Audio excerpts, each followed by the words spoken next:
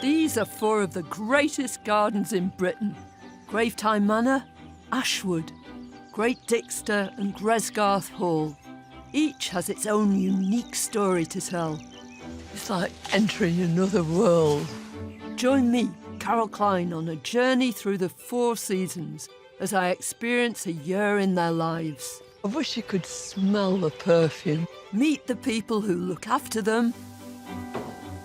It's a bit like falling in love. You can't actually Help it. No. Joyous, isn't it? I think it's the best time of the year. Unearth the secrets of how they evolve. Chris has to be the bee. Do you have to say bzzz while you're doing it? Reflect on their magnificent designs and celebrate the plants that make each so special. Carefully colour coordinated, these borders are at their absolute zenith. These are great British gardens. I can't wait. Can you?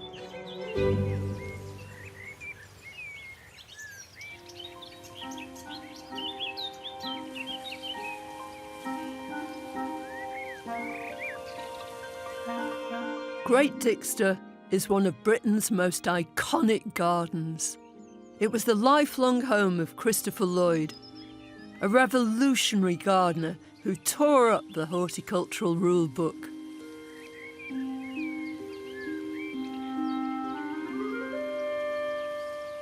This magnificent house and its 6 acres of garden have become a horticultural mecca for garden lovers all over the world.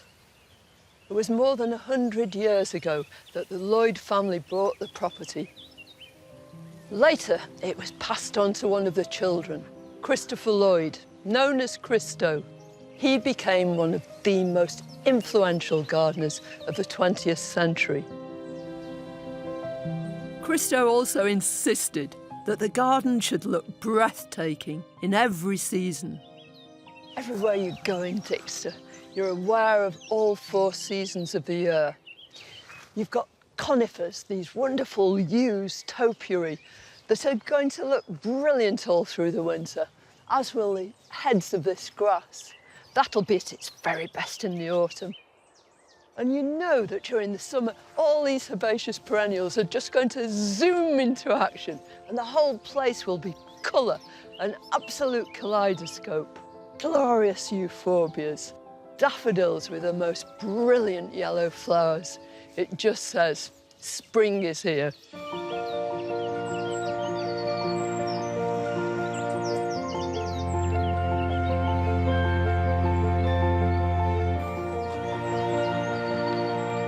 Christopher Lloyd was a celebrated gardening writer. His numerous articles and books, based on his experience at Great Dixter, have made it one of the most written about gardens and one of the most loved. I'm so thrilled to be here. I can remember the very, very first time I came. It must be more than 30 years ago. And once you've been, you've got to keep coming back. Everybody does. I think this garden, it has such energy and such dynamism. And immediately you're just taken over by the magic of the place. You're cast under its spell. This enchanting garden covers 6 acres. The old house was extended by the famous architect Edwin Lutyens, who also laid out the garden, which wraps around the house on all sides. There are 19 different areas. Some, such as the front and orchard meadows, are very natural wildflower areas, but these are interspersed with more traditional, formal ones, such as the High Garden, the Peacock Garden and the Topiary Lawn. To the right of the entrance is the Barn Garden, with its octagonal pool, which leads through to the secluded Wall Garden. But one of the garden's most remarkable features is the long border at the rear of the house.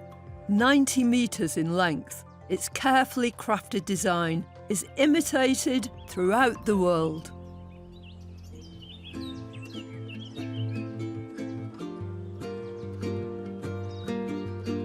There are so many wonderful things to see here, but I want to begin my year-long journey in the orchard meadow at the back of the house.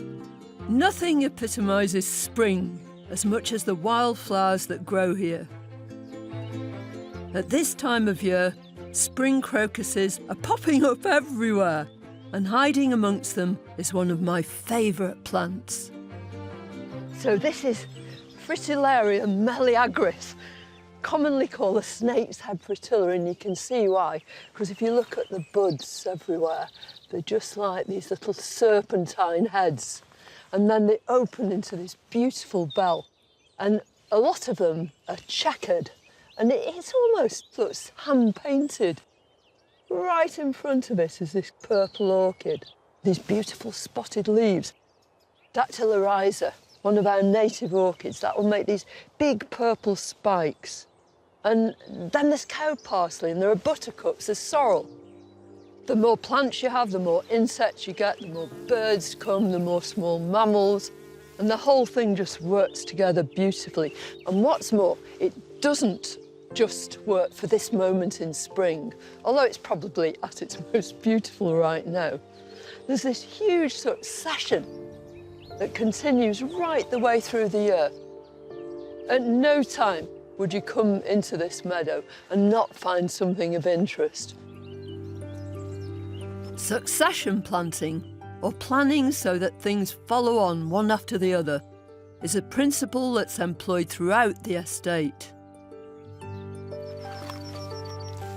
I'm meeting up with head gardener and my friend Fergus Garrett, who's showing me an example of succession planting in the barn garden. Look how good those phylloxera leaves are, just coming up, taking over from everything else. And later on, that's going to be way up here, isn't it? Yes. See, the great thing about this is the leaves look so good for such a long time. They go right the way up, and then it'll flower with its mauve flowers. Yeah. Running through here, there's lady smock as well. That's giving us a bit of a show. Although these plants are just appearing now, they'll soon bloom, then fade and be replaced by fresh ones. How do you work this out, though? I mean, do you plan it all out, or do you just experiment all the time? Well, it's about being observant and looking at the empty spaces.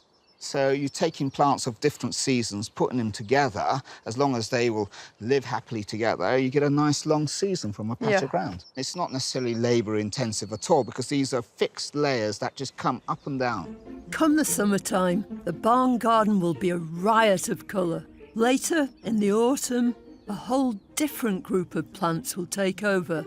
So the more you look, it's almost like a calendar. There's something here for every month, isn't there? Great Dixter isn't just packed with fascinating plants. There are so many different areas to explore, and I'm looking forward to seeing how they all develop throughout the year.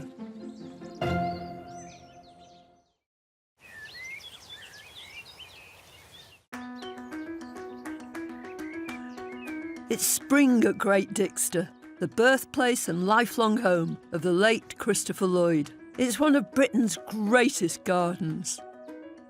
It's a garden famed for innovation and experiment, and the large community of students, staff and volunteers who work here are dedicated to ensuring it looks glorious in every season. In the barn garden, Fergus wants to try something new. Carol, there it is, you see. What a monster! Oh, it's great, isn't it? So what is it? It's Klein and Powell-I album, and I want to put it in the pond. I mean, people think that this is a dry-loving plant, don't they? But I can remember Christo writing about seeing this in Malawi. Yeah. He'd seen it in a wet ditch Yeah. there, or on a swampy ground, and then he started sinking it into the horse pond. Yeah. And people were amazed that he was doing that. He thought he was completely crazy, but he wasn't, because he'd seen it in the wild. Exactly. Yeah. But because it's slightly uneven there, I think we'll put it on its side and chop a bit of the soil off the bottom. See if we can roll it on there. Let's bring this.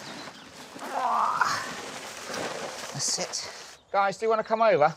Have you finished your tea? Luckily, a few willing helpers are on hand. Yeah. Keep it low. A few years ago, people might have thought Christo's ideas were a bit eccentric. But crinums are known as a swamp lily, so I think it'll be a wonderful addition to the pond. I hope its other residents agree. That's great. It really is. It even Now, looks at just home. fingers crossed it grows now. Christo was known for his love of colour. And he himself was flamboyant. He was certainly no shrinking violet. He loved life, he loved people, he loved exciting people. I loved him to bits. He was part of my family. We had a really good relationship, and he was like a father figure, a grandfather figure. He was a good friend. A brilliant friend, you know, and he was so vibrant. And even when he was all poshed up. Oh, he always used to wear a dress gorgeous shirt. coloured shirt. And he used to say, "Oh, Amanda, you know, I've got a blue shirt, I've got a purple one, I've got a two-tone one that sparkles, I've got a yellow one, but I haven't got a yellow one with black stripes, rather like a bee." And now, even now, when I go and I see a yellow shirt with black buttons, I think Christo would have loved that.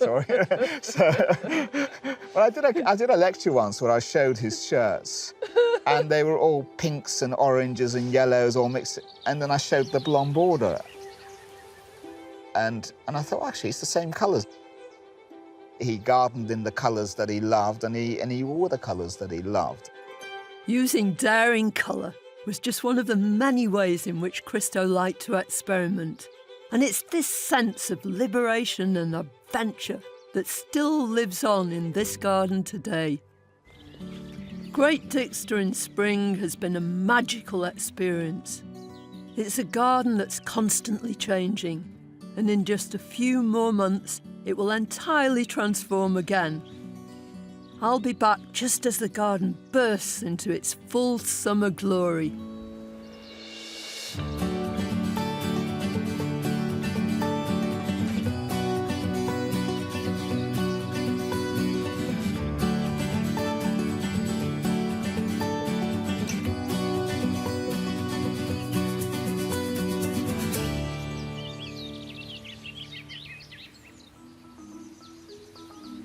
Summer is the most popular time for visitors at Great Dixter, and it's easy to see why.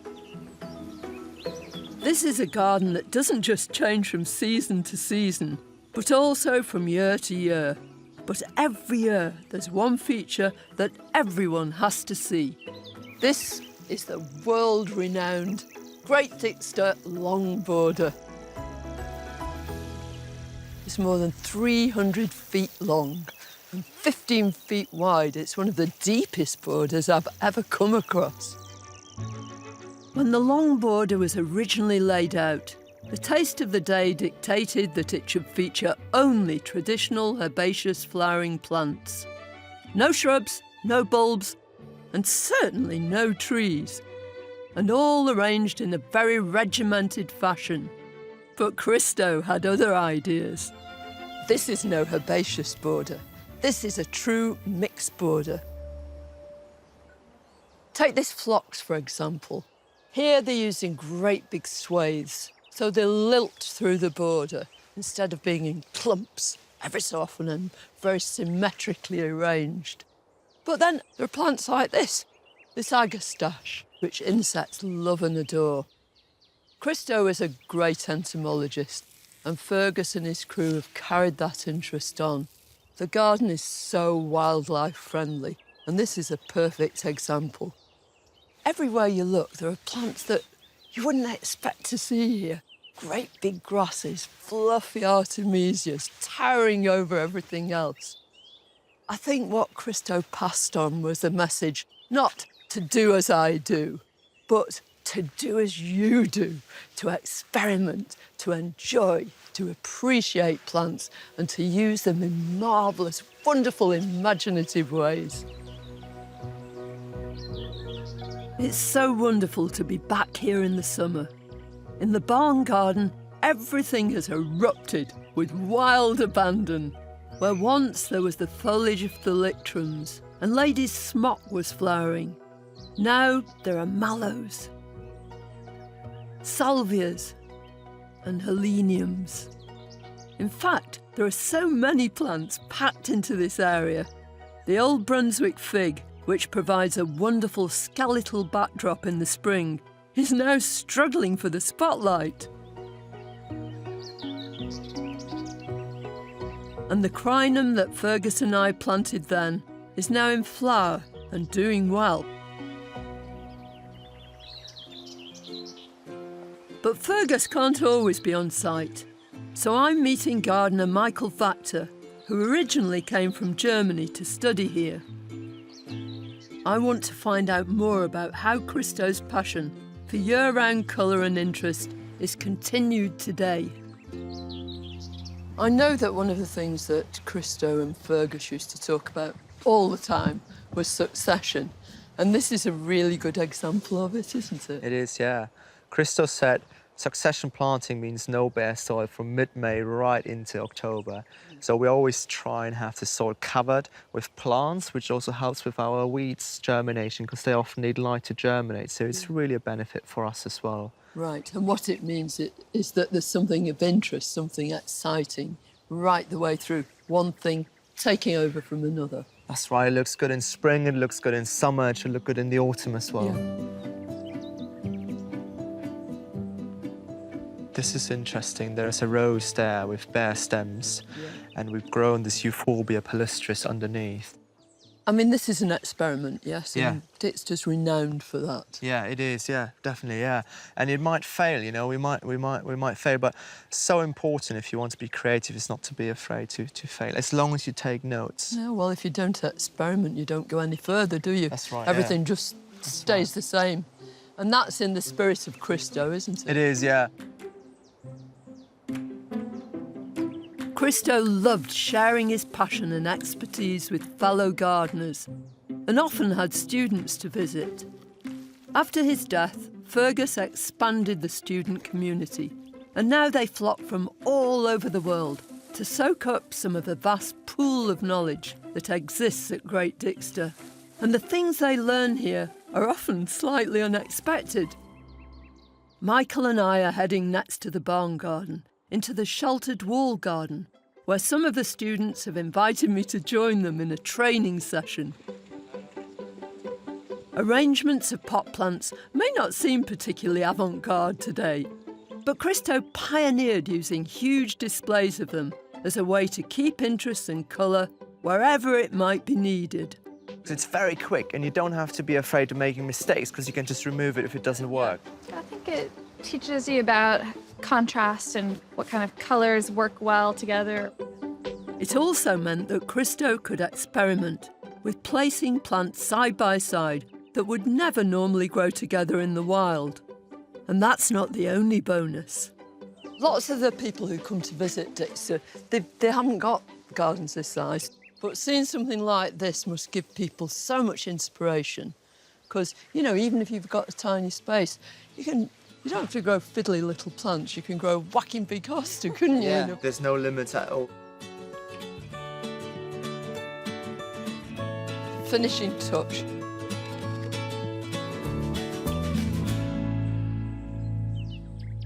And what do you think Fergus is going to say when he comes back?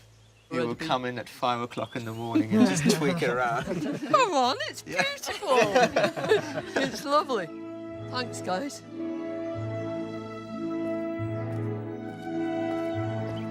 When the garden's hard landscaping was completed in the early 1900s, its crowning glory was the Lutyens-designed formal rose garden. But Christo had no time for fashion or tradition.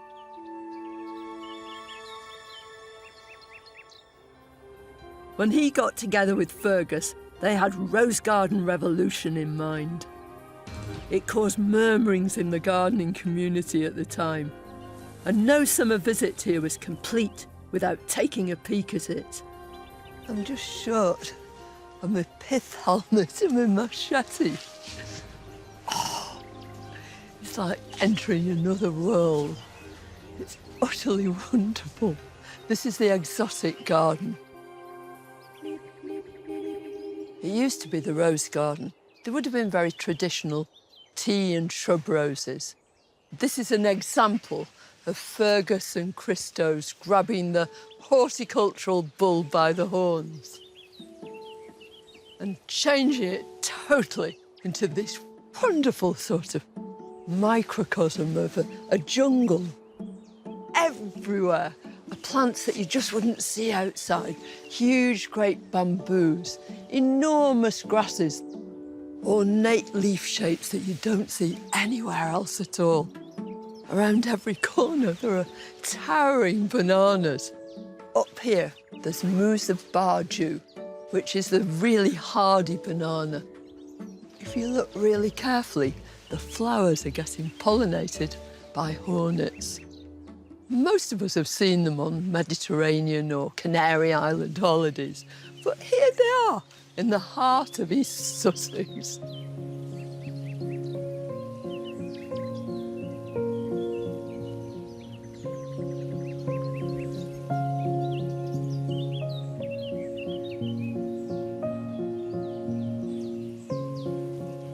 Summer at Great Dixter is splendiferous. It's a place that's bursting with creative energy, and it's at this time of year when all those new planting ideas reach fruition. And it's an ongoing process. Everyone can see that it's going to continue in the same direction way into the future. My summer visit may be drawing to a close, but this sensational garden will be no less magnificent when I return.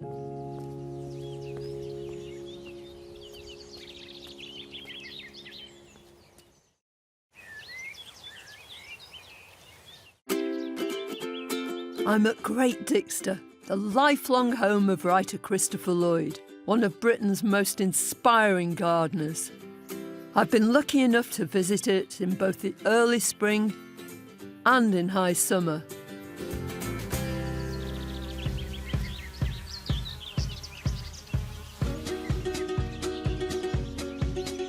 Now it's autumn, and I'm back to see how fruitful the garden is in this bountiful season. Of course, there are fruit and vegetables to be harvested, but autumn is also a feast for the eyes as we enjoy the last of the warm days and the splendour of the changing leaves.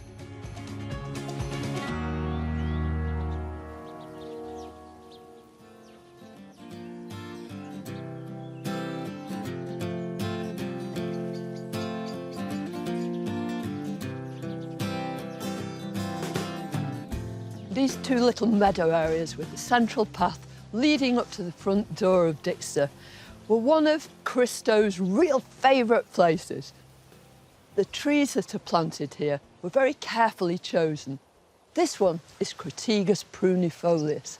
It's a New World hawthorn from America. It's got simple single leaves, and at this time of year, when these leaves start to fall, you're really aware of these bunches of bright red berries, almost weighing down the branches. In contrast to the hawthorn, dripping with berries, is a neighbouring espaliered pear, planted by Christo's mother, Daisy. She called it the Dumb Blonde, because although it was beautiful, it rarely bore any fruit. This year, it's only managed to produce a single pear.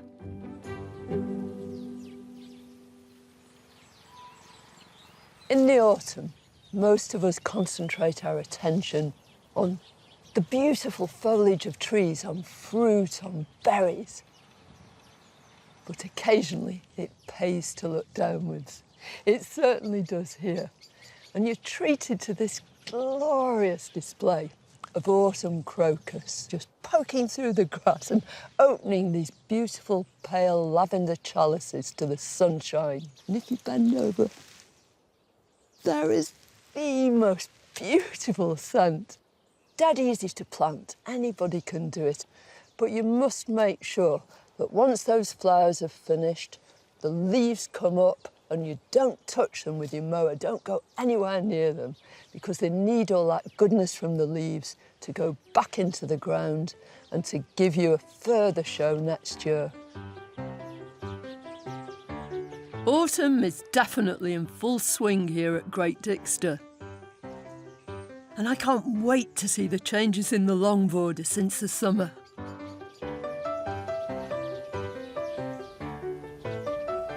This long border has really lived up to its reputation. When we were here in the summer, it was ebullient, full of gorgeous colours, loads of flowers. And it's still looking absolutely beautiful, but in a different way. Things have started to change. For a start, it's bigger. Everything has burgeoned. I mean, look at this cotinus. It's huge. It must have been pruned really, really hard, almost down to the ground. And all this is new growth. It's just shot up, heading for the sky. But within it, there are subtle changes already. Leaves are starting to go reds and oranges. And there are roses still out. Absolutely beautiful, but some of the roses have already started to set hips. There are tagetes here in full flower. Almost as many flowers, or perhaps even more, than there were in the summer. And behind the tagetes, honesty seed heads, transparent and papery. There are the first signs of true autumn.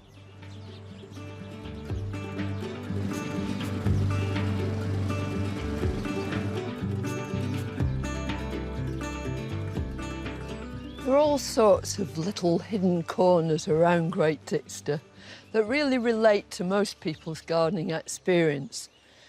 Things full of ideas that you could actually try yourself at home. This little corner epitomises this time of year. The centrepiece is this cornice. And then there's the grass. This is a Molinia, and it's known for these dancing stems with the very open heads. But right now, everything has changed to this delicate biscuit colour. And then this lovely clematis, full of tiny little seed heads, a change in texture. The whole thing is autumn. Autumn's a good time to see the results of some of the experiments undertaken in the garden. Dahlias like these were a favourite of Christo's. Fergus has been playing around with them. I think this is an outstanding dahlia. Here, the red dahlia Dovegrove has been crossed with the white Twinings after 8, searching for a plant that combines the best qualities of both. I think the important thing is that the flower faces you, so it doesn't look too sad and droop down. Yeah. I think the flowers rise above the foliage. The foliage is crisp, which is on all of these. They're beautiful. Which one's your favourite, then? This tall, elegant one, because it's nothing like me. Fergus and his team are also staying true to Christo's belief that experiment can go hand in hand with looking after wildlife. It's been part of the Great Dixter philosophy for more than a century. This year, another new idea has caught my eye in the solar garden at the front of the house. With these oast houses as a backdrop and this lovely little hurdle fence in front, how about this for a wave of colour? Zinnias are annual plants that only bloom once, usually in the summer. But here they're still looking stunning much later on in the autumn. This is one of Fergus's many experiments. The whole idea is he wants to prolong the flowering season because there are still loads of insects who need nectar and pollen right the way through the autumn and into the winter. To that end, he's put these zinnias out a couple of months later than he would normally. It's worked really brilliantly well. And it's in the whole spirit of Dixter too, because Christo is a great one for experiment and adventure.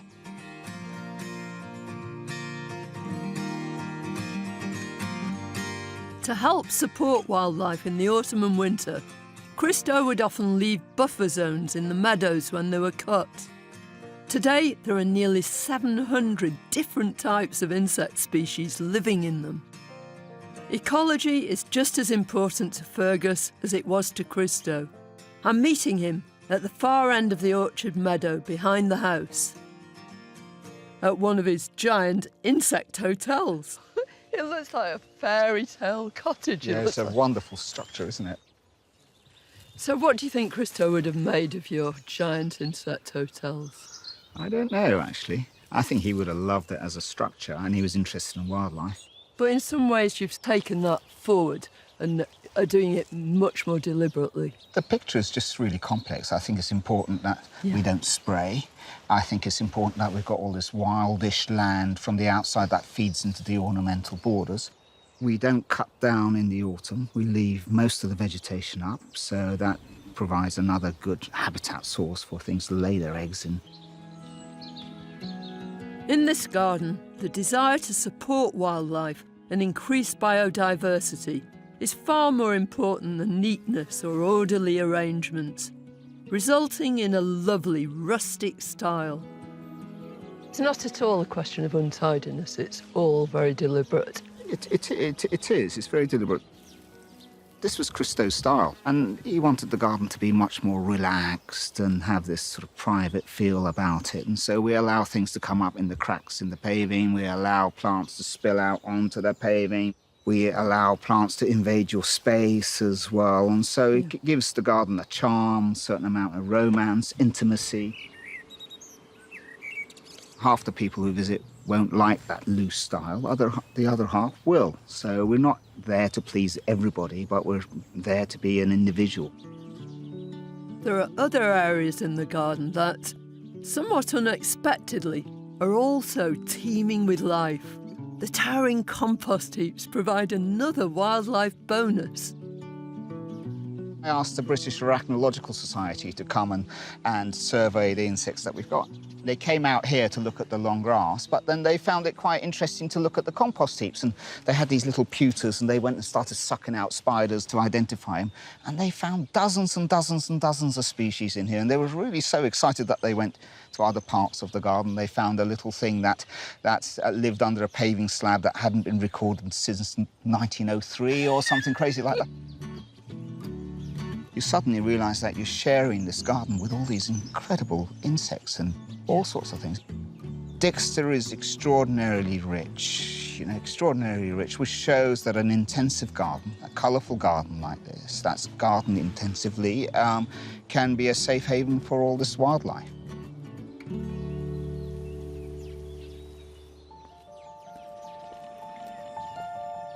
Fergus and his team have picked up the baton of Christo's pioneering ideas about ecology, and they've run with it.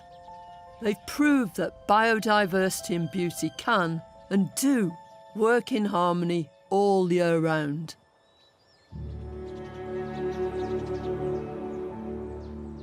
And while the garden itself is constantly evolving and transforming, it's the passion of its custodians that will never change.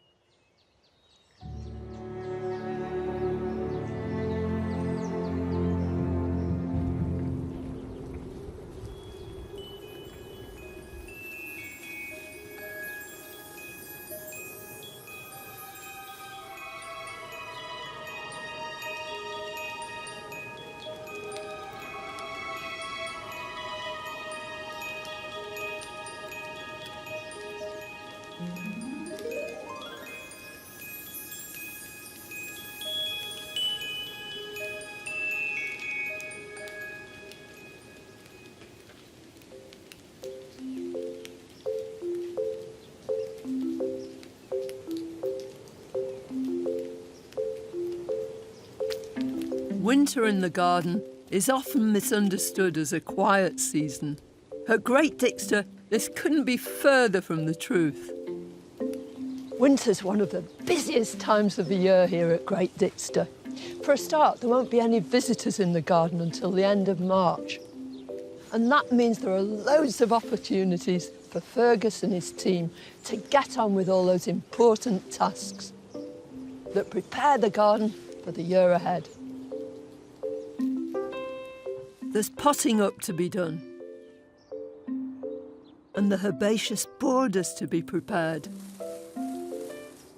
And at this time of the year, one of the most important tasks is pruning, and there's plenty of that to do.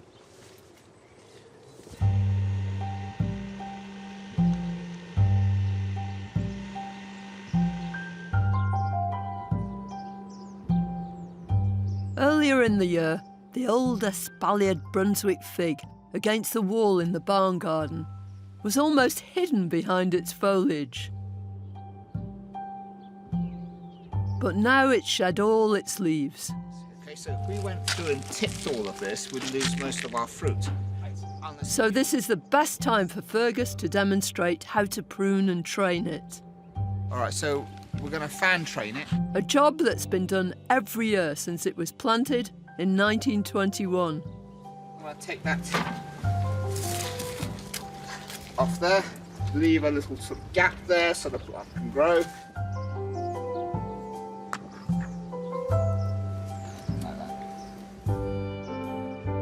In winter, the evergreen hedges, the bones of the garden, really come into their own, as do the peacock topiaries near the front of the house, another iconic feature of this garden.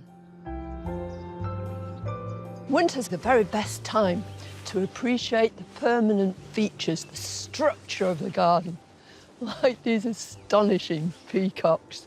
These peacocks were planted in about 1912. And Daisy, Christo's mother, used to refer to them as her parliament of birds. They've become iconic. If you know about Dixter, you almost certainly know about the peacocks.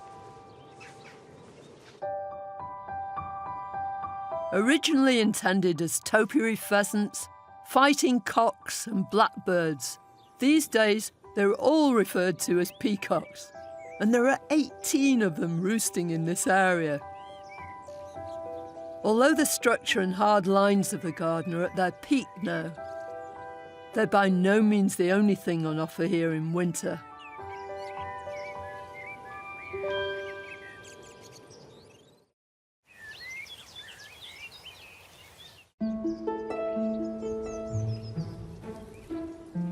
Winter has descended on the garden at Great Dixter in the Sussex High Weald. Because the garden is officially closed until spring, I'm the only visitor today. This is a garden known for its succession planting, and that doesn't stop just because the gates are closed. There are all sorts of secretive little corners at Dixter, and in the winter you're aware that lots of them are full of interest, full of all sorts of beautiful plants. Here, there's a carpet of cyclamen. This is Hederifolium, the ivy-leaved cyclamen. But as you look at each plant, everyone has its own kind of fingerprint. It's completely distinct. And one of the things that you're not aware of immediately is that the air here is just full of beautiful perfume.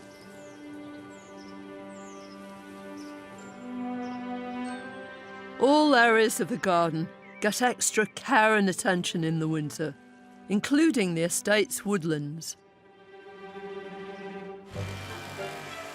Here, sweet chestnut trees are cut down to ground level, known as coppicing, promoting vigorous regrowth.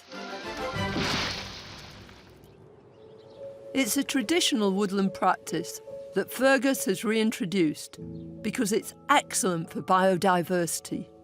It encourages more plant life, insects and mammals to call this area home. It also supplies the garden with sustainable timber. This is taken to one of the 500-year-old barns. I love this building, where I'm meeting Fergus for the final time. It's a medieval barn, you know. Look at it. I mean, it's a wonderful structure. So how old is it? Hundreds and hundreds? 15th century. Yeah. Yeah. Traditionally, estates use the high volume of coppiced wood for everything, from firewood to furniture. Elsewhere, it's a dying practice, but one that Fergus has eagerly reinstated with the help of the garden's carpentry apprentices.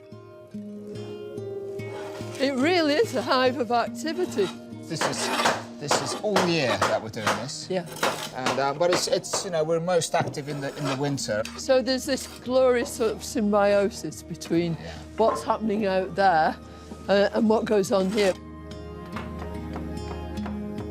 Today, the apprentices make all manner of beautifully handcrafted items, which are used all over the estate. Simon is going to show me how it's done. So what's this tool called that you're using? This is a draw knife. You're drawing it towards yourself. And what are you making with it? These are going to be rungs to go in a hurdle. So these are the miniature hurdles we make. Yeah, I've seen them around the garden. This device is the shaving horse. Can I have a go? Yeah, of course, yeah. Oh, it's lovely. I don't think I'm very gliding, am I? I don't know, it's really good. Well, it's not quite there, is it? Doesn't live up to the perfection of that. Oh, I don't know. With a bit of practice. They're all individuals, so Yeah. I've got no favourites. No, well, you're not giving us a job just yet. Oh, I don't know. When can you start?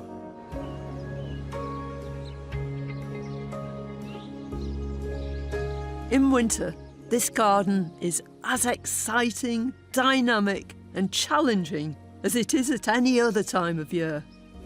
But with spring in the wings, the wildflower meadows will soon start to bloom and buzz with new life. You can appreciate everything as it is, whatever the season, but you're also so aware of how it's going forward. I love it at this time of year because you get rid of all that summer fluff and you're looking at all the bones of it. It's really exciting, the whole thing. Yeah, isn't it? This may be a garden that epitomises successional planting, but just as one type of flower succeeds another, so do the people as Fergus continues to embrace his important task of passing his ideas on to the next generation.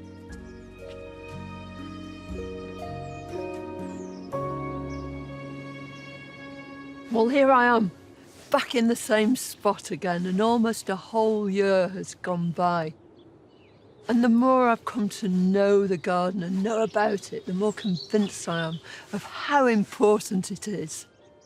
Which plants we grow, what we put together, the beauty of the garden. But on top of that, there's something much deeper. There's that whole ethos that's come to inform the way that we all garden. My year at Great Dixter has been incredible, and all 4 seasons have been a delight in their own special ways, thanks to Fergus, Christo and their legacy. It's wonderful to see Christo's adventurous spirit living on through the passion of the people here, the respect for biodiversity, and yet still pushing the boundaries with experimentation. And that's what makes Great Dixter one of Britain's best gardens.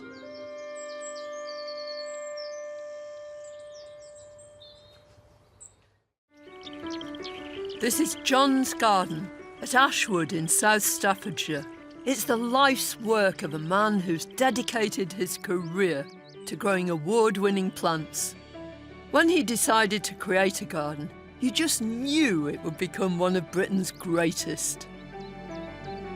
This has to be the ultimate plant person's garden, and it looks good every single day of the year. This is a place I've loved for many years, and I can't wait to see it burgeon and bloom across the year. It's a garden for all seasons, constantly evolving, and at every twist and turn, it offers new delights. Every single plant in it is the very best of its kind. John's one of the very best plantsmen that we're lucky enough to have.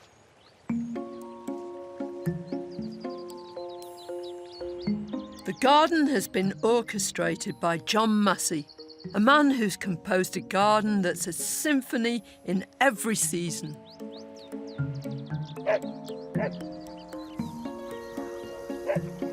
It's spring. The garden is burgeoning with signs of life.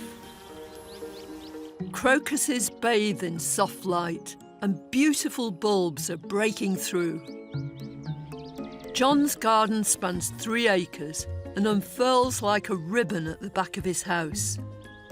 From the ruined garden beside the kitchen, island beds lead you along the canal. On the other side of the capacious lawn are long herbaceous borders, and tucked away behind those are John's private greenhouses. The centrepiece of the garden is John's impressive pond and rockery, with ornamental features, trees and splendid shrubs. At the far end of the garden is a leafy, shady woodland area. Ashwood looks like the garden of someone with very green fingers. John, whereas it's said that some people are born with a silver spoon in their mouths, I always feel you must have been born with a silver trowel. Not necessarily in your mouth. but when did you start taking an interest in gardening? I think it was Mum's dad, my granddad. He had an allotment and he taught me to double dig when I was 5. Yeah. That's quite a task for a 5-year-old, quite a hefty introduction to gardening, isn't it, double digging? Yeah, he did give me the medal he'd won, though. He gave me the medal he'd won for having the best allotment at Dudley's, so, which I've still got today. I'm sure you have. Very special. Awards and 52 gold medals have punctuated John's gardening career. The route to success began when his father purchased Ashwood Nurseries in the 1960s. Back then, primulas, alpines and heathers were all the rage, and John's interest in botany blossomed. The nursery at Ashwood has grown and grown, but now, for John, it's the garden that totally enthralls him. And in the spring, I can see why. Listen to the birds singing. Gleaming from mossy banks, white trilliums hold their heads high. And in pots on the terrace, hepaticas steal the show. What do you call this? We call this the ruin garden, and it's one of the few areas we replant every twice a year. Everything's in pots. And the beginnings of spring. And the wonderful, with the hepaticas all full out there. So it's a true window display? It is. Pure theatre, but a lot of fun. Beyond the ruined garden and birch trees, acers and conifers congregate around an ornamental pond, complete with rock garden that feels as though it's been there forever. This is surely the most lovely rock garden. This is the oldest part of the garden, and although most of the garden's only 19 years old, this was probably about 30 years old. Turn the clock back more than a quarter of a century, and this 3-acre plot was no more than a field. But John had big plans. This was perfectly flat ground, and when we dug the soil out, that created the rock garden. That's something that was done over and over again in all sorts of little gardens all over Britain, wasn't it? Definitely. You know, you dig your pool out, you pile it at the side, and it becomes a rock garden. Although it's the same principle, dig it out, pile it up. This doesn't look piled up. It's a work of art. It's beautiful. John's garden is about creating perfect habitats for growing and showing off plants at their very best. And his garden in spring displays them all beautifully. This is what you see when you walk into the garden. And it says, come on, it's spring. Just look at this. I think the thing with daffodils is that once you've planted them, they're going to come up every year. So a hugely impactful show like this, you can create in your own garden for next to nothing. Eventually, the daffodils will fade down. When they do, just deadhead them, take off the old flowers, but let the foliage draw down into the bulbs so they'll produce even more flowers the year after. I'm sure John's got all sorts of other treats in here for later on, but right now, they're in control. Spring also sees flowers that shine in the winter months, pushing forth for one final show. Hellebores are one of John's heroes. This delightful display is just a tiny example of the kind of hellebores that John breeds. Lots of us have hellebores in our garden, but these are something else. This is the crème de la crème, and it's the result of years and years of careful breeding, crossing one with another, keeping records and carrying on. And it's resulted in this glorious array. I think it's adorable, and what a great idea. Just get any bowl, fill it with water, float them around, and they'll last for days and days.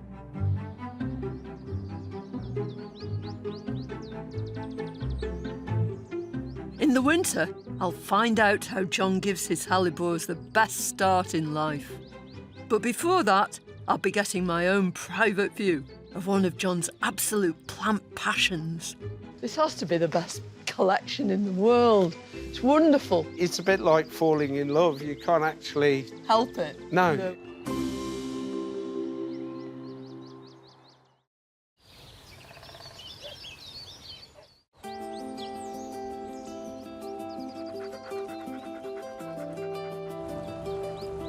I've come to Ashwood Nurseries in South Staffordshire, the private garden of award-winning plantsman John Massey. His 3-acre garden is one which I dearly love, and this year I'm getting the chance to admire it in every season.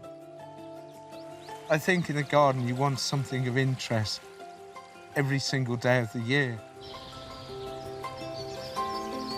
It's this mantra that's guided John to dedicate 37 years of his life to collecting, growing and breeding plants. The garden's like a gallery, displaying only the very best things, curated by John and with help from a small, enthusiastic team. They share his love for the garden and for his spectacular spring plants. Oh, John, this has to be the best collection in the world. It's wonderful. Heralding the arrival of spring are hepaticas, delicate, dainty and truly delightful. Often people say, why do you choose a particular plant? But I think they choose They you. chose you, yeah. I think it's a bit like falling in love. You can't actually... Help it. No, No. and you can't explain No. why. It's just an attraction. Hepaticas belong to the buttercup family. They thrive in woodlands. Across the world there are many different species, and John's made it his mission to seek out all of them. And where have you been to try and find them? I've been through lots of Europe. I've been to Korea, China, Kyrgyzstan, and Japan, of course, which I feel is the epicentre of hepaticas. Yeah. The European hepaticas are the most reliable varieties in our gardens, but there are other cultivars that are well worth trying in sheltered areas. One of the best in the gardens is this one down here. This is Millstream Merlin. Oh, wow. This was definitely love at first sight, wasn't it? Oh, you know, so... I feel like running away and stealing. But it's such a good plant. Yeah. John's garden in spring has been designed to really make the most of these tiny flowers. Splashes of pink, blue and white glow in shady spots. Drainage, most important thing with hepaticas. You see, in the wild, they're growing on a steep slope, usually about 45 degrees. So that naturally gets rid of all the water. Yeah, it just runs away anyway. Because that's the secret of trying to grow anything, isn't it? Just to try and give it the sort of conditions that it finds in the wild. Well, I think, it's so exciting, you know, to be out there. But you learn so much from just seeing plants in the wild. I'm a pretty boring sort of person that I wouldn't dream of going anywhere where hepaticas didn't grow. Is that what you say to the travel agent? Yeah. As long as there are hepaticas, there. I'll go. On the CV, yeah, definitely. With John unable to resist any plant he takes a fancy to, his garden is unlikely to remain fixed in aspic. In a field on the edge of the garden, a new area has taken on real significance. Your garden consists of lots of different areas, doesn't it? Yeah. It's still developing, though, isn't it, John? Oh, yeah. It's all sort of a bit of a nightmare. I had a super young lad, Adam, who was head gardener here, and he'd been here for just under 3 years. Well, he sadly died in his sleep on October the 29th. But his legacy's left here, isn't it? Because Yeah. there are bulbs coming up that he planted. Which I didn't know that were there. But I think there's probably nothing more therapeutic than gardening. John is a man who grows close to the people who've inspired him. So the death of Adam has left a huge void in his life. This garden has become a sanctuary, a place for memories of past times, but also filled with ideas for the year ahead.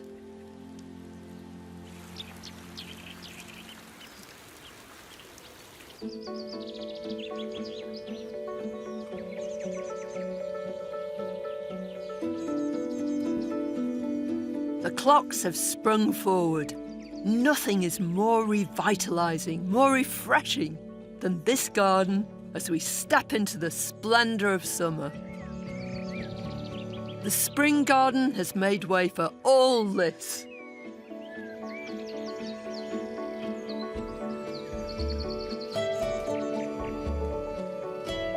What an incredible difference. It's almost like being in a different place. Everything is burgeoning. Everything is bursting out of these beds. The whole place is full of colour.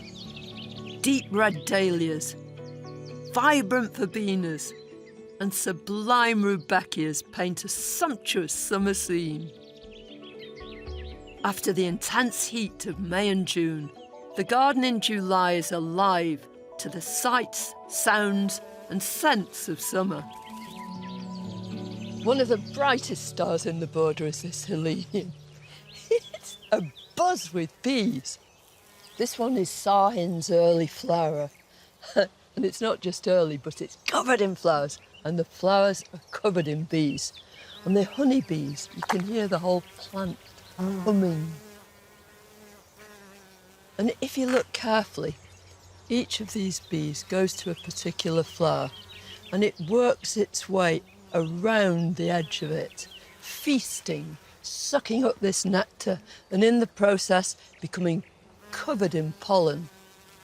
And if you look, when the flowers are new, they're brown, this lovely sort of brown velvety doorknob, and gradually, these tiny little flowers open up from the base, because rather than being one flower, this is actually hundreds and hundreds.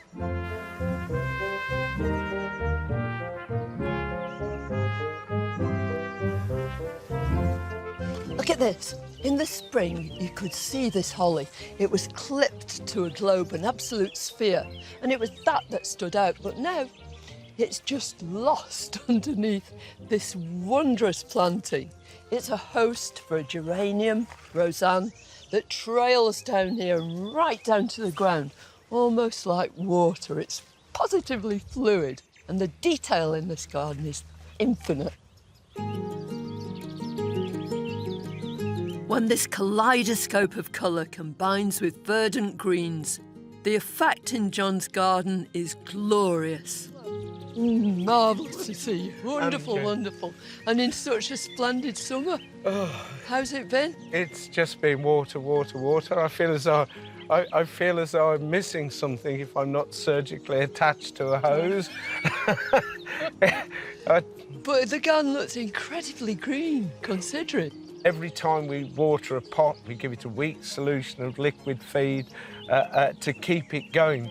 Flowers are burgeoning, aren't they? Just everywhere. Whether it's flamboyant dahlias or amazing astrantias, John's garden is full to bursting with summer stars to revel in. John's absolutely daft about hydrangeas. He can't grow enough of them, and they do hugely well here. Of course, they get exactly the right kind of care that they need to. The right care and the right spot. Here, it's dappled shade that's needed. But make sure you keep them hydrated, especially in the summer. They're bomb-proof. Everyone can grow them. This is vanilla fraise, and you get the lovely red stems, and the flowers age to pink very quickly. What's fraise? It's raspberry or strawberry or something French. Definitely something French and fruity. I love them when they turn to pink. I think one of the things I admire most about this border too is just, you know, the lovely associations you've got in here, because they lend themselves to that, don't they, being mixed with other perennials? Yeah, they sort of light up a garden, don't they? Yeah, they do.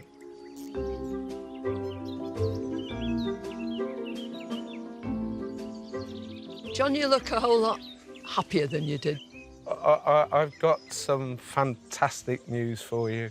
I've got a new, brilliant head gardener, Nigel. Wonderful! I know. Is he any good? He's absolutely amazing. He's like part of the family. He's fitted in. He's good because he tells me when I wander around, I just home in on the bad things. Yes. And he said, well, yeah, that's all right, but you've also got to enjoy Celebrate the good things. And there's so much to celebrate. I mean, the garden's looking fantastic, but now I know it's not just down to you. No, it never has been. It never has been. No, it's always been a fantastic team effort. John nurtures plants and people. His ability to get them flourishing has helped to grow the garden. New head gardener Nigel hopes started out at the 15-acre Birmingham Botanical Garden. Hiya, Nigel. Hi, Carol. But what Ashwood lacks in size, it certainly makes up for in style. I've never seen such tidy streptocarpus, but I've never seen streptocarpus outside. I think a lot of time people see a streptocarpus and they'll see it on their kitchen window at home as a pot plant. But if you can find a spot that provides morning sun and afternoon shade, you can experiment with these South African plants much closer to home. John always likes to push boundaries and do something new, so this is definitely new. I'm having to pinch myself every time. I'm so lucky to work in such a fantastic garden. I'm not going to call it work because it's too good for that. No, you have to call it work, otherwise you don't get paid. Well, that's it. With the garden at Ashwood occasionally open to visitors to raise money for charities, there's always work to be done. In the ruined garden, spring bulbs have been replaced by summer splendour. Hasn't it changed this whole area since we were here in the spring? Pure theatre. Yeah, especially this. I mean, this has got to be, talk about impressive. The carnivorous plants have landed and they're hungry. Insects are lured in by scent and curious colour. We've got the pitcher plants, the Sarracenias. So that's all those with these long tubes? The long tubes. And then we've got the Venus flytraps there. Kind of everybody knows those, yes, don't they? Yes, and they clamp shut on movement. Fantastic as houseplants. Here they make a mesmerising display in the summer garden. Gives you sort of a real sort of statement in a pot like this. I think it's a lovely way to grow them. But, I mean, anybody can have a go, can't they? And full sun, peat soil, pure peat, or you could mix peat and grit, and rainwater, or canal water. If you just happen to have a local canal. Yeah, if you just happen to have one at the bottom of your garden. Who doesn't?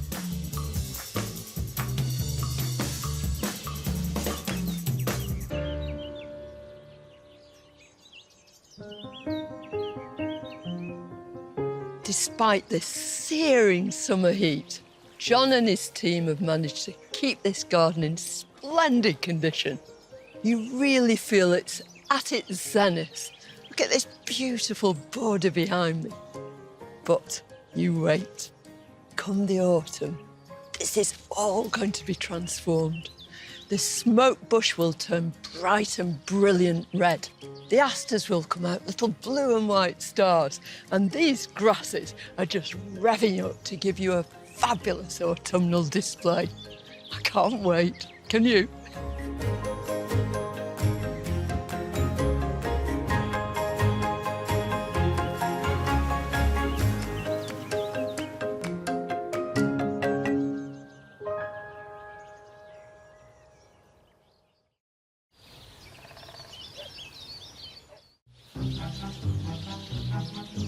Autumn. For many, it's a favourite season, with its misty light and rich fruitfulness.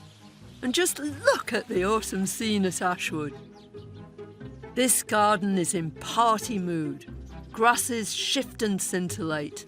And not to be outdone, there are plenty of joyous autumn blooms. John is a plantsman par extraordinaire, and you just knew that his garden wasn't going to disappoint in the autumn. Quite the opposite. It's excelling itself, packed with colour, with light, with movement. Just look at this sweeping border with these glorious grasses.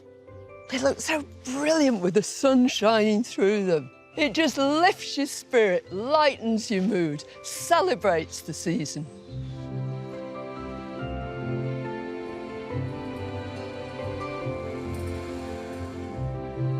In the spring, the border close to the house was home to a host of daffodils. But now its autumn display has a distinctly retro feel. One of the most wonderful things about John's garden is that it shows his versatility in using plants. He grows all sorts of things, but everything he grows, he seems to specialise in.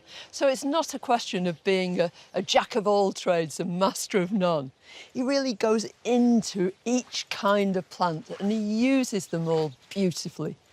Look here at this lovely chrysanthemum. You've only to reach down and smell a chrysanth. Close your eyes and you just know it's autumn. It is the smell of autumn. This is tapestry rose, and in the middle, a little pale one called Clara Curtis. It's just perfect, and it will be for weeks. And I don't usually like yellow and pink together, but there's an exception to every rule. And with this cornice behind, touched with pink, and this great swathe of chrysanths in the front, I think it's just a perfect combination.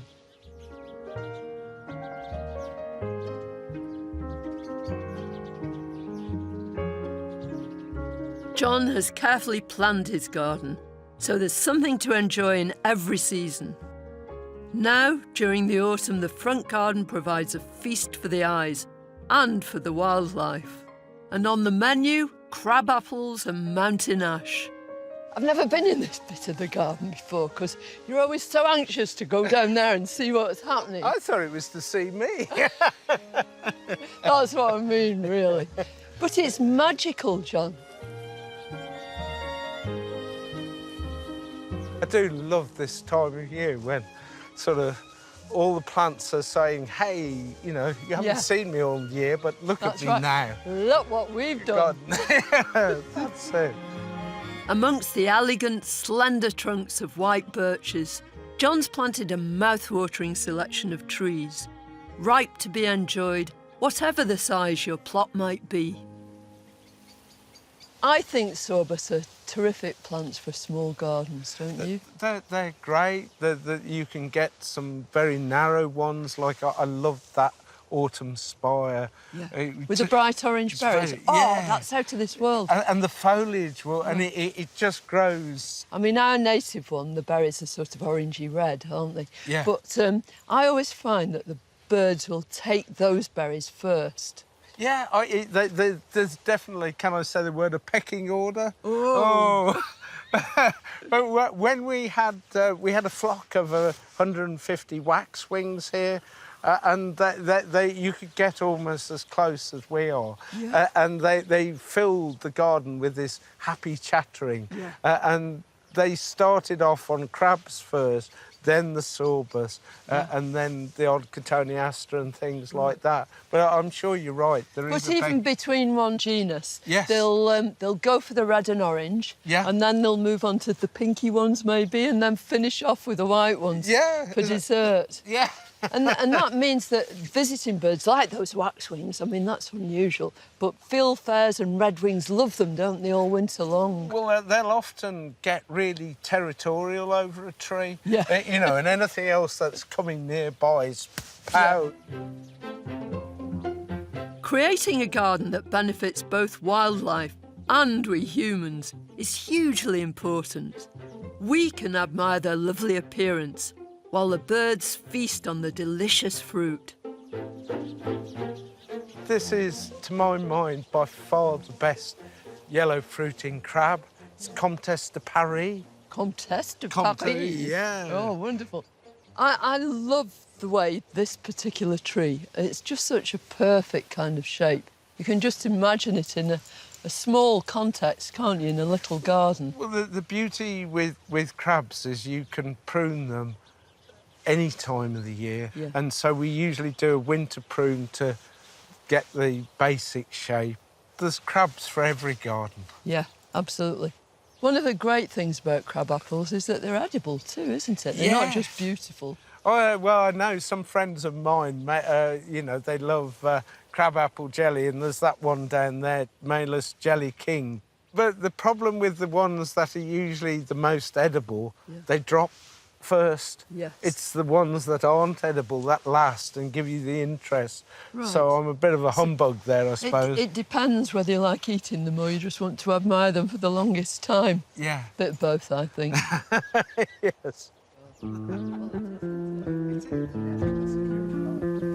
Signs of the changing season can be admired throughout this immaculate garden.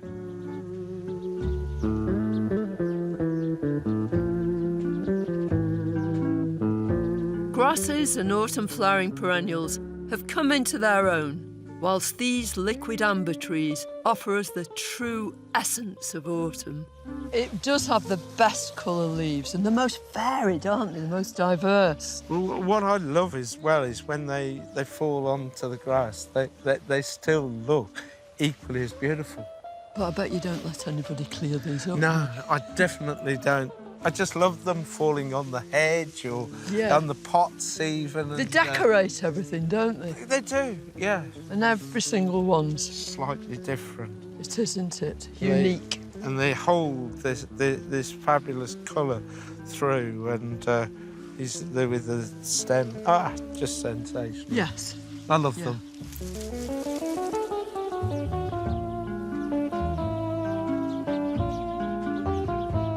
And I think the child in all of us just can't resist crunching our way through them, especially with a tray full of new plants for the autumn border. I can remember looking up here and it was just a great expanse of lawn, and then there were these lovely cylindrical shapes and big topiary shapes in the trees. But there's nothing else here at all. No. Most of it's been planted in the last couple of weeks. Like the sorbus and the topiary were planted, probably 15 years ago. This new border has been built up in layers. Trees at the back, shrubs in the middle, and in the foreground, flowering plants. These nerines are a real autumn showstopper. So what's the idea of putting the cyclamen in here, John? Well, I thought it'd give a nice foliage tapestry on the bottom. And it's funny, when I was clearing over the back there this morning, there was the nerines were growing through the cyclamen foliage, and I thought, wow, that's nice. Perfect inspiration. Well, this is it. And I just love the silver foliage. I thought it'd go well with the some of these lovely nerines.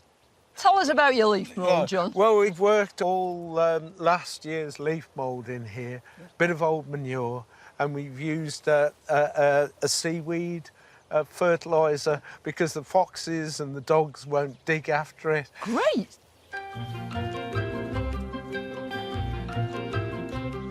OK, I forgot the watering can, didn't I? Just wait me a second. Be a good idea, because it is quite dry, isn't it? It is. People talk about enthusiasm being infectious, but it truly is. It'd inspire even a non-gardener, you know, to pick up a trowel and have a go. And he sees the beauty in everything, and he explains everything so brilliantly. Everything's a story. And everything makes sense too, but in a beautiful way.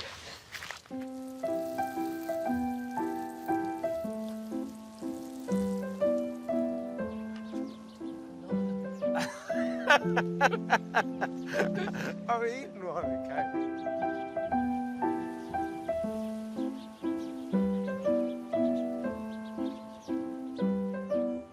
They're utterly lovely.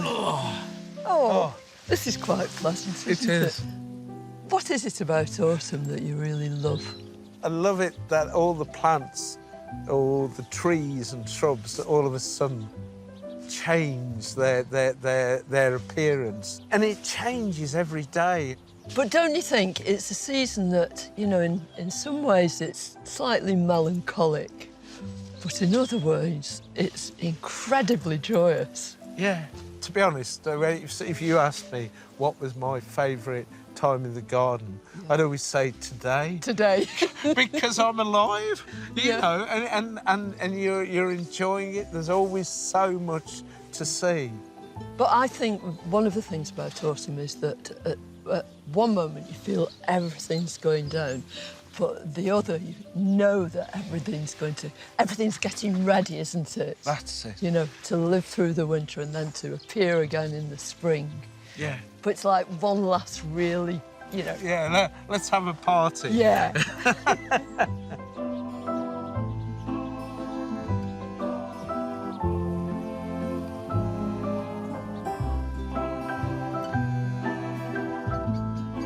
You just feel like dancing into this corner of the garden at this time of year.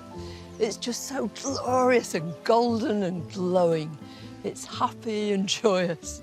And it's all because of the plants that are in here, which John selected perfectly. And it also emphasises the gradual change that you get between the summer and the autumn. It's a very gentle transition.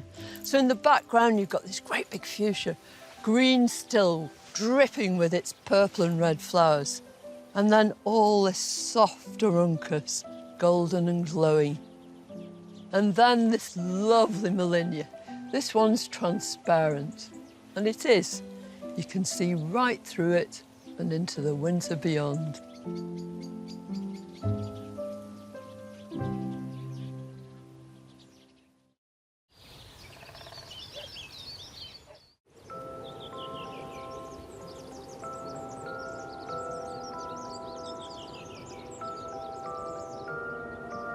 As the great gardener Christopher Lloyd said, if a garden looks good in winter, it's probably going to look good any day of the year.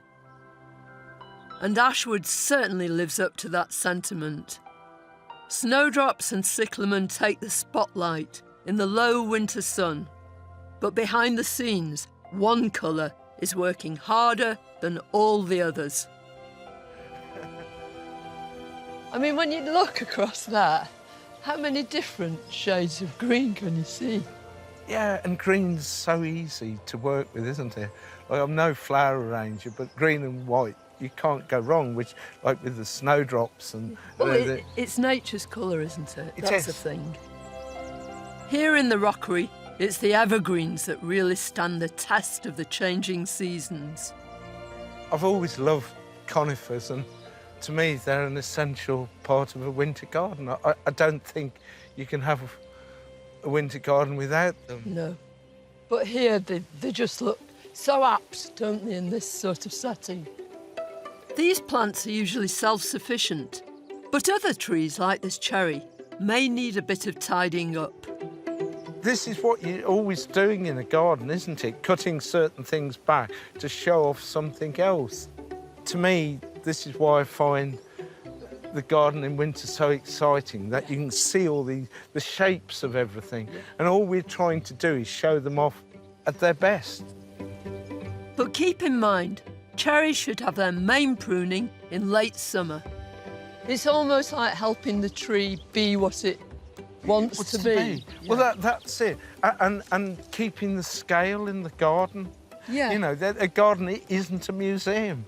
It's got to keep evolving. If it's not growing, it's going backwards, isn't it? It's dying. Exactly. And pruning at the right time, you know, not to take out a big limb now at this time of the year, but these small little shoots like this, just to clean up the actual shape of the tree, you can do at this time of the year. I'm going to disappear backwards, but... Yeah, it's called limbo pruning.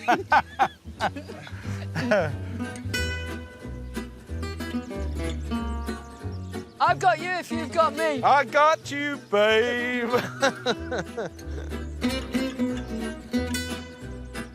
This attention to detail is what keeps the trees and shrubs looking splendid in all seasons.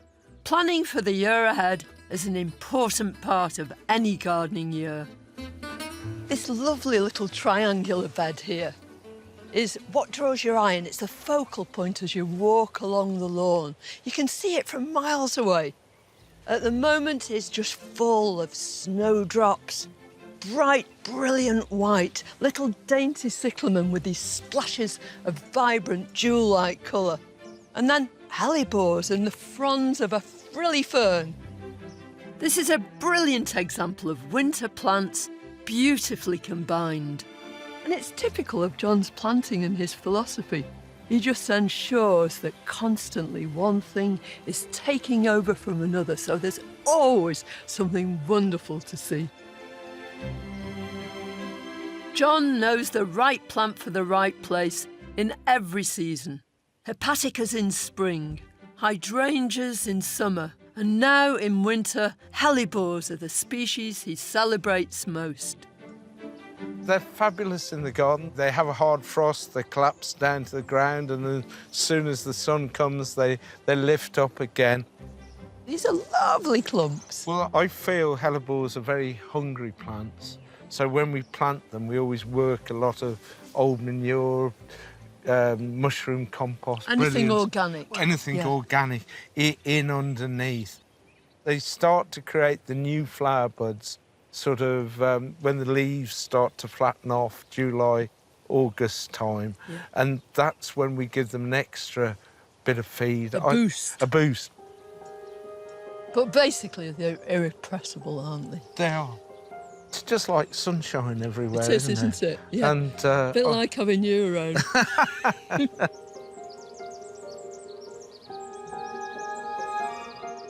Come on. Whatever the season, whichever the plant, Ashwood has been a delight. And with John for company, it's a journey I'll never forget. John's garden never stops moving forward, but at the same time, he always remembers the inspiration and value of the past. I know it's a big question, John, but what does your garden really mean to you? It's my life.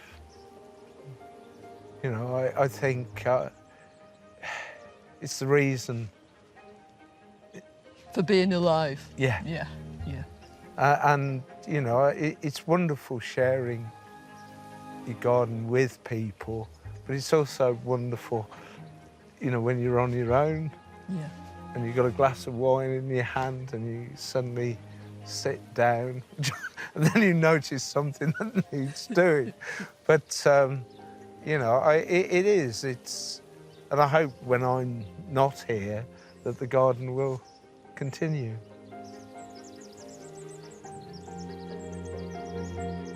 In my own mind, we've created something which I love. And the thing that your garden's got more than anything else is this great big beating heart. Yeah, I think you can, when you walk into a garden, you can tell if it's loved. And for all of us who visit, you know, we feel it's our garden. Yeah. So thank you.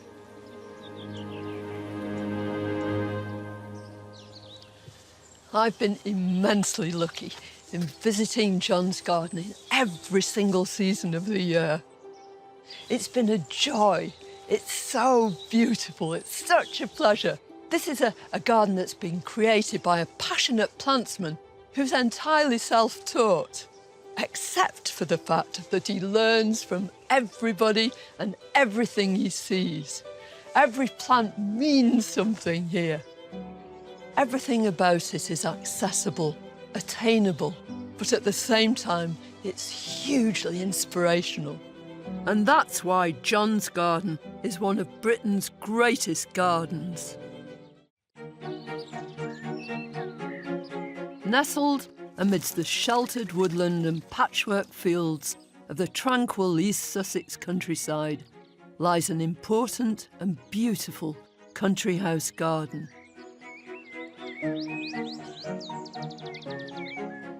Gravetye Manor is a garden that revels in the beauty of nature and its spectacular surroundings. A wonderful place where plants thrive all year round because of its groundbreaking style of planting. I'm going to be lucky enough to get an exclusive behind-the-scenes peek at how this is achieved.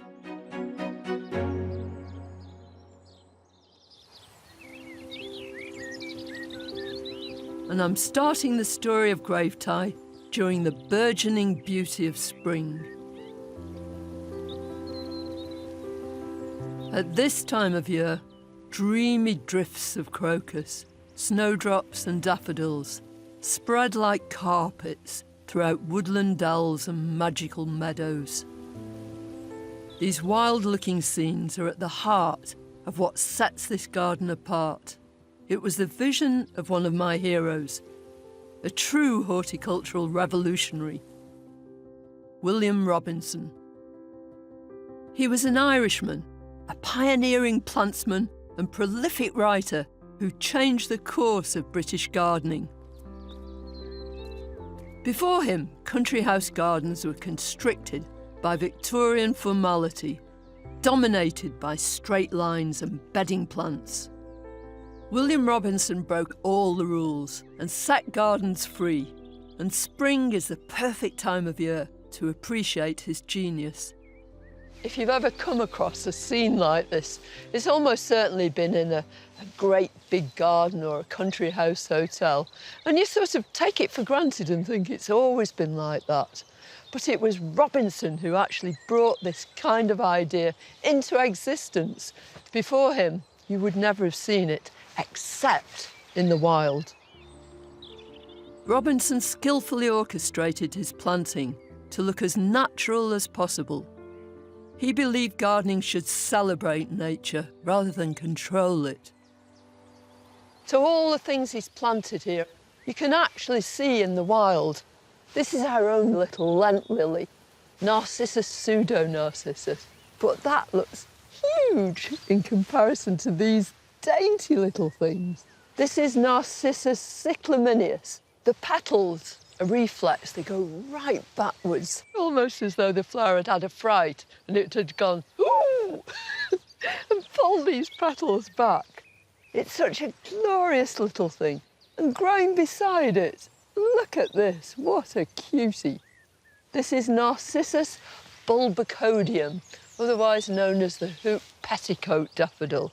And if you look very closely, you can see exactly why. This is what he was all about, giving these plants the sort of place they really relish growing and letting them rip. Today, the bones of this glorious garden remain almost exactly as Robinson left them when he died in 1935. There are three main types of garden area represented here, each one brilliantly integrated with the others. There are carefully managed wild areas, including the front meadow above the lake, the orchard, and the woodland gardens. Tucked away behind the house is a spectacular kitchen garden, a very significant feature at Gravetye. And thirdly, at the heart of the garden, close around the house, are the more formal areas of the little garden and Robinson's incredible flower garden. In the summer, this will be the star attraction. But for now, it's disrupted by important building work on the house, so the spring can only offer a tantalising taster of what it will be like in the days that are yet to come.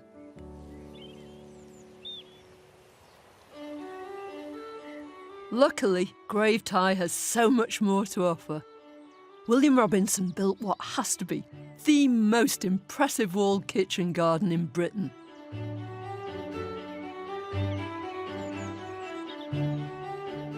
In the late 1950s, his former home was turned into a hotel.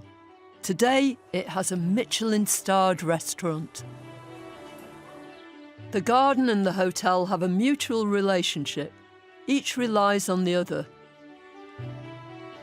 Within these magnificent curved walls, much of the kitchen's fresh produce is grown.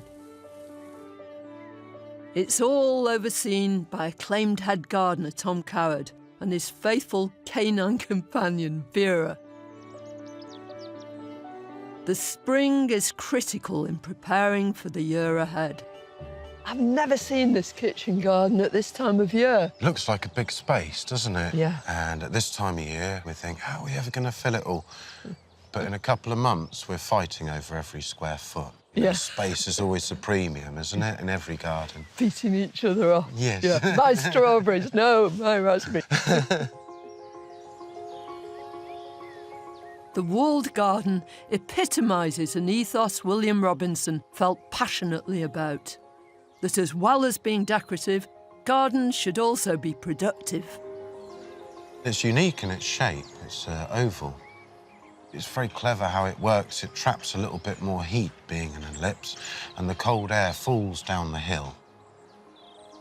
We want to grow unique ingredients for Chef George for his menus. What activities are you engrossed in now? We're putting our potatoes out. Rhubarb is forcing quite nicely, and it's quite interesting. We're just about to force our sea kale, if you want to have a look at our sea I kale. love that plant. Yeah, I yeah. really do. Have you eaten it before? Yes, I have. Delicious. It's a good example of growing a crop that you can only get from the garden. It's really hard to buy. So has it already started shooting? We've got slight purple shoots just starting to show. And it's just at that stage that you put this over the top? Yes. So what's the idea? Well, the heat from the pot will make it grow quicker. And if you keep the light out, it won't produce any chlorophyll, and it makes this quite sweet, nutty flavour. Because it's a maritime plant, we salt the soil, and that helps it grow, and it also helps kill off the weeds and the slugs. So that's going to have a lid on as soon as you've finished, and you've just sort of... So we just mound round the end, make sure nothing can get underneath and no light can come in. Just up this way. I won't See throw you any later, stones. Helen. Bye. I can't wait to see what it'll be like when I come back in the summer, when this whole garden is going to be packed full of delicious bounty.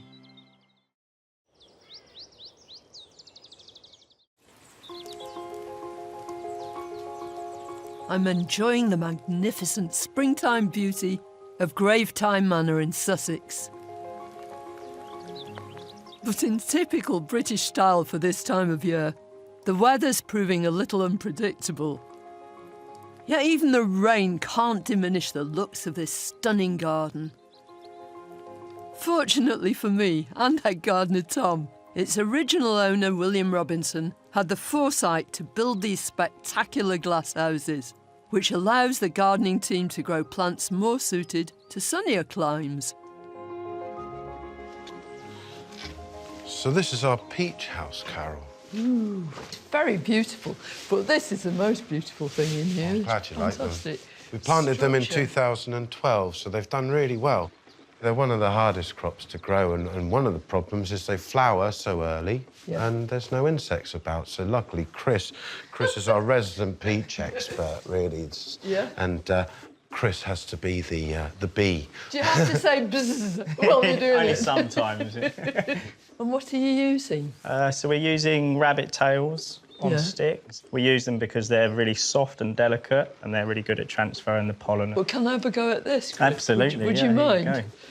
And then I'm making my own peaches. Yeah. Yeah. And all you do is just touch these. Yeah, just gently try and brush pull it. some. Yeah, you have to be gentle, don't you? Because pollen's very fragile, isn't it? Look at the sunshine. Wonderful. You can almost hear them swelling, can't you? And then you move them on to... Yeah, just two work, more. Yeah, work your way down the branches. And how often do you do this? Every day. For a couple of weeks, or whilst it's in full flower, really. Thank you very much. Do you know what? I reckon you could use your own beard instead, couldn't you? If you lose your rabbit's tails. Yeah. It'll be a few months until we'll know if our work's paid off. I'm at the tail end of my spring visit to Gravetye. When I return, the garden will be bursting with colour and life.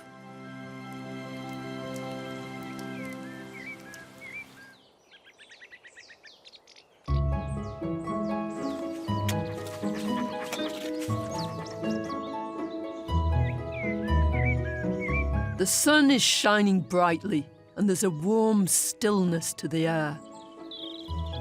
Summer has arrived at Gravetye Manor. The gardens have transformed from boggy and waterlogged to dry as a bone. A new beauty has been ushered in, and it's resplendent with vivid colour. Alongside classic perennials such as dahlias and gladioli is a fine example of everyone's favourite summer climber.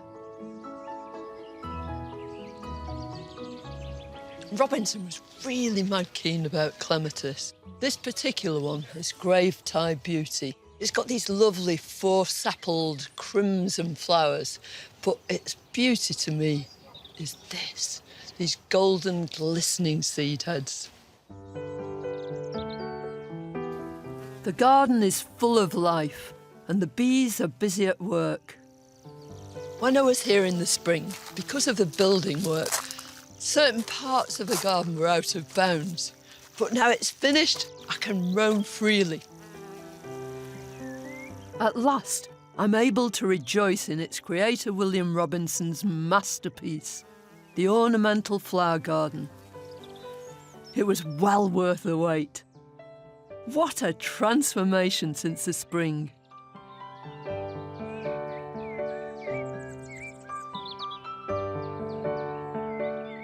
These natural-looking swathes of hardy perennials characterise the more naturalistic style of planting that Robinson ushered in more than 100 years ago. It's astonishing to think that this part of the garden is actually newly constructed. Just a few months ago, it was a building site. Tom has worked his magic, and it all looks so established. Hi, Carol. Hello. How you doing? All the better for seeing you and seeing this. What do you think? Oh, it's splendid. I just can't believe how it's just so completely different. It's like another place. Plants never cease to amaze me, really, what they can do, you know? So, yeah, we've been busy. With a little help from a few gardeners. Yeah. We really wanted to bring the garden right the way through up to the glass, because there's not many buildings where you sit like that with such a clear glass and have such a view of the garden. But what about that great bank up there? That wasn't like that. Yeah, that was a challenge. I think it was just about a week before we opened, we had time, we got new soil in and we had to rake it all out and planted it up over the weekend. And you did all that in a few days? Well, yeah, it actually took months because we were growing the plants even before the work started, and that was where all the work came. So you knew that the hole eventually would be filled in and you wouldn't be able to It's move like in. cooking. If you've got good ingredients, and you can put it together quite quickly. Yeah, come on, you're an artist, Tom. You really are. I mean, this is an artwork. It's nice of you to say. I'm glad you like it. It's beautiful. It really is.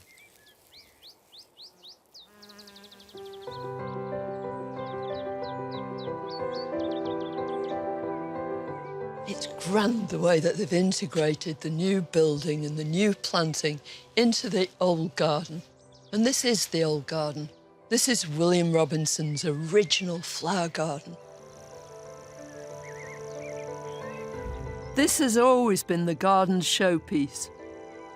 But even though it appears more formal, it still reflects the daringly relaxed style he's known for. This is where he experimented. What he wanted to do was see what plants did. He wanted to give them the kind of place where they'd really thrive and really grow together.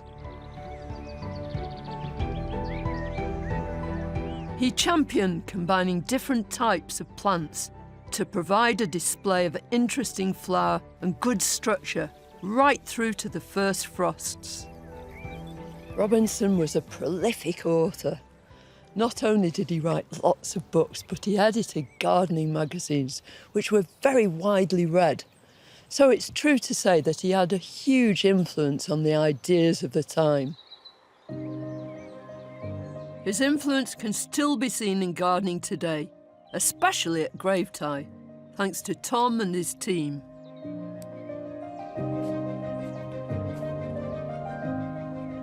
Nowhere do you see anything that jars, and as you walk along the borders, different plants take your eye, and every single one of them looks happy and at ease. Robinson looked for plants whose natural habitat suggested they'd flourish in an English garden, no matter where they came from. We've got plants from all over the world. So just in this little space, we've got Spanish oats, this big Stipa gigantea. We've got cosmos from Mexico. We've got fennel from the Mediterranean and gladioli from South Africa. But they're all amalgamated in this way in which nothing looks unhappy next to its neighbour. They really do live together brilliantly well. A true international community.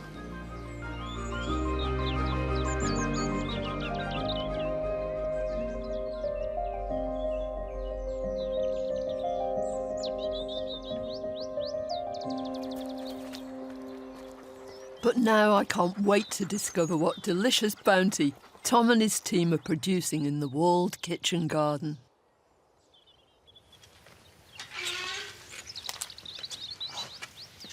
What do you think? Oh, it's fabulous! It's wonderful. It's quite a veggie patch, isn't it? Tom. What a change from the spring, where there was once bare earth in this grand walled kitchen garden. There's now a scene of abundance. We're surrounded on all sides by waves of magnificent produce. It looks so splendid. Oh, thank you. I think it's got to be the best vegetable garden in the country, possibly the world. As well as a spectacular array of vegetables, there's a glorious, brightly coloured cutting garden. I love the way there are all these flowers everywhere, bringing in pollinators in. Yeah, they're the beneficial insects and pollinators, and also we pick them to have them as flower displays in the manor. And there's something else I'm particularly delighted to see. Is that the sea kale that we were putting forcing pots on? Yeah, you helped us with the forcing pots, wasn't it? And it was a really good spring crop, actually. Yeah. You harvest it when it's white, and it's a lot sweeter then. I think George had it on with turbot and white asparagus and cockle sauce. At Gravetye, the relationship between the hotel and garden, chef and gardener, is one of symbiosis. This is our head chef, George. Pleased to meet you. George. This is Carol. What a wonderful garden to It's be able to... absolutely incredible, you know, incredible place to come and visit. So you work very closely together. Who decides what's going to be grown? We try and get George to lead it as much as possible. I mean, but I do lead it, but what's growing in the garden dictates actually what is exactly on the menu. So what are you going to grab today? We're going to try out the sweet corn. We've got 2 different varieties, and I think we're going to put that on with a lobster dish. Yeah. Things like sweet corn and asparagus, they are so much more delicious when they're fresh. And these are the first ones. It's just coming into season, so... Whoa. Is it with lobster, is it? Yeah, we're doing it with lobster and Nice. with quail. So they've ripened just about perfectly. And you can always see when the tassels start to go brown, you know they're beginning to get ready. This is a white variety. Can I? Yeah, have a bite, have a bite, have a bite. It's sublime. It's incredible that most vegetables you can eat from raw straight away when they're fresh. Yeah. Whereas anything you buy from a supermarket, you can't. It's just a completely different product. I know I shouldn't talk with my mouth full, but it's so delicious. Well, I suppose we better not completely strip it or you'll have nothing for the restaurant. No, it's quite easy to do that. Lovely to meet you. You too. It really is. You're welcome. See you soon, George. Gravetye's proving to be a very tasty garden indeed. And I'm told there are still plenty more goodies yet to come.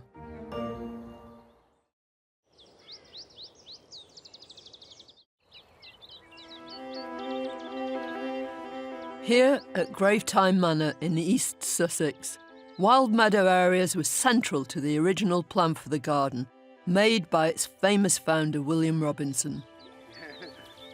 Back in March, they were awash with gorgeous spring flowers, but they've since been replaced with a different kind of beauty. The meadows might look natural, but to get them to flourish actually requires skilled intervention. Right now, you're doing things to the meadow. Yeah, so we've just started to cut the hay. We leave it very late so that all of the wildflowers have set seed, and it's a lovely time of year where we can just start mowing the hay. Cutting the hay helps maintain the mix of flowers and grasses in these hugely important areas of biodiversity.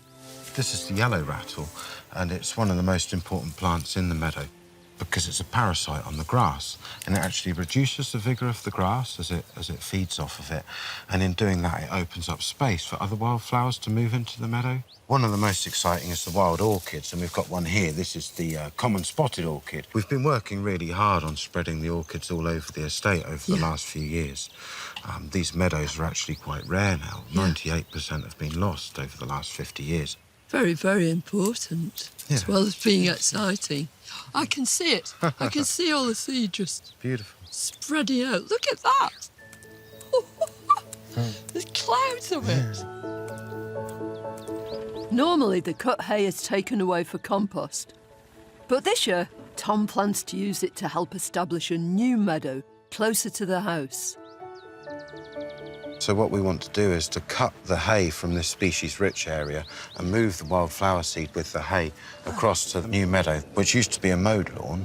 But it's quite poor. Yeah, poor in terms of species. wildflowers. Yeah. So all the seeds from this are just going to fall onto the grass there, and We hope so. that's a brilliant idea. So can we give a hand up here? I'm sure they'd love that. I've always wanted to use a pitchfork. It's a bit like bundling up spaghetti on a fork, in a way.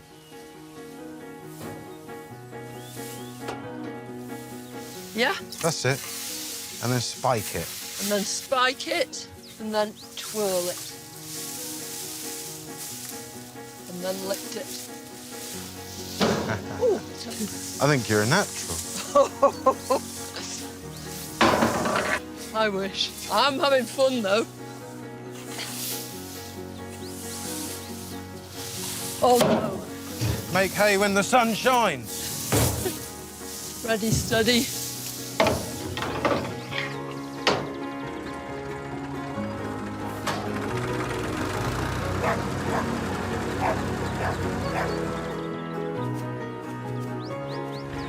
Once the hay, packed full of wildflower seeds, reaches its new home, the whole process is reversed. And will you just leave it? We'll leave it there for a week, and we'll turn it and flick it around. Yeah. And then after a week or so, then we'll gather it up, and all of the wildflower seeds should be nicely established on the meadow. And hopefully, by the spring, those wildflower seeds should germinate. The results of this work won't be visible until next spring. But that's a great thing about a garden like Gravetye. There's always something to look forward to in the future. When I was here in spring, I played a small part in pollinating some peach trees. And I can't complete my summer visit without seeing the fruits of my labour. Oh, just look at that. There are perfectly plump peaches everywhere. So they started cropping in June. Do you want to try one? Yes, please. Oh, it's warm and it's soft and fuzzy. Can I?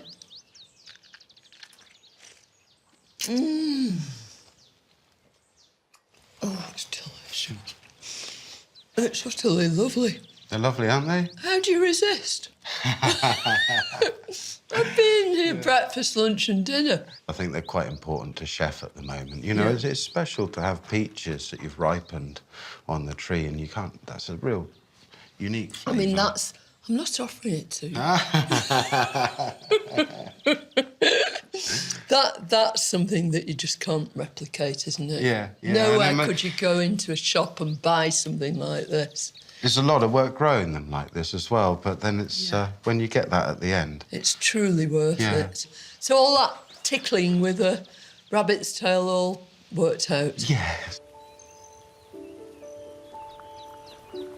So far, I've admired the promise of early spring and the heady heights of summer.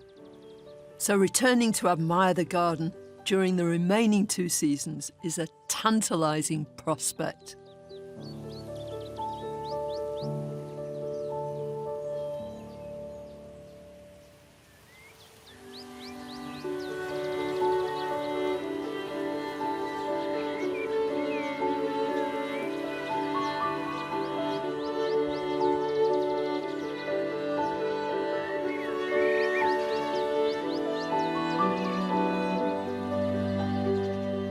Autumn has well and truly arrived at Gravetye.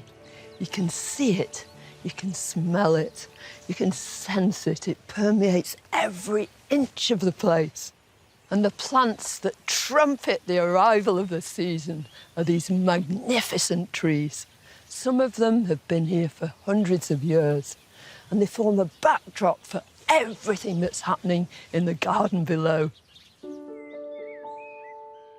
There are so many beauties here, from radiant acers to this wonderful euonymus, commonly known as the winged spindle, with its crimson leaves and delicate fruit.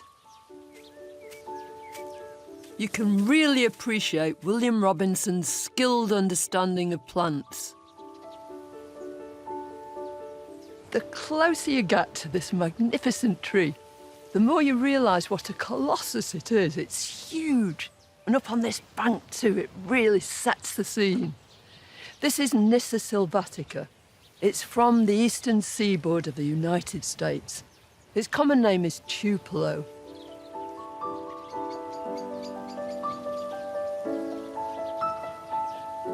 Robinson brought together all sorts of wonderful trees here, and many of them are famed for this season, for this beautiful, beautiful colour.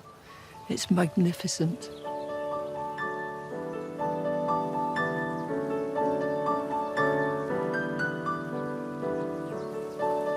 Not to be outshone by the trees, the flower garden is putting on its own spectacular autumn show.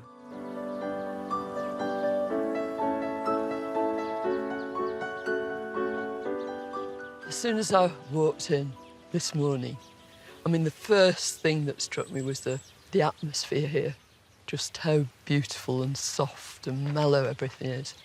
When I was here in the summer, the flower garden was at its zenith. But thanks to Tom's skillful pre-planning, it's still just as beautiful. I love the way you've repeated these blobs of colour right the way down, and that dahlia is just... It's cracker, isn't it? Magenta star, that one. Yeah, it's really good. One of my favourite dahlias of all time, actually. I kind of enjoy it with the orange. They're quite strong colours, but this time of year they're softened by the light. In midsummer, when the light's stronger, those colours can be a bit washed out, but at this time of year, I really like it. Is that David Howard? That's David Howard, yeah.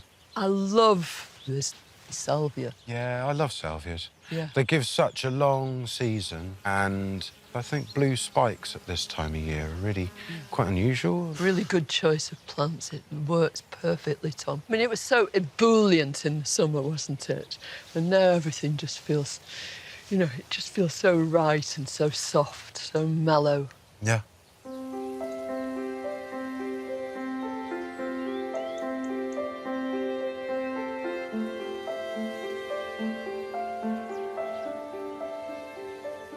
Autumn at Gravetye means so many things. Glorious flower borders, magnificent trees with fabulous autumn colour. But here in the wall garden, it's all about bounty, plenty, fecundity and harvest. Whenever I visit, there's something different to see, with wonderful new crops coming into season. It's a busy time for Helena, who's the gardener charged with looking after the walled garden. All her hard work earlier in the year is now paying off. Something incredibly satisfying about harvesting these. Yeah, they're marvellous. Which variety is it? It's called Autumn Crown. Yeah. And it's a hybrid between Crown Prince, which is the blue pumpkin with the dense flesh, and a butternut squash. It's the most beautiful colour. It's autumn, isn't it? So what's going to happen to those? Will they be used straight away? No, we'll be storing these. So we're harvesting them now, and we put them in the peach house. So it's nice and warm and dry in there, and that cures the skin, so it hardens the skin. Right. Just to give them some extra protection against rotting. I love the colour of them.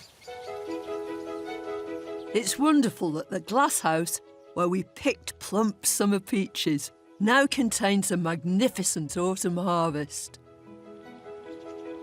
This time of year at Gravetye isn't only about reaping the rich rewards of hard work earlier in the year. It's also about planning and prepping for the next. One of Robinson's major ideas was that the garden should merge harmoniously into the surrounding landscape. And to that effect, he planted thousands and thousands of bulbs, naturalised in the meadows that surround the lake.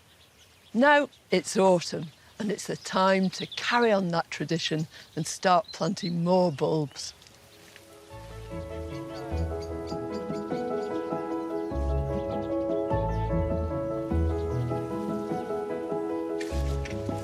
So, in a completely different season in midsummer, we were here, weren't we? Yeah, yeah. Spreading all that hay. And... Yeah, it's been quite an exciting project, really. It was great to put all that wildflower seed down, and that's settled. Now the next phase is to try and get some bulbs in. So is it quite straightforward, Tom? Yeah, it is. But there's a bit of an irony in this to make it work really hard to make it look like you haven't done it. Yeah. You want to look like the plants have naturalised here on their own. We use this tool, a bulb planting tool, and we just punch out cores like this. So can I have a go too? Yeah. So what do you do, Tom? Well, you just Lots of punch it energy. in the ground and twist it a bit, and then the core pops out. Woo! There you go. But as you do it, you've always got to bear in mind how the bulb will naturalise and grow naturally, and getting the density and the colonies. So even with all that energy, that you're employing there, you're still thinking about what it's going to look like. Well, yeah.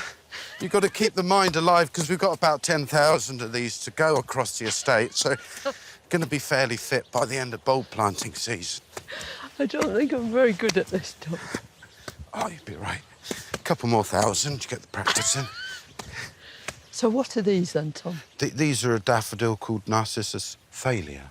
Which they're a really nice white one. A little bit later in the season, and so we've got the orchard behind us, and hopefully they'll link up with the apple blossom. Yeah, they'll coincide. Yeah.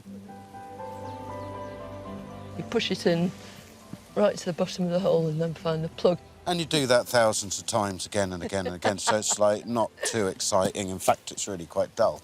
But in the long run, how exciting is that? Because the next year you see them all flower, and all of these bulbs should naturalise and spread, so it's legacy. We're leaving this here, and hopefully in 100 years there's still really good populations of bulbs growing here that we've established. I'll be back. Yeah. Yeah.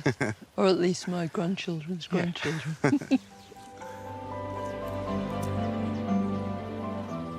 I've been lucky enough to visit Gravetye several times in the past, but that's always been in the summer. So it's been an absolute treat to see it in spring and autumn. And so now, I can't wait to see what the colder months hold in store for this inspiring garden.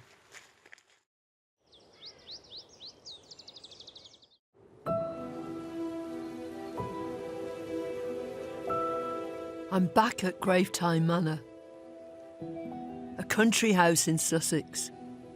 A masterpiece of one of my heroes, William Robinson, who championed a naturalistic style of gardening.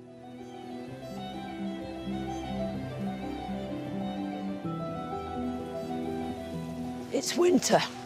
The days are short, the light is low, and the temperature's cold. It almost seems like our gardens are frozen in time.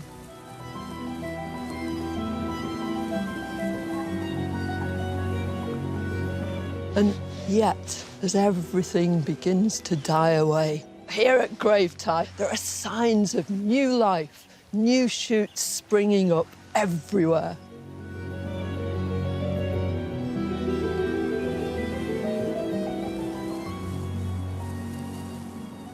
Just across the path from this huge long border is this extensive meadow.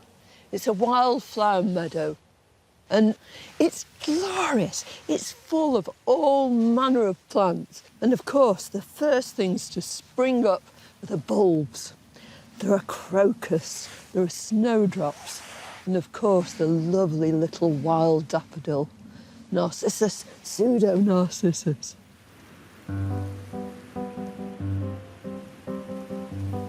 The garden is almost back to where it was when I began my visits here in the spring. The hotel guests and the restaurant visitors expect the garden to look pucker whatever time of year they visit. This is a garden that can't rest on its laurels. It has to earn its keep all the year round. The garden's creator, William Robinson, wanted the garden to reflect nature closely. So head gardener Tom is always looking for new opportunities to replicate what goes on in the wild throughout the garden.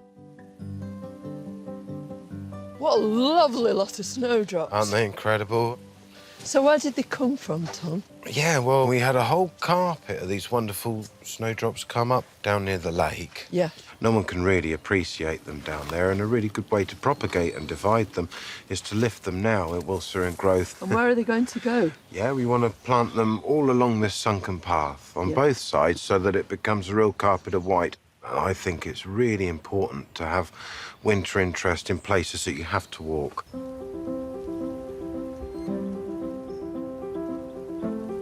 So we're just going to separate them up.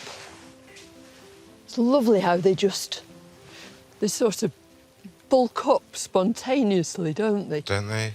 When you have one little handful and it turns into a dozen bulbs. And such a delicate little thing. It's actually so vigorous. Here we go. And I suppose you want to make them quite random, don't you? Yeah. Hoping they'll thrive here. And we planted a handful last year as an experiment, just to check that we're not wasting our time. What's a good idea? Yeah, if you spend days doing this and the plants die, it's terrible. So it's always good to spend half an hour with a handful of plants as an experiment first, I think. And just look at that. You can see here's a new little bulb already starting to form on there. Yeah. It's lovely, isn't it? And forever and ever, these will be flowering. I hope so. These are probably only going to be at their very best long after we're gone. But yeah. It's quite a nice feeling. Yeah, it is.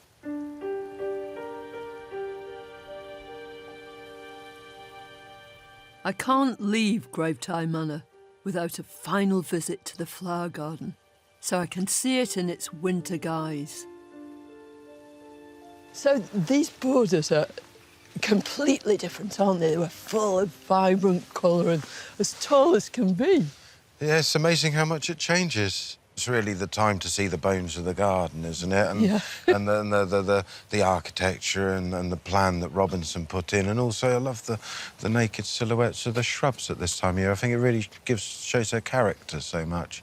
We try and leave as much structure as we can in here and winter interest. So this bit's worked out brilliantly well, too. It's been really interesting. Of course, one of the anxieties about building a glass building like this is what's it going to be like in the winter? So if I'm a guest, I'm looking out at all this. Yeah. It's nice to see from the restaurant. They call it the borrowed landscape, or the countryside beyond becomes so much more prevalent. It's much more of a landscape rural experience than an intimate garden, flower garden experience that you get in the summer, I think. Exactly, because you're not distracted by all that colour and beauty in the foreground. Yeah.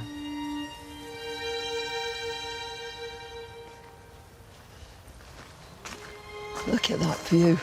Isn't that wonderful?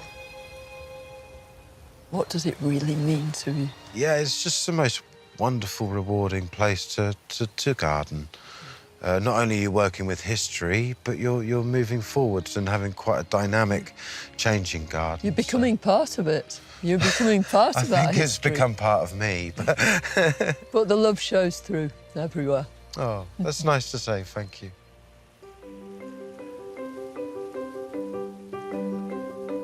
My year at Gravetye is coming to an end. What a pleasure it's been. I've seen it transform from the unleashed natural beauty of springtime flowers in the wild meadow to the abundance of summer when the magnificent kitchen garden was rich with produce.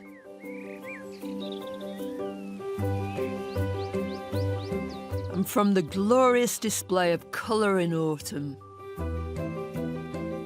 to the stately skeletal remains of winter amidst the promise of new life. This garden really is a delight all year round.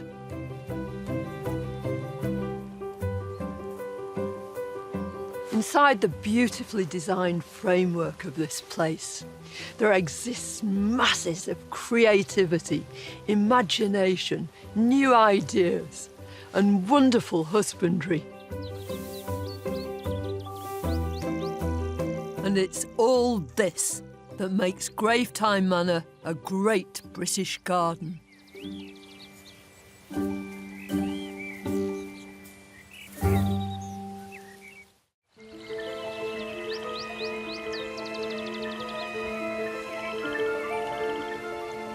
This is Gresgarth Hall, near Morecambe in rural Lancashire, and its garden is one of Britain's best-kept secrets. This is the very first time its gates have been opened to television cameras. Gresgarth nestles at the bottom of a windswept, steep-sided valley, carved out by a crashing beck, and it's acclaimed for achieving the holy grail of great garden design, in total harmony with its challenging, natural landscape. This is a huge garden. It can be noisy, tumultuous, wet and windy. I'm going to have to get to grips with it in bite-sized pieces.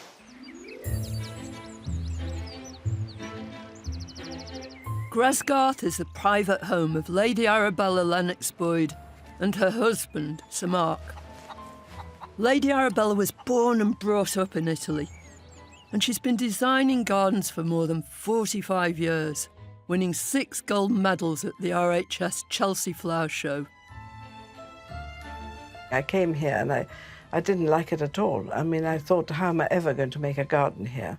I knew that I needed views. I also knew that the landscape was so strong that I couldn't fight against it. I had to go with it, and that my garden had to merge into the landscape as naturally as possible. At Gresgarth Hall, Arabella has designed a landscape of complete contrasts, formal on one side and relaxed on the other. To the west of the hall, long herbaceous borders and lawns provide strong architectural elements. On the other side, everything changes. Carving its way through the landscape is a river called the Arkle Beck. Crossing this turbulent torrent rewards us further, leading us on into a wild and wonderful wood.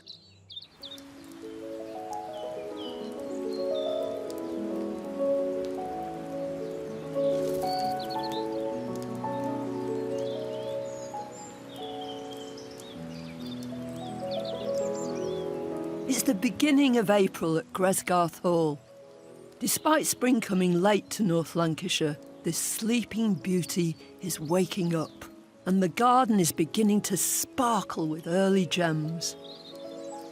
Arabella is giving me a tour of the grounds, starting with a wonderful lake that sweeps away from the stone terraces.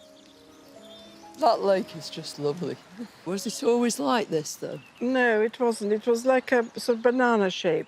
I wanted it to feel as though the water was flooding this little valley. And also I wanted it to look really natural, and that's why it's very curvy. You're not at all aware of where it comes from. It could just continue off into the landscape.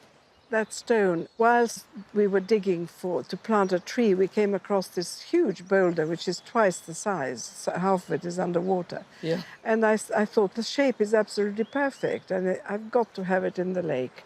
And of course it was near divorce because Mark didn't get the point. Saw the disruption it would cause because we had to get a huge JCB to bring it in. Yeah. Anyway, I got my way.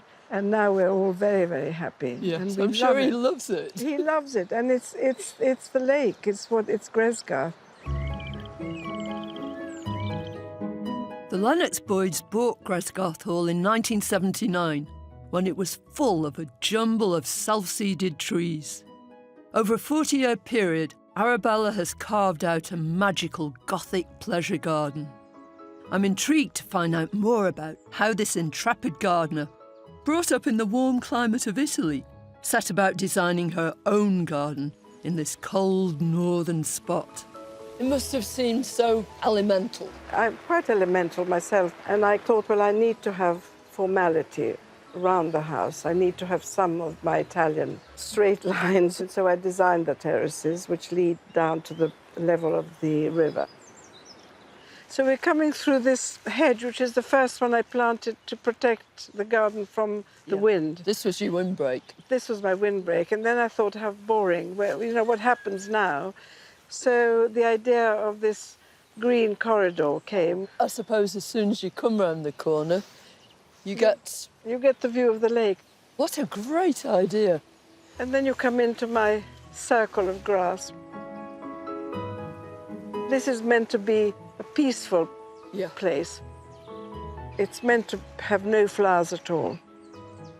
And I've got herbaceous borders on that side. These are the elegant formal borders at Gresgarth, set within a sequence of immaculate garden rooms, famous for their kaleidoscopic display of colour. I'll return here in midsummer to see this floral feast, because right now it's the spring walk that's humming the brightest tune. There could not be a better place, a more fitting place to talk about spring at Gresgarth than this. This is the spring walk, and it abounds with wondrous plants that are all just beginning to shoot through the ground. This is Helleborus viridis, meaning green. It's tiny and dainty and very subtle. And this is their time. They're relishing this weather. Bring it on, they say, you know, we're all right. And pulmonarias, great vast swathes of them. Totally tough, extremely hardy. And I think that's the thing. This is a northern garden. It's cold. If you're going to live here and flourish, then you've got to be tough.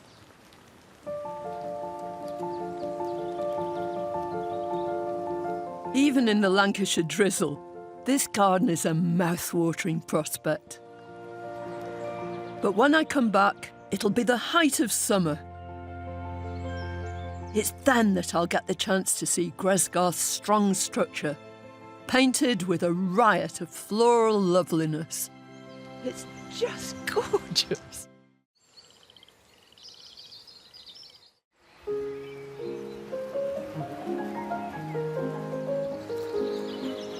I've always wanted to see the legendary gardens at Gresgarth Hall in Lancashire. Now I've been invited to visit it in every season, and I'm back to experience its summer glory. I don't think I'm going to be disappointed.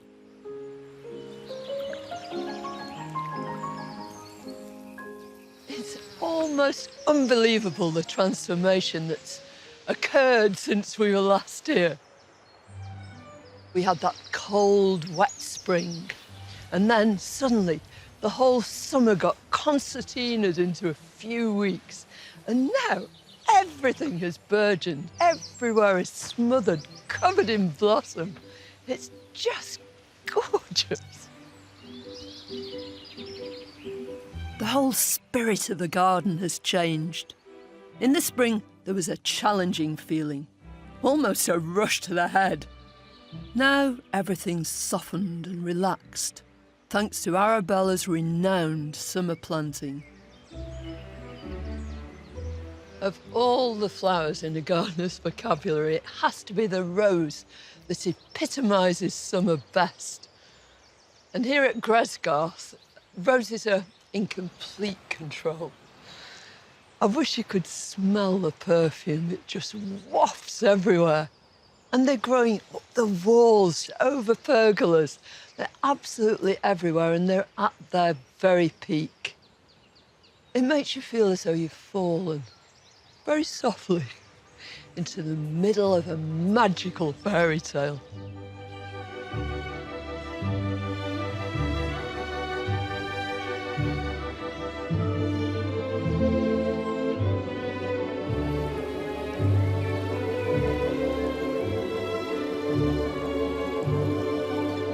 It's easy to assume that this enchanting effect just happened by accident, but far from it.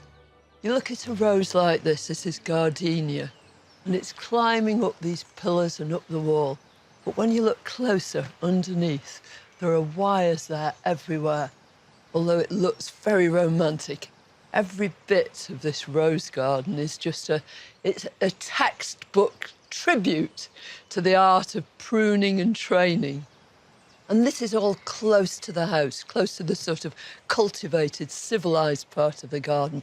But when you go out into the broader landscape, that's where Arabella employs these great big scrambling and rambling roses. And it gets less formal the further you go out, the wilder it looks. This level of manicured precision is incredibly labour-intensive. And it's thanks to the skill of head gardener David Sayer and the hard work of his team of gardeners that happy, healthy roses abound.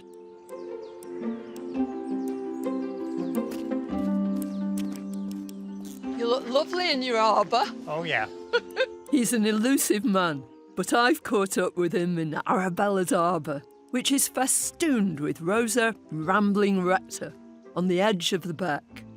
This is not casual gardening. All Arabella's planting, even in the very wildest areas, is meticulously managed, mapped out and databased in full detail. This is a controlled riot. So are you plotting and planning? Yeah, this is our master plan. We spend a lot of time and effort recording all our shrubby plants and trees, so we know when it came in, who from, when we planted it. So where, when and how, that's what this basically tells you? Absolutely. So where are we now, David? We're just here, look. There's the arbour there. Oh, yeah. Under the rambling rector. It's outrageously lovely. It's beautiful this year. We've had some fabulous weather. All the work months ago, this is what we were looking for, and it's doing exactly what it should. When I visited in the spring, David was in the middle of attacking an absolute monster rose on the opposite side of the beck. Or maybe it was the other way round. I can remember when you were pruning that brute. That's Rosa Prendergrass. Yeah.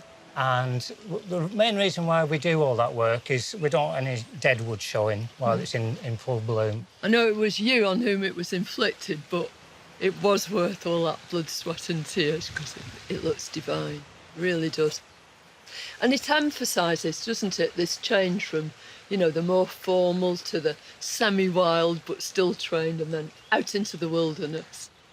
It's very, very natural. It does make it more relaxed. Yeah.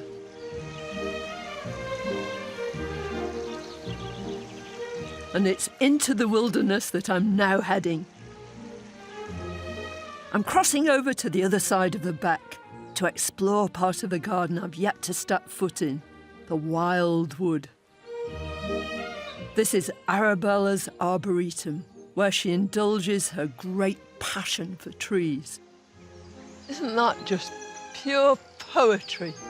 These dainty ornamental trees belong to a family called Cornus, and they're a good choice for a smaller garden because they have lovely year-round interest. In this variety, what looks like the flowers are deep pink, but they're not flowers at all, they're bracts, petals petal-like forms, and the flower itself is here. Lots and little tiny flowers, a cluster. So the whole idea of these big bracts that are so bright and vivid is to bring in pollinating insects. It's like waving flags and saying, this way, and in they come into the flower in the centre here. But this is only one collection amongst many. Arabella's cunningly plotted footpaths take us on a journey into the secret depths of the woods. Oh, look at this. This is a sort of fairy tree. It's Styrax japonica. Normally Styrax have white flowers, but this has these dainty pink blossoms that just hang down in little bunches. But these are no collections of the usual sort. They're not lined out and numbered and named. The whole point is that they're used beautifully. They all look as though they naturally grew there. This is Arabella's wonderland, and we're invited into it, and we can lose ourselves here.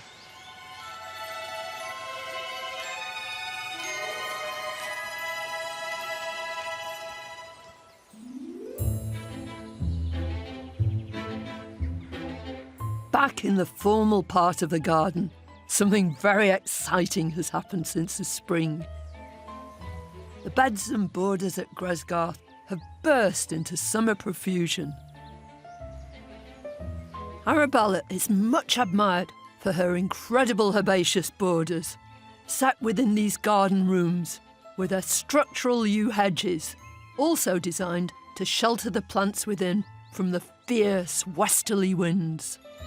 And now, at the height of summer, these borders are at their absolute zenith, carefully colour coordinated.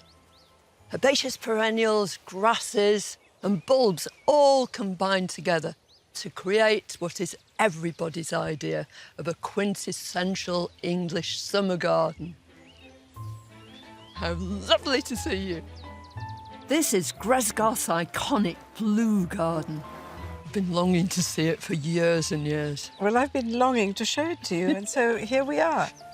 The borders were laid out by Arabella to indulge in her passion for plants. Here one colour shines brighter than all the rest. Why did you choose blue? Why a blue border? I think it's because there are a lot of plants that I love which are blue. There's this lovely sort of concentration of purple and blue here. It is good, isn't it?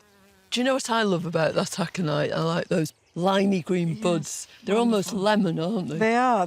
And the blue is as if it had been painted on those individual flowers. I love the solidity of those delphiniums too, and then grasses just coming out over there too. It's lovely. Oh, thank you. This summer has been very unusual, especially up here in North Lancashire, because it's just been so hot and dry. Well, it's been unbelievable. It was like being in Italy. We had 6 weeks of drought and we're going to have more. So the herbaceous have behaved in a completely different way than they usually do.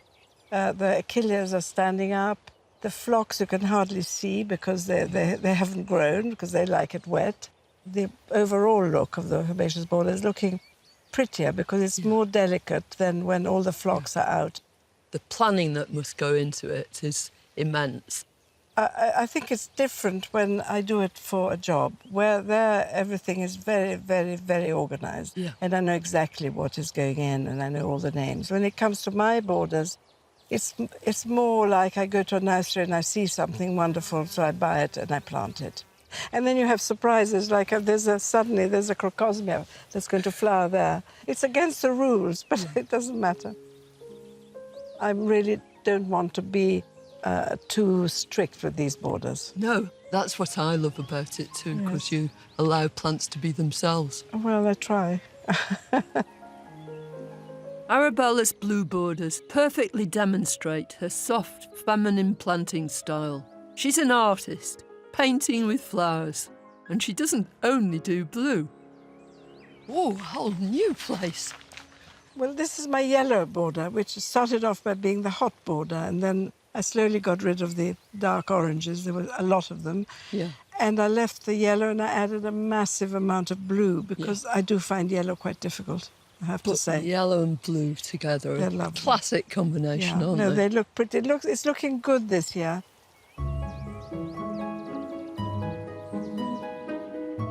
In a nearby garden room, symbolic pavements created by local artist Maggie Howarth combine beauty with personal significance.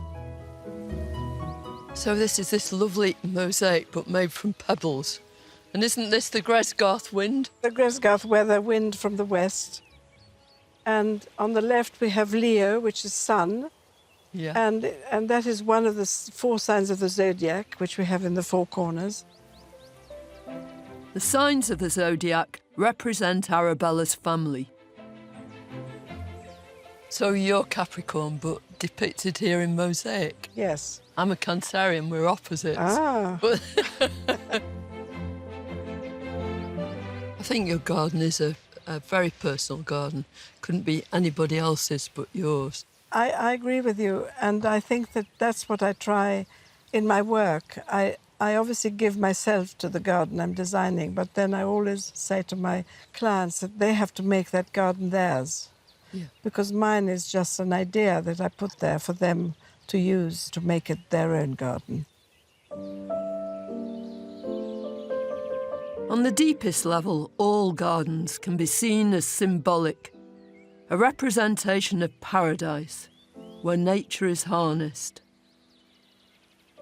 But here at Gresgarth, in all its heady sensuality, you feel that nature's force lies just under the surface. There's strength and structure here, and yet you're constantly aware of Arabella's acknowledgement that it's nature who's truly in control. My summer visit is drawing to a close, but I'm looking forward to seeing what delights the autumn at Gresgarth will present.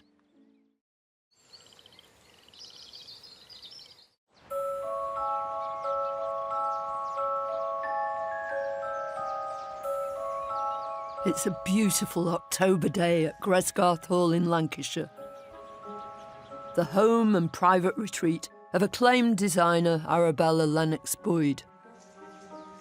I've come back to see if this magical garden can match the impact of its summer glory.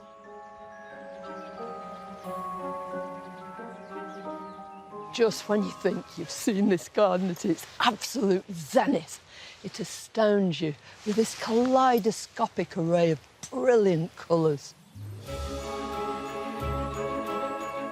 The trees and shrubs are at their absolute best.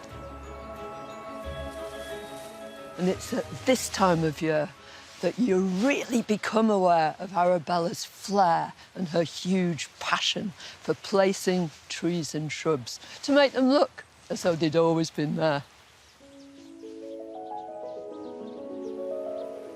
There's a lovely example of this just round the corner in the yellow border that I visited with Arabella in the summer. Tucked in behind this meticulously manicured yew hedge is a perfectly placed little cercis. So cercis is the Judas tree. Earlier in the year, it's rich ruby red, but right now it's transformed into its autumn persona. Bronze, orange, russet, the whole thing is just an autumn delight.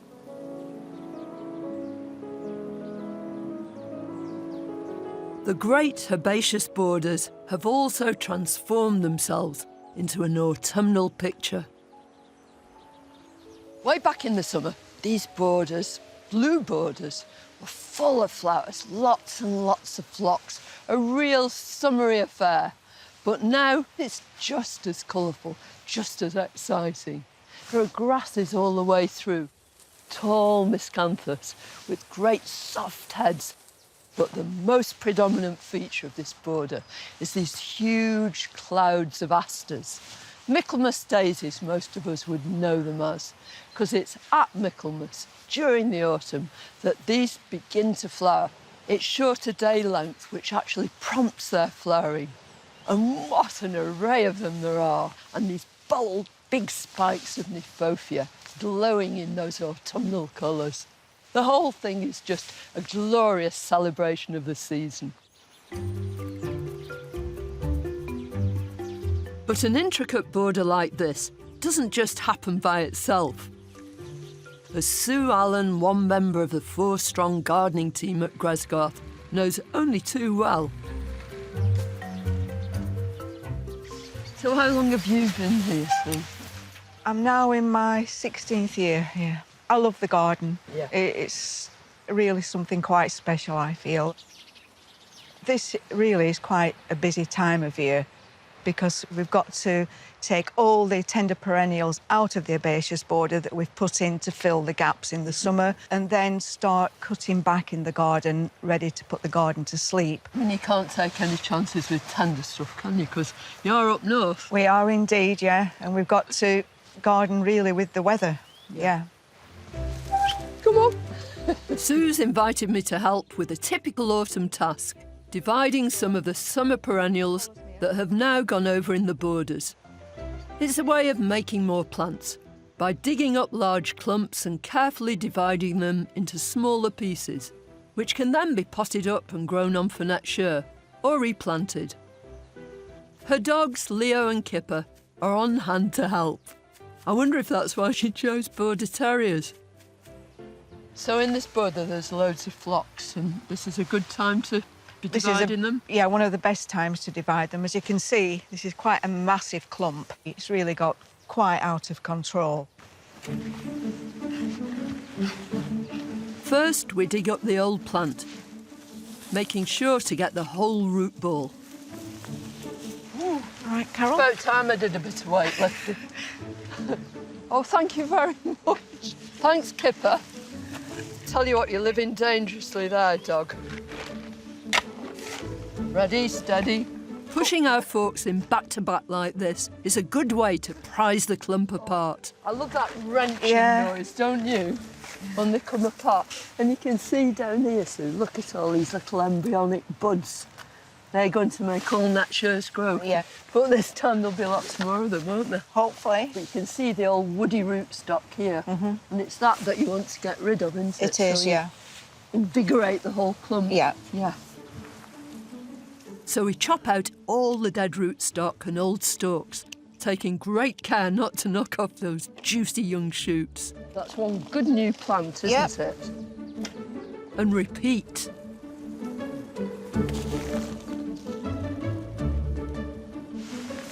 Look at that. 5 bonny clumps, aren't they? All going to make a plant just as big as the one we've taken out. Hopefully, yeah. Now that's what I call proper gardening. Next year, the new plants will be ready for Sue to use in the borders, without her or Kipper having to buy in new plants. The dog's leading the way. Yeah.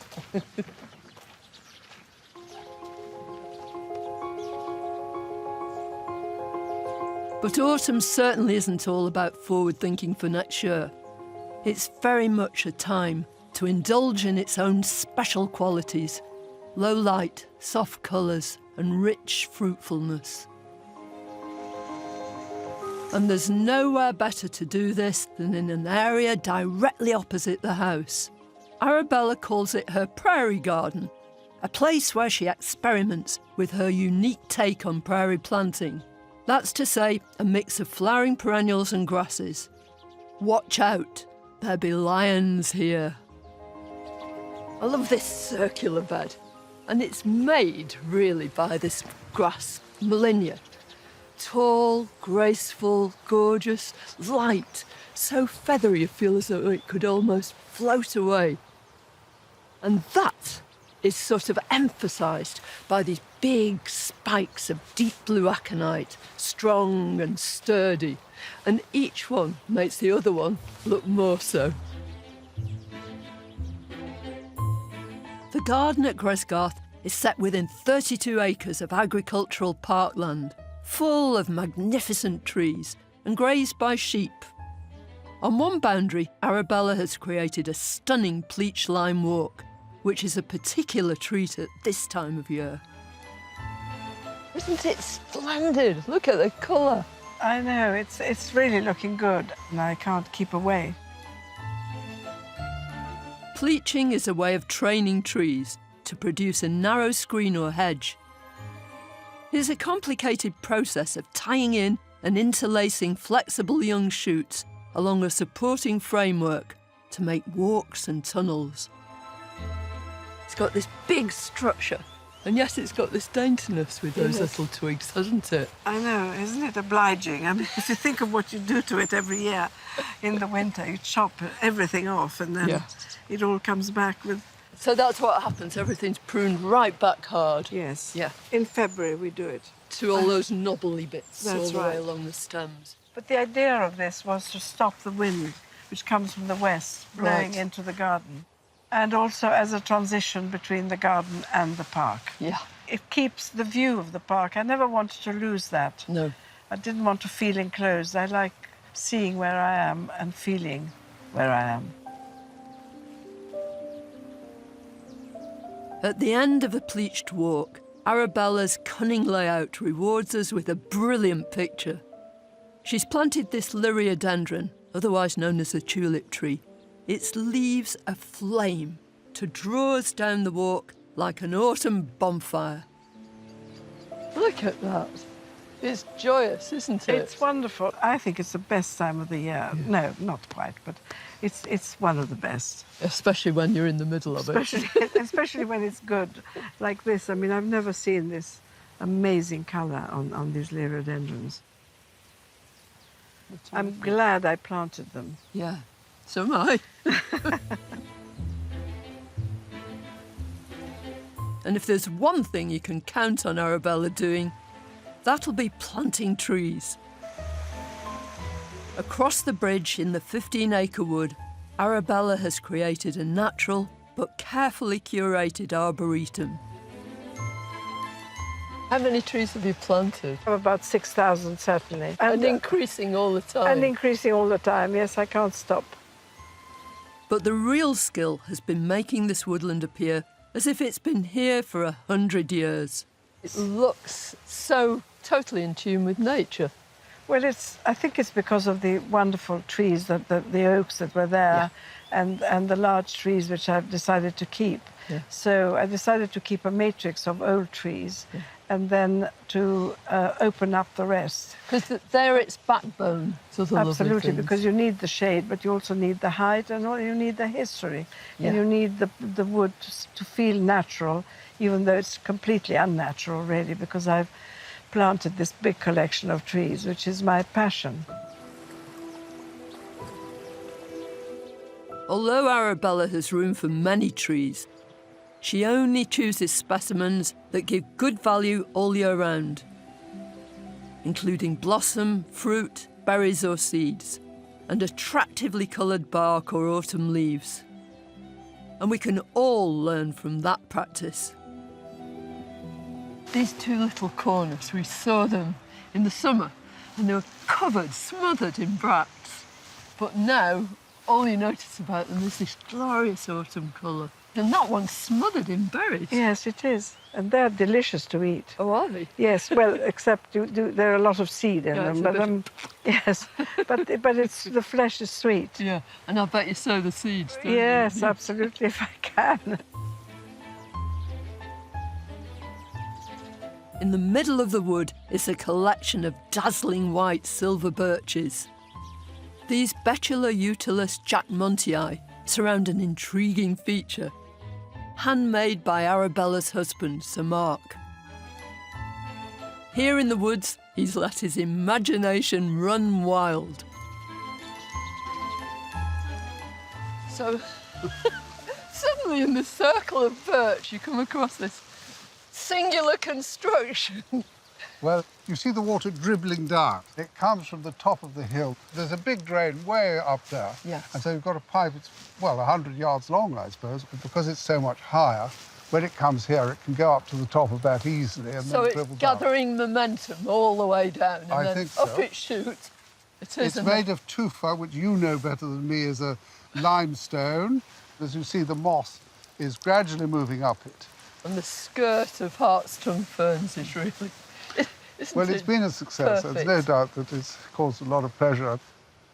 I mean, this was all Arabella's idea, the birch trees. Yeah. And I think, you know, I've always understood her to think it was rather magical, and I did. And so that's why I thought this would be a nice thing in the middle. And it hasn't needed an awful lot of maintaining. Well, there's always water around here, and there's a lot of water in Lancashire. And there's a lot of soul in this part of the garden. Perhaps there always was, and it's been Arabella's mission to bring that out. You've never lost this sort of fairy tale feel to this, because it is a magical valley, isn't it? Because I was born in the countryside, this is where I relate. I love my collections, and I love the woods and the water and the sound of the water, and the garden is a decoration, and it's you know, the public like it, and But you love it in here, don't you? I do. Yeah. I do. I love it. I do too. Yes. And I've loved my autumn visit to Gresgarth. When I return in the winter, lots of plants will have died down, hibernating, waiting for the spring. But what you'll really be able to appreciate is the structure, the skeleton, the real bones of the garden.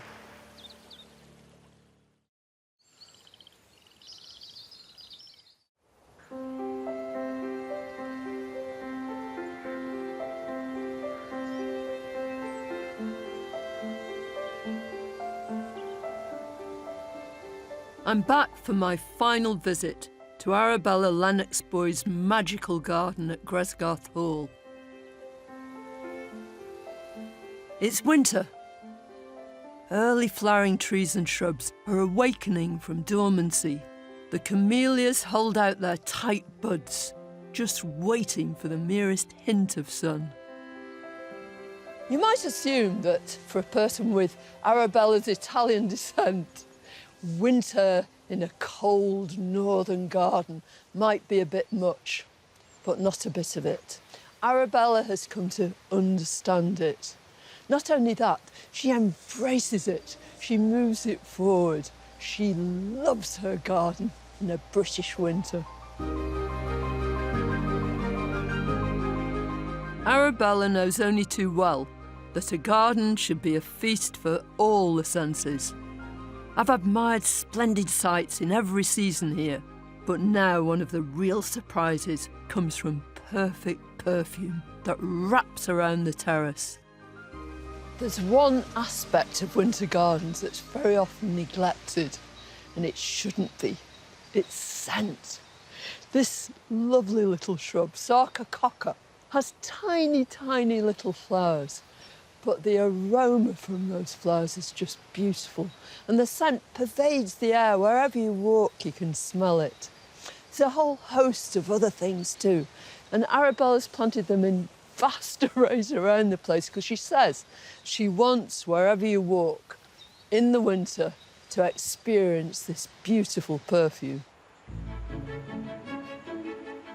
Whether you're drinking in the scent in the formal garden near the house or strolling through the wild woods, the perfume of scented shrubs pervades the air, stopping you in your tracks. Walking through here could not evoke winter anymore. There's the sound of the beck rushing by, and everywhere you're surrounded by these russets.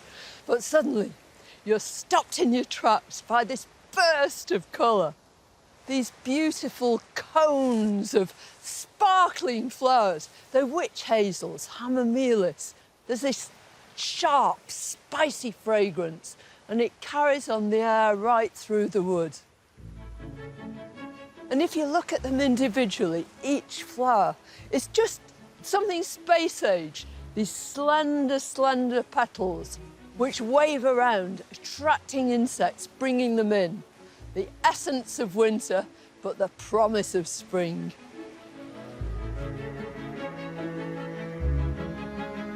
This woodland brilliantly demonstrates Arabella's ability to add a light but perfect touch to the more natural areas.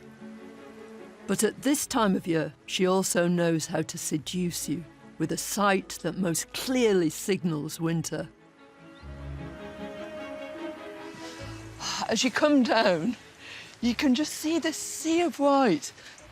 I mean, everybody likes snowdrops, don't they? Well, it's the first flower that really gives you proper satisfaction in January.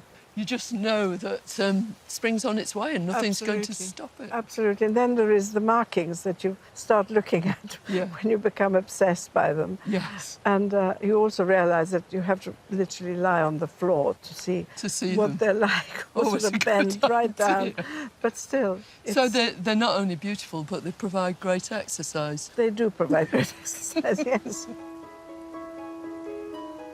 Snowdrops also take kindly to being moved from one spot to another. When they've finished flowering, dig up the bulbs and replant, and you'll be rewarded with even more of them the following year.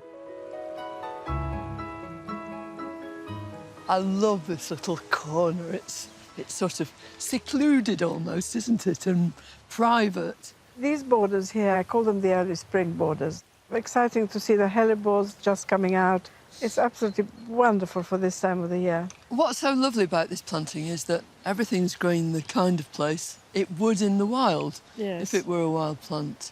Because this is what hellebores love, isn't it? Well, they like this leaf mould, which I put on every year, and a slight dapple shade. I just think that there's such good value for this time of the year.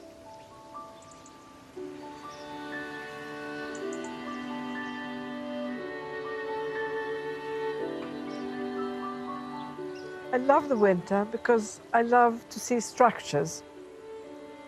And now you see these lovely box balls and architecture, whilst in the summer there is so much going on, particularly in this garden, I think, because I can't stop buying plants. So, I'm filling the borders with everything I like. So winter is simplicity and freshness and just being able to see everything. Yes, and having views and everything being open. No colour, I just want green. I think any time's the right time in your garden. Yeah, well, thank you.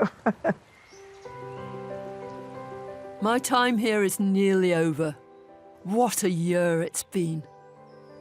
From the exquisite splashes of colour in the late spring, to the soft opulence of summer, and from the rich colours, juicy berries and golden grasses of one of Britain's best ever autumns, to the misty subtleties of a Lancashire winter's day.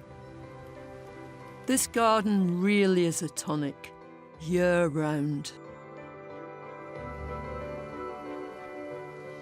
I'd never visited Gresgarth before this year, but I'd heard all about it, and always with high praise. But the reality far exceeds all those opinions about it. Arabella's got a strong personality, and yet you feel that here, rather than her imposing her will on the garden, it's the garden that's played the tune. She honours the place, she respects every inch of it, and it shows everywhere. And that's what makes Gresgarth one of Britain's great gardens.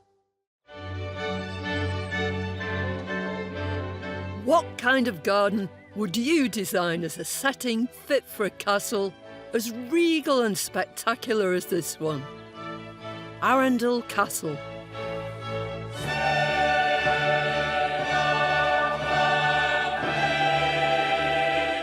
Overlooking the River Arun in West Sussex. Dating back to 1067, this is the ancestral home of the Dukes of Norfolk. Its Norman origins can be seen in the ancient keep, while the impressive Victorian turrets and ramparts dominate the landscape. Today, the gardens include huge tropical borders, intricate knot gardens, copious topiary, fantastical architecture, and theatrical water features, and all on a magnificent scale that attracts more than 180,000 visitors a year, drawn from all over the world. But it was not always the case. These pediments, grottos, and huge fountains may look like they date from the 17th century, But in actual fact, most of them have only been created during our own century. This is a fairy tale garden that truly fits this magnificent castle. But how did it come into being?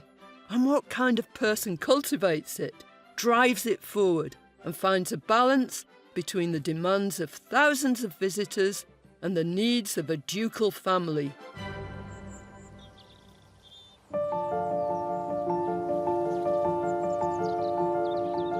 My visit starts in autumn. Although there's a nip in the air, there's still plenty of spectacular seasonal colour, nowhere more so than in the stunning borders, which are still rich with treasures. The castle and grounds at Arundel have been open to the public since 1854, and today they attract visitors from all over the world. Hardly surprising, since there's just so much to see.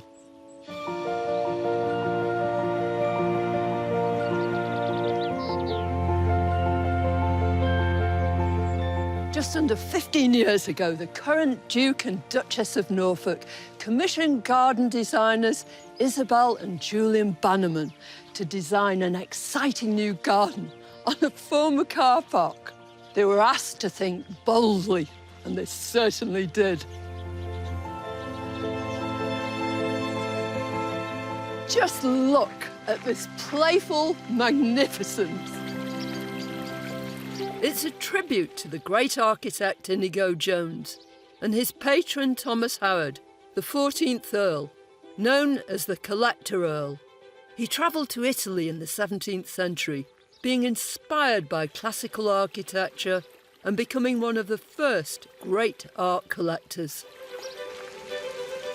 It's called the Collector Earl's Garden, and from its very inception, it was supposed to be dreamlike, and yet a very theatrical presence.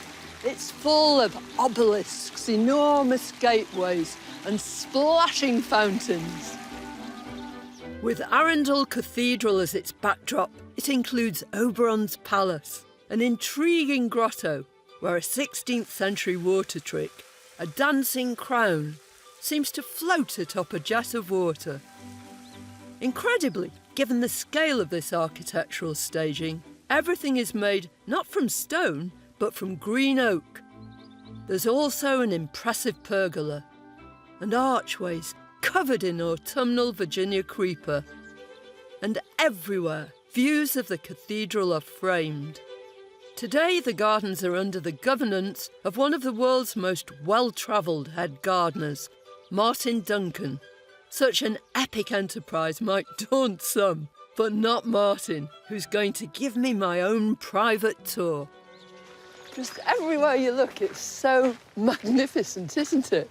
These huge, great big edifices, and couldn't be a much bigger building than that as a background. We're just so fortunate to be in such a wonderful place. Yeah. If you think the transformation of this from a car park. It was a pretty big car park, but it's given you the scope to expand. And nothing ever stands still in this garden, so constantly, every year, we're doing something different. When you have things like Oberon's Palace over there, it's just incredible. Martin has worked as head gardener in many challenging locations. He can even count the King of Jordan as one of his referees. He's experienced in working on a grand scale. It's like entering a jungle, isn't it? It has that lovely feeling that you're actually in a jungle. And surely you must have started with pretty substantial plants. Oh, I did. No, we got in multi-stem Trachycarpus fortunii, and that gave the structure. So this lovely big palm that runs all the way. The palm gives the structure throughout the year, whether it be autumn, spring, summer, winter. Because that's one of the things about a tropical border, isn't it? I mean, in the tropics, things don't change very much. They just get They bigger. get bigger and bigger, which is what's happening here. And with leaf structure, you only need a little bit of colour to really make that colour have a huge impact. I mean, they're very textural, but on a massive scale. You know, these, like, great hands, aren't they? Coming out at you. And then these lovely bananas. Yeah, you've got the red banana there and... And that is Oh, that's a fantastic salvia. Salvia van Houtii. It's just got that amazing colour to it. It really is gorgeous. And pure autumn, don't you think? Absolutely perfect colours for autumn. You can really get a sense of the theatre that's been created here and of the scale and attention to detail of Oberon's palace. I mean, when you look out here, the planting just integrates so beautifully with all the structures. Oh, it's lovely for you to say, but it's true. Hopefully we are creating that, because I think it deserves that. It's wonderful working on a garden which is so unusual compared to most gardens. Seeing people wander through into it and just go, oh, wow. Yeah. And that's a great compliment. You even have me speechless, and that's saying Never. something. But not for long. You really do have to think big here. Even I might be stumped, faced with a garden on a scale like this. And, as it happens, we're off to the Stumpery next, where I'm looking forward to continuing our autumn tour.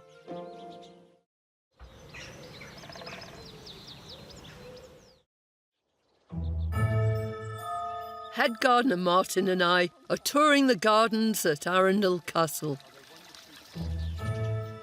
Next to the Collector Earl's garden is a secret garden room that couldn't be more different and which reflects the design partnership between Martin and the Duchess of Norfolk. So this is the famous Stumpery. Oh, it's wonderful. I love the Stumpery. It's your design, isn't it? Yes, it is. Her Grace asked me to design it in 2012. Stumperies draw their inspiration from the Victorian concept of growing ferns amongst upturned tree stumps. This is an unusual Stumpery, so it's a very quirky one and sort of much more contemporary. The traditional are more Victorian, tend to be in woods and darker areas, which are wonderful as well, and, you know, beautiful. You've also got rather a gorgeous backdrop. Oh, the backdrop's amazing. and the trees, the liquid ambers, actually came from the wedding of their eldest son, Henry. Oh, right. Because they were used along the aisles for the wedding, and then were we they? planted them in here. That was about 3 years ago. But they're perfect for this time of year particularly, aren't they? Because nothing else colours so well. Imagine in 15 years' time, from every part of the garden, you'll be able to see this glorious colour. You feel as though they've just fallen down here, yeah? And the tree's gone and the stumps remain. What's great about it is that it's quite sort of secretive, isn't it, as you wend your way around? Well, I just love the kids' comments, from being Harry Potter garden to the Hobbit garden. You know, they absolutely love it. This beautiful passion flower, this is totally hardy, isn't it? Yeah, completely hardy. And actually, I have to cut it back a bit so we can see the stumps. Yeah. But it keeps on growing so quickly. But you said tulips. You're actually going to plant tulips in some of these stumps. Oh, absolutely. All the botanical tulips. We also have snake's head fritillaries and snowdrops. And, yeah, they make wonderful planting pockets, especially as they're completely upright. Well, I'm looking forward to seeing this all covered in tulips. Oh, it's wonderful. It is wonderful, but with 36 acres open to the public, it's big. This is very much a garden of two halves. The Collector Earl's Garden and the Stumpery are part of the formal gardens, located beside Arundel Cathedral. The formal area also includes the English herbaceous borders, the cut flower garden and the organic kitchen garden. There's a rare lean-to peach house and vinery, originally built in 1850. But if you start your visit at the castle itself and look down from its walls, you could be forgiven for thinking that the gardens consist of rolling banks and wide swathes of lawn with impressive trees. It's a generous, open area that includes the American grounds and newly revived stew ponds, which Martin has recently transformed into a wildlife-rich wetland, complete with boathouse and outdoor classroom. And just in view of the castle, a beautiful rose garden completes the picture.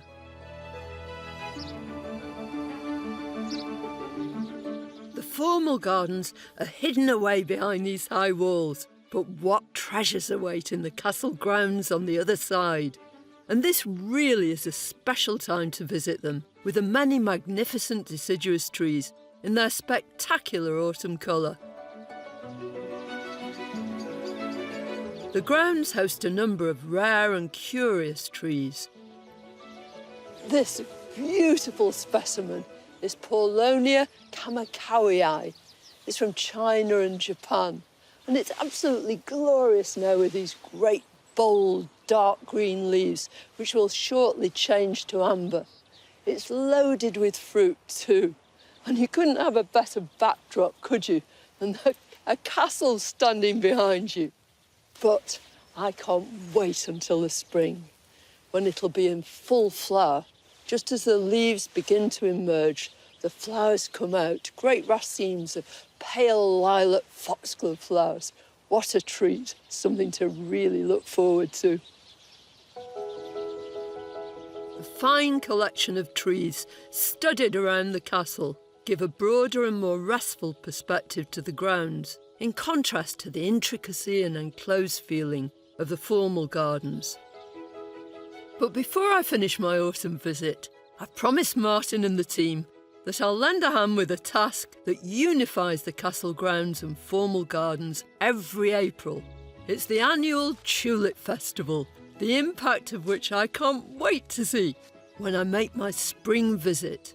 This area here, we call it the labyrinth, and it's the first ever labyrinth of tulips. I've got my wonderful team here working. Aren't they fantastic? Yeah. I'll tell you what, the girls are planting faster than the blokes are digging the holes, though. Come on, guys. The girls are catching you. So in the spring, we're just going to see this in all its splendour. And will you be able to walk in between it? You can. You can actually walk in between it, and it does look amazing. It's going to be spectacular and all in keeping, eh? Yeah, Totally. on the grand scale, it just works so well. It's going to be one of the greatest tulip displays in Britain, but it doesn't come without a huge amount of work. But the tulips are not uniquely reserved for the wide open spaces. Even the stumpery is getting the tulip treatment, but with a twist. Daniela and Rose are using a special dibber to help plant the bulbs into the stumps, to avoid damaging bulbs planted in previous years. So the tulip you're using is a little species tulip, yeah? Linifolia. These are so much more fun as well. They're only about 10 centimetres tall, and it's just a little spark of colour here and there in the springtime. Dainty. And watercolour too, bright red. Can I plant a couple? Yeah, of course you can. They're not tulips in the sense that we usually think of them, are they? They're tiny little bulbs, and they're really hard, aren't they? Yes. You just feel as though somehow, how is a flower going to grow from that? What's the idea? The more the merrier. Yeah. As bright as possible for the springtime. That's what everybody wants to see when they come and see the tulips. As many colours as possible. Yeah. So. Do you think you'll ever run out of room? I doubt Martin will let us run out. He'll just get more stumps, won't he? Yeah. The gardeners here have undertaken a mammoth task in planting so many bulbs, and I'm sure the fruits of their labour will be spectacular. But for now, we've put them to bed for the winter, and all we can do is wait and hope that Martin's masterpieces come up to delight us in the spring next year. In the meantime, there's still plenty of autumn colour, particularly in the English herbaceous borders. This gem of a salvia has caught my eye. It's Salvia uliginosa, the bog sage. How about this for a startling sort of blue? It's a colour you're really not expecting to see during autumn. It's sort of cerulean, the colour of a blue sky. Lots of small bracts all the way up the stem, each one containing a flower.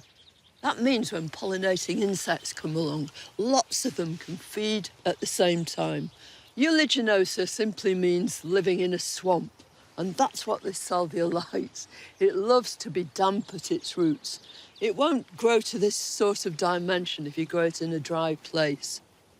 Mind you, the soil here has had so much extra organic matter added to it, it couldn't help but be big and beautiful.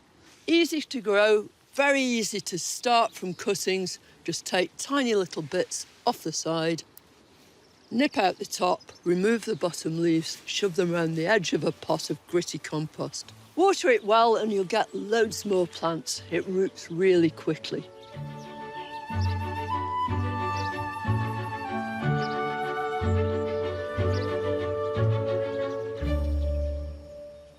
This garden is on a vast, elaborate scale. It's not the sort of thing that you could easily replicate at home. But the point is that everybody can enjoy what is a grand, ducal experience. When I come back, the gardens will be closed to the public for the winter season, so I'll have exclusive behind-the-scenes access. I'm sure Martin and his team won't have gone into hibernation, though. I reckon they'll be busier than ever. I can't wait to give them a hand.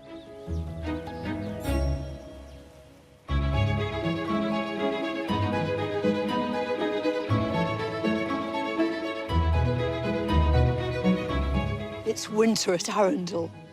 During the summertime, the whole place would be thronging with visitors. But right now, I've got the place to myself. Apart, that is, from lots and lots of very busy gardeners who are getting the garden into shape. It's been a very stormy winter, and while many of us may have found ourselves dealing with fence panels half-cocked, flapping in the wind, Martin and the team are having to wrestle with the much bigger ramifications of a recent storm. How tragic, Martin. Oh, I know. Unfortunately, with these high winds, we do get a few fatalities of trees, which is incredibly sad. It's very, very sad, isn't it? That's a Quercus ilex, you know, the holm oak, evergreen oak. Yeah. And one of the problems with them is they hold their leaves. And so, of course, the winds then manage to capture. Yeah, I mean, it's fine because they look beautiful all winter, but Yes. if a storm comes along, then they're much more prone, aren't they? The one good thing is we will recycle this tree, and that will be into natural-looking benches for both the roundhouse down at our new project, Yeah. as well as areas around the grounds. But this has been a particularly stormy winter, hasn't it? Incredibly stormy, one storm after the next. Yeah. And will you replant here? Oh, absolutely, yeah. No, we'll replace the tree with like, as it is a holm oak sort of avenue here. So you can get a lot done during the winter because you're closed to visitors, aren't you? It's the most crucial time for any garden. I always say that a garden will show itself in the spring and summer, and if the team have worked hard throughout the winter, you'll get the result. So I know this will get taken care of just like that, won't it? But I'm dying to see what's happening behind these walls. Ah, we've got some wonderful things to show you. Come on. Well, let's hope the formal gardens haven't received quite the same level of buffeting by the winds. In we go to the secret garden. What does Pandora's box have in store? With the herbaceous planting now stripped back, the expertise and gardening craft used to create its living architecture is revealed. Substantial enough not to be lost in this enormous landscape. I love the way you've cut these hedges. 10 years in the making. Yeah. But they're reflecting the wonderful cathedral spires. So what we've done is we've actually brought in the spires within the garden, and I think it works so well. It's so important to have structure in a garden, and that enhances the softer plantings. The thing about all these architectural structures, the hedges, the topiary, everything, in the winter, they really come into their own, don't they? They come into their own, and it's a wonderful garden in itself, just from the structures. Yeah. And then they enhance the spring and summer planting and autumn Right. planting. But this is their season, isn't it? This is really when they come into their own. From spires to portholes, Martin manages to incorporate the unexpected and add a sense of fun with all sorts of architectural tricks up his sleeve. Oh, look at this! What a view! Isn't that beautiful? One of our little peak holes that everyone absolutely adores. I bet they do. I bet people are pushing each other out of the way to look through here. Funnily enough, when I first cut the hole here and the other side, and then I thought, oh, gosh, I wonder if Her Grace will like this, the Duchess. Yeah. And I called her up and she came down and said she absolutely loved it. So, oh, what a good job, because you couldn't put it back, could you? Not very quickly, no. Although there's always quite a contrast between the formality of the gardens beside the cathedral and the open landscape of the American grounds around the castle itself, it's in the winter that this strikes you most clearly. Here, the effects are softer and more relaxed, like this huge box hedge, which Martin has pruned into the shape of floating clouds. This is a garden for visitors, for learning and inspiration. And today, I'm catching up with Daniela again, who's at the helm of one of their latest innovative and importantly sustainable projects, using my favourite type of gardener, bumblebees.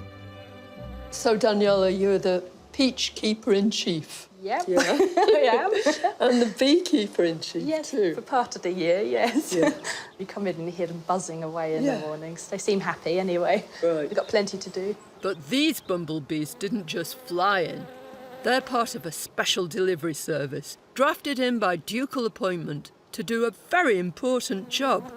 The whole idea of this, these peaches need to get pollinated. That's correct, yeah. So at this time of year, there aren't many flying pollinators about. And as they flower so early on in the season, we need a little bit of help. So I've got these lovely native bees. They're native to Europe.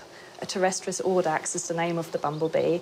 That's a tail bumblebee. That's it. I get a buzzing box that arrives with the postman, and I don't know what he thinks when he gets that every year, but they're bred locally, so as they're native, they can be set free afterwards. So quite simply, if they were left to their own devices, you're not going to get any peaches? No, they do need to be either hand-pollinated or you have to bring in the insects to do it, yeah.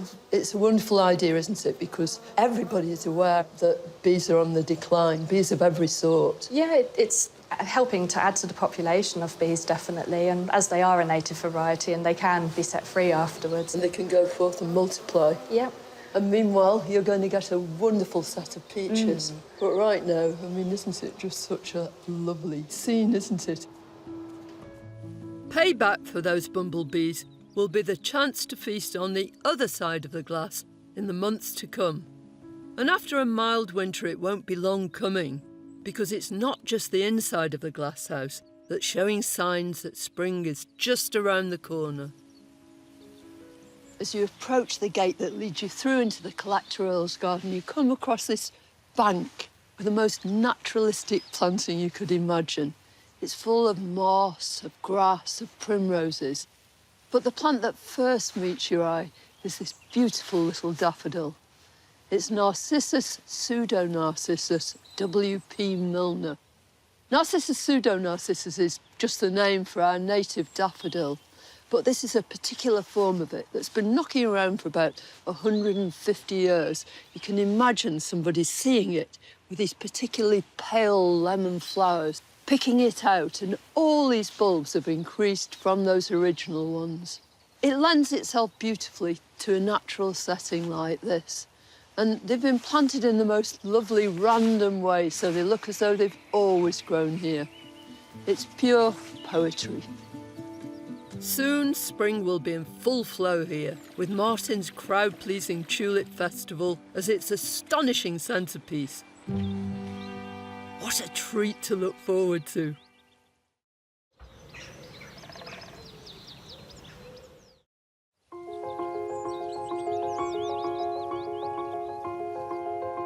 It's spring at last. The winds have eased, someone's managed to book us some welcome sunshine, and there are thousands of bulbs bursting through the borders.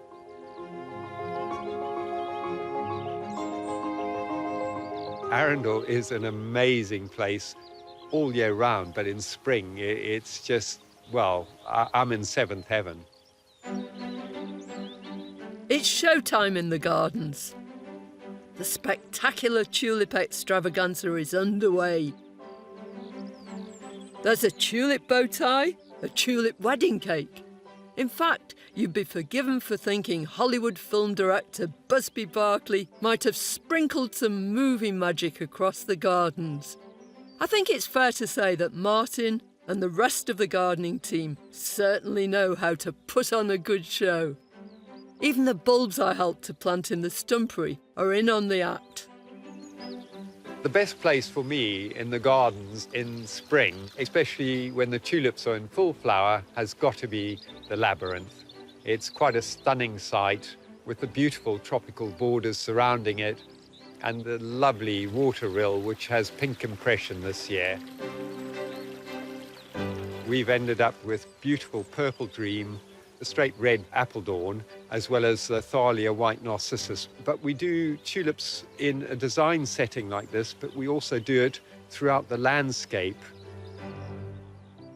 They certainly do spring on an epic scale here, and tulips are far from the only treasure on offer. Thousands of Camasias are bursting through the grass throughout the American grounds, like a firework display of blue sparklers. Whilst tulips need well-drained conditions, Camasias thrive in damp, heavy soil. Their blue spires are accompanied by the white discs of the poet's daffodil, Narcissus poeticus recurvus, which enjoys the same conditions. The latter brings perfume to the spring celebrations too. It's a wonderful sight to suddenly see all these Camasias here, and they naturalise so well and just fit in with the landscape. And then, of course, we've got this amazing backdrop of the castle. But it's not all about bulbs. The gardening team has been incredible. They've created a new woodland area, complete with timber benches, made from the home oak that blew down in the winter storms. A perfect resting spot to take in views of the castle. It's fair to say spring has well and truly sprung, with the deciduous trees in on the act. Back in the autumn, we looked at one of the many rare trees nestled in the shadow of the castle. Paulownia Kawakamii, the sapphire dragon tree.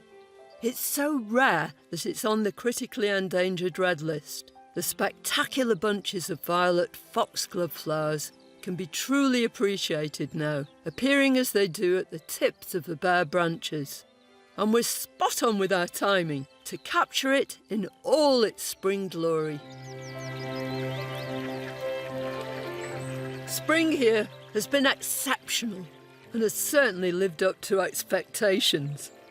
And it's whetted my appetite to see what Martin magic awaits us in summer.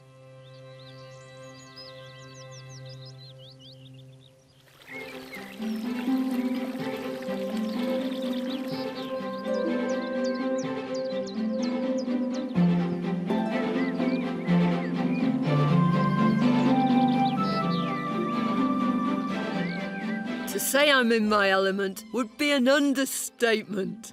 In every direction, there are examples of a summer garden at the peak of perfection, all there to provide the wow factor.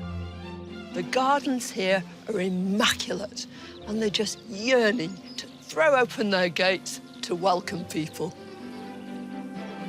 This ancient place has seen many changes, and whilst it's always been a family home, much of what is done nowadays is for the enlightenment and the enjoyment of its visitors. And nowhere says bountiful high summer better than the Rose Garden, which has a fairy tale charm all of its own. Apparently, during medieval times, this was a bowling green. And then about 18 years ago, the Duchess of Norfolk decided that she'd like a rose garden here. But since then, the whole place has been Martinised. He's given it a Martin makeover. And his emphasis is all to do with subtle colours, beautiful perfume, all the things that a rose garden really should be. The roses are a combination of true old roses and then some of the modern English roses that combine all those qualities of the old roses but continue to flower for ages. Roses like this lovely Madame Isaac Perret, renowned for its perfume. Look at these great, big, voluptuous blooms and...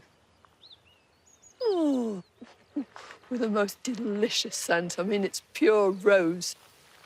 The great thing about these English roses is they have all the qualities of old roses.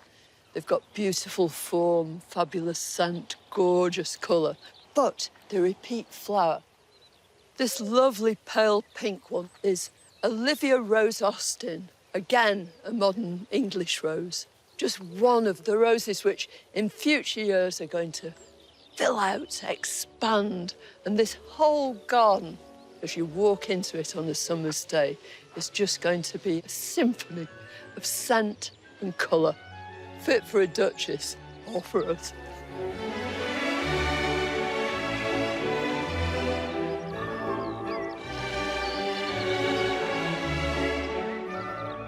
Back in the formal gardens, the exuberant tulip displays of spring have been succeeded by the riot of colour radiating from the herbaceous borders and cut flower garden, all perfectly framed by structural yew and box hedges.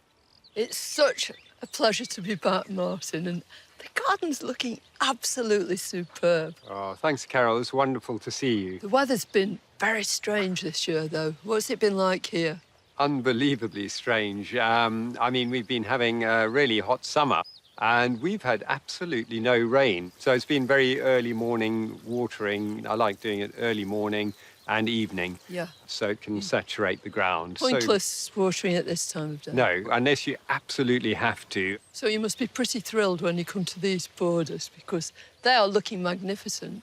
Yeah, it's lovely. It's what I like to call sort of soft English borders. Everything's planted in threes and swaves, and they're so giving because Alchemilla, you can use that in flower arranging. You cut it back and it shoots back again. Yeah, exactly. The same with Nepeta Walker's Low, and they flow so well. And then the Geranium Johnson's Blue is a stunner. And do you find that carries on flowering? It does if we do what I call a sort of Chelsea chop. Right. But it's a late Chelsea chop. Doing a Chelsea chop means cutting back summer flowering perennials at the end of May, coinciding with the timing of the RHS Chelsea Flower Show. Doing this can extend their flowering season, but Martin gives them another short back and sides later on in June, helping to prolong their flowering season way into late summer. So you've got to be bold, yes? Yeah, absolutely bold, and just cut it right back to the new growth. We're not having a race, are we? No, not necessarily. If you're going to do this in your own borders, cut back to where you can see signs of new growth. Martin's recommendation is to scatter a handful of bone meal to encourage new growth and to give the plants a really good watering. It's back-breaking work in the heat, but well worth the effort to prolong that flowering season. I'm sure visitors to the garden later in the year will appreciate our labours.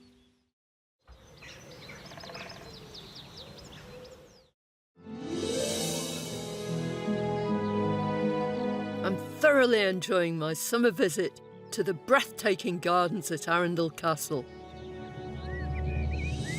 In the formal gardens along Cathedral Walk, one plant in Martin's borders has caught my eye. It's certainly reaching for the sky, and the bees are loving it too. Wow! This is Achium pininana. It's a massive, massive plant and one of the most spectacular plants in the whole garden here, and that's saying something. It's actually a member of the borage family, and if you look carefully, you can see bees going in and out of these beautiful blue flowers. Now, it doesn't flower every year simply because once it's flowered, it dies. It sets some seed, scatters it around, and then that's it. So, although it's short-lived, in that short life, you couldn't have anything that was just more breathtaking. What happens is that seed will drop down, a great big rosette will develop during the year. Sometimes in that first year, it can reach this sort of size, really big and chunky, from a tiny little seedling in the spring. But it's not until its second year that it will send up this enormous spike of flowers. One of the most exciting things about it, especially just here, is that as I look through these massive pinnacles of flower, I can see the pinnacles themselves of the cathedral beyond. They're completely repeated through here. It's absolutely lovely. Serendipity.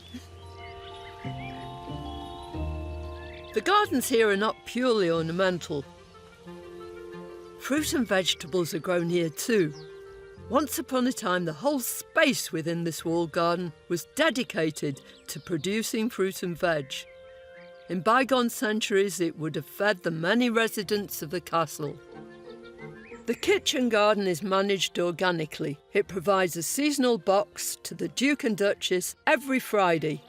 And by the look of things, the bees more than did their job in the glasshouse earlier in the year. And there'll be peaches galore on the menu very soon. Historically, cut flowers were a luxury, and many grand homes incorporated a cut flower garden within their kitchen garden. The cutting garden is a beauty in itself during the summer, a perfect location for a final catch-up with Martin. So, Martin, this side of the garden is quite a productive area, isn't it? Fruit and veg and cut flowers. Cut flowers, yeah, it's a fantastic part of the garden. This area is mostly for posies, for the castle bedrooms. Yeah. And then we have the beautiful lavender here. Yeah. And so does all that get cut? a lot of this used? gets cut, but it's also being used by the bees because we've just got beehives, which is fantastic. Yeah, brilliant. But yeah, that also gets used and probably hung up in the kitchen. But then the alliums also go up. So the whole garden here really is used as a cut flower garden, Right. which is beautiful. Well, it's absolutely gorgeous. And this lovely plant here, I know it's a bit of a speciality, isn't it? We're talking about a song, and it's "Oh Sweet Pea, Won't You Marry Me?" It's a very nice thought, but I think we're both married We're both already. married, we'll be in trouble. Yeah, no, I mean, they're beautiful. Sweet peas are one of my favourite plants. Yeah. And the more you cut them, the more they flower. Yes. And so they just keep giving. One tip I do is we grow these on so they're ready to plant. Yeah. But in between the plantlets, when I plant them, I put a seed direct into the soil. Right. And that gives you a lot longer flowering. That's a fabulous idea. I'm going to try that. Because they run out of steam, don't they? Just getting that extended flowering period. If you don't constantly pick them, they just go to seed, and then, of course, you lose out on these beautiful flowers. Lovely. It only takes minutes to do a posy, and, I mean, sweet peas with a little bit of alchemilla, I mean, it's charming. Oh, look at that. Despite looking like it's always been here, much in this garden has altered over the years. It's a place of constant evolution. The worst thing you can do in a garden is to lay back and everything thinks things are going to happen. Yes. So we've all worked incredibly hard. But it wouldn't work, Martin, if it wasn't for your imagination and your creative flair and your energy. Oh, I think sometimes I need to keep a hold on it, but I do love creativity, and I would say we're a garden which looks to the future. And that's what I love. We're all longing to see what's going to happen next because we know there'll be much, much more. Oh, there's always something. Yeah, But thank you so much. Oh, it's a pleasure. I'm rounding off my year here in perhaps the most tranquil corner of the grounds, the White Garden. Created by the Duchess of Norfolk in 1998, it entices you in with a romantic vision of white and a profusion of scented blooms. This calm and beautiful White Garden is adjacent to the Fitzallen Chapel, the burial place of the Dukes of Norfolk. And it has that lovely, tranquil, restful sort of air about it. White gardens are quite a tradition in English gardening history. Everything in here has white flowers, except when you take a closer look. No two flowers have the same white in their flowers. Some of them, like some of these roses, have a hint of creamy yellow. And though all the flowers are white, what really melds this whole garden together is the fact that everything has green leaves. If you're choosing to plant a one-colour garden yourself, then it's a really good idea to consider the kind of greens you're going to put in there, but also the sort of texture you're creating, the kind of forms you're going to use. Some shrubs, perhaps, some tall perennials, and then shorter plants too. And these white roses will be making their presence felt right the way through the summer. They're beautifully scented, and it must be one of the most tranquil places you can imagine. And after visiting throughout the year, there's a lot to contemplate. It's almost time for me to leave the gardens to the crowds of summer visitors, intent on admiring the many things of interest.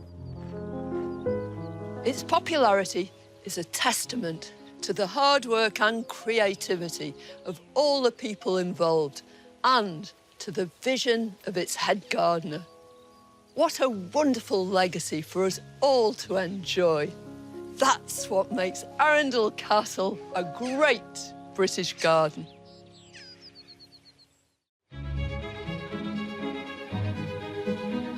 This is Coton Manor, a 17th century manor house set amidst 10 acres of gardens in the peaceful Northamptonshire countryside. The gardens were laid out in the 1920s by the present owner's grandparents and have been developed by 3 generations of the Paisley-Tyler family. During the past 30 years, they've been designed and gardened by Susie and her husband Ian, who inherited the house from his mother.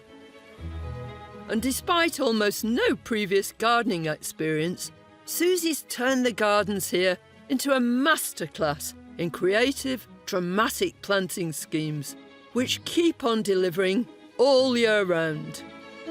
No wonder it's such a huge favourite with its many visitors, including me.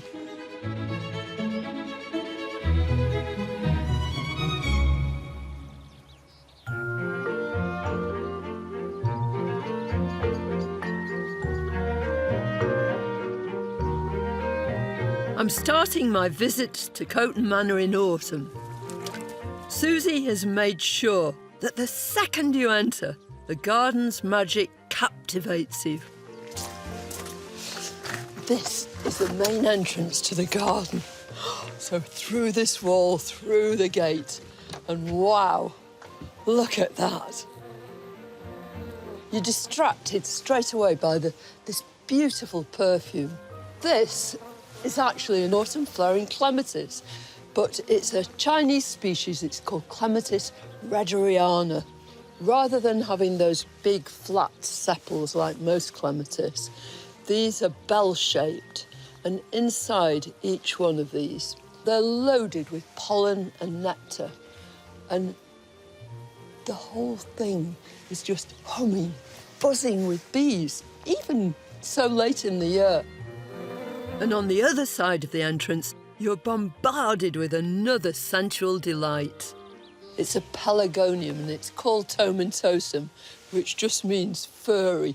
And every bit of this plant is soft to the touch. But it's not just your sense of touch that this plant stimulates, it's also your sense of smell. Because if you rub these leaves slightly, you get the strongest smell of peppermint. So on every level, it's a complete delight. I've been lucky enough to know Coton Manor for quite a long time, but my last visit was years ago, so it's thrilling to be back here. The garden really is Susie's garden. She's the huge creative force behind the whole thing. Her husband Ian plays a big role in the organisation and running of the garden, including caring for a noisy collection of wildfowl and poultry. But when it comes to the planting, colour schemes and style of the gardens, that's Susie's domain. Surprisingly, when they came here all those years ago, her gardening experience was very limited. They just had a small London garden. But her gardening knowledge and expertise has grown exponentially. And I think this garden owes its whole character, its whole personality, and this sense of beauty almost entirely to Susie.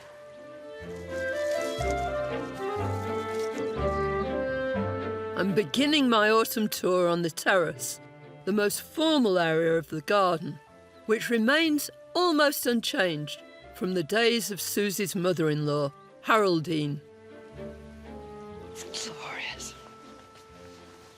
It's so lovely to be back here again. It's wonderful to have you back, Carol. It really is. As soon as you come through that gate, this sort of peace descends. So many people say that they find it therapeutic coming here, and you can sort of almost feel people shedding the stress as they walk through the door. Yes. And it's partly this wonderful green space and the horizontal line which sets off the view in the background. It's very da-da. Yeah. There are quite a few green spaces, and it just gives you a chance to breathe because there's so much planting. It's a wonderful background for everything, and there are so many greens, even now at this stage of the year in the autumn. The terrace is home to an abundance of pots, generously planted to reflect the colours in the borders close by. I'm always longing to see what you've put in your pots. Well, it's quite a challenge. There are a lot of them, but I love doing it. Yeah. And they are very effective, especially in the sort of mid to later part of summer. How many have you got? It's upwards of 150, I know. Right, quite a few. Yes. It's quite a lot of work, isn't it? But they're well worth it. The terrace provides a perfect viewing platform for the garden beyond, including some of Susie's sumptuous borders. To the side of the house are two fairly formal gardens, including the Old Rose Gardens and a huge border, backed by an intriguing old holly hedge. It's a really long border, isn't it? It is. What do you call it? The holly hedge border, for obvious reasons, which was originally there because the vegetable garden, the farmhouse, was the other side, and this was to prevent the animals coming through. And the colours are largely very soft. Yes. With the sort of pale blues and pinks. I think one of the loveliest things is the way you've got these glimpses of red all the way through. We inherited this rose. There were several of them. And what's its name? After a season, it's called Rosa Fred Loads. It struck me that that colour, especially later in the season when the greens have merged, articulates the border. Yeah. Because if you suddenly imagine the red's taken out, it would be quite bland. And then you've got these penstemons too. It does sort of help give a bit of rhythm to the border, I think. It's just... it works perfect. Well. To say Susie is interested in colour would be something of an understatement. And I know there'll be plenty more exciting combinations elsewhere in the garden.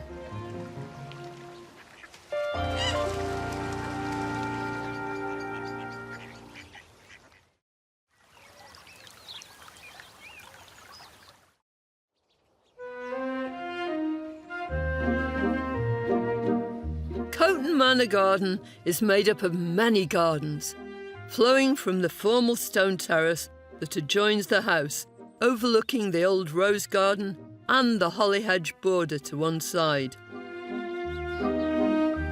As the garden extends further from the house, its wide borders and large, sweeping green spaces offer a more informal feel lower down, culminating in a wildflower meadow at the bottom. There's also a woodland garden, and from there, streams trickle down through a water garden into the bog garden. A tinkling stepped rill bisects the old orchard, adding to the sense of tranquility. But at this time of year, it's the tree-studded dell garden that provides a perfect canvas on which to paint the rich colours of autumn.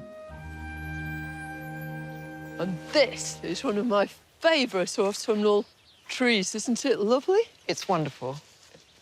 So Paratia persica, yeah? That's right. Otherwise known as the iron tree, because it's got this lovely grey, sort of steely bark, hasn't it? And one of the best things there is for autumn colour. And also it has the merit of being early, because it sort of increases the length of time that autumn happens. Because autumn colour is very gradual, isn't it? That's one of the loveliest things about autumn, the way it just... doesn't all happen at once. No.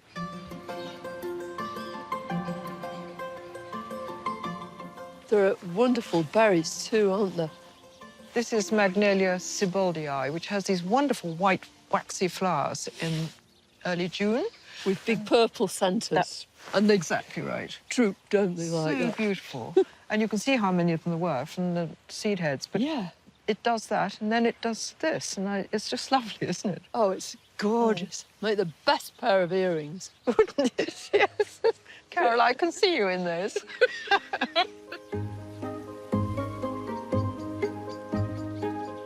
It may be October, but cleverly thought out succession planting means there's never a dull day at Coton Manor. All over the garden, borders like these, aptly named the red, and the blue and yellow borders are still packed with sensational late summer and autumn herbaceous plants. I'm nearing the end of my autumn visit, but before I go, I'm taking a look at the woodland garden in search of a particular autumn treat that I'm longing to see.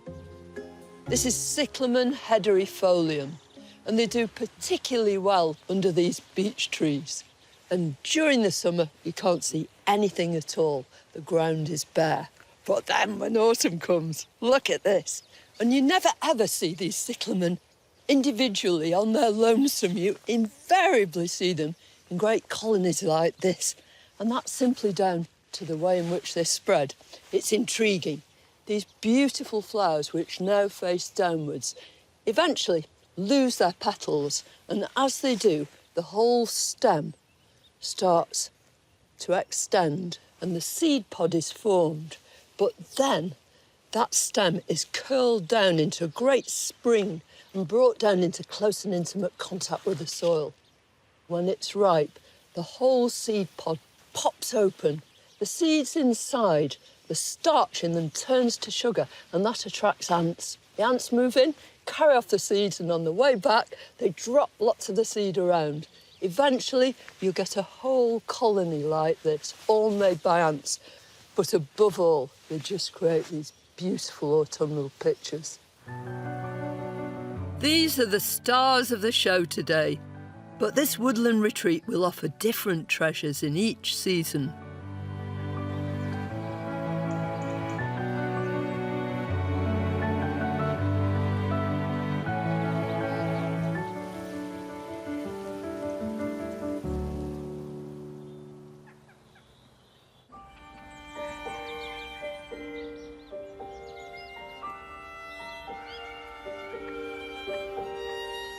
As the early morning frost glitters in the pale winter sun, nothing stirs in the garden, except waterfowl braving the cold. It's early February here at Coton Manor, and the whole place is a hive of activity. There are so many wonderful plants and combinations. You don't know where to start, and so many of them fit beautifully with the architecture here, with the house, with the walls, with the steps. Here you've got a woodland plant, a polystichum, a lovely evergreen fern that looks pretty pucker all the year round.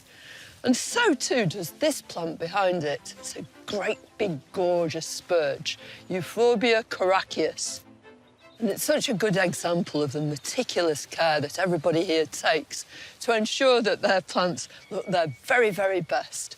All the old dead leaves have been removed carefully and the old dead stems taken out too. So the spurge just looks utterly beautiful.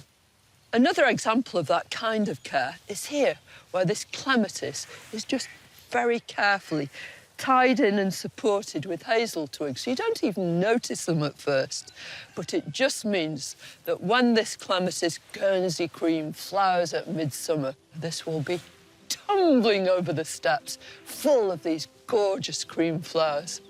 There's such artistry here. It's beautiful.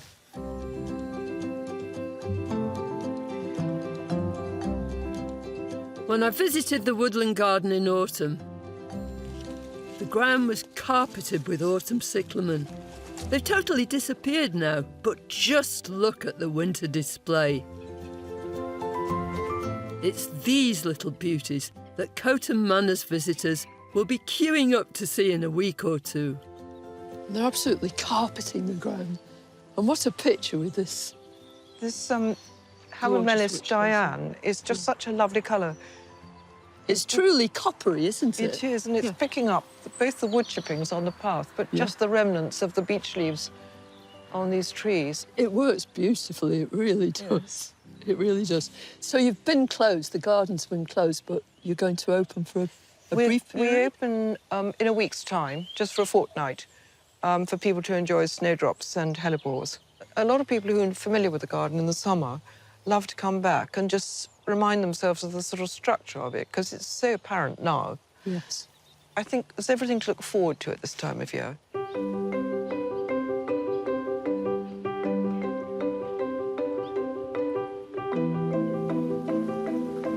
But one very special snowdrop takes pride of place right here in this sunny spot.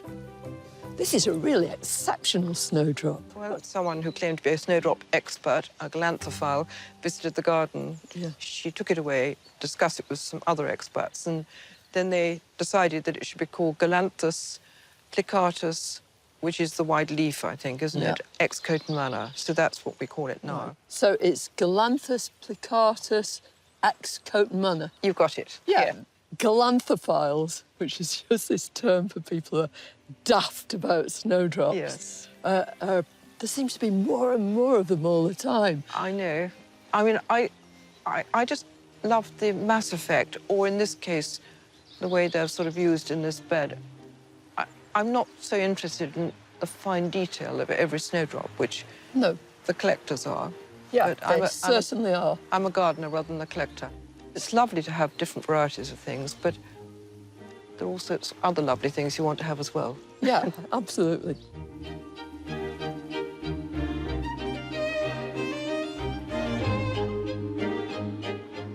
It takes a lot of winter work to produce Coton Manor's great summer displays. We're off to the midsummer border, where the gardening team is midway through a total overhaul. So everybody's really busy at work. I know. So the whole process in here is cutting everything back and then tickling the soil, and at the same time moving anything that needs moving and replanting. Yes, and if we're doing replanting and the soil isn't satisfactory, we add compost in first. Yeah. It's not too bad on the whole here, and it does drain quite well. Well, things grow beautifully, don't they? I mean, this has grown very well. It's a herbaceous clematis. Yeah.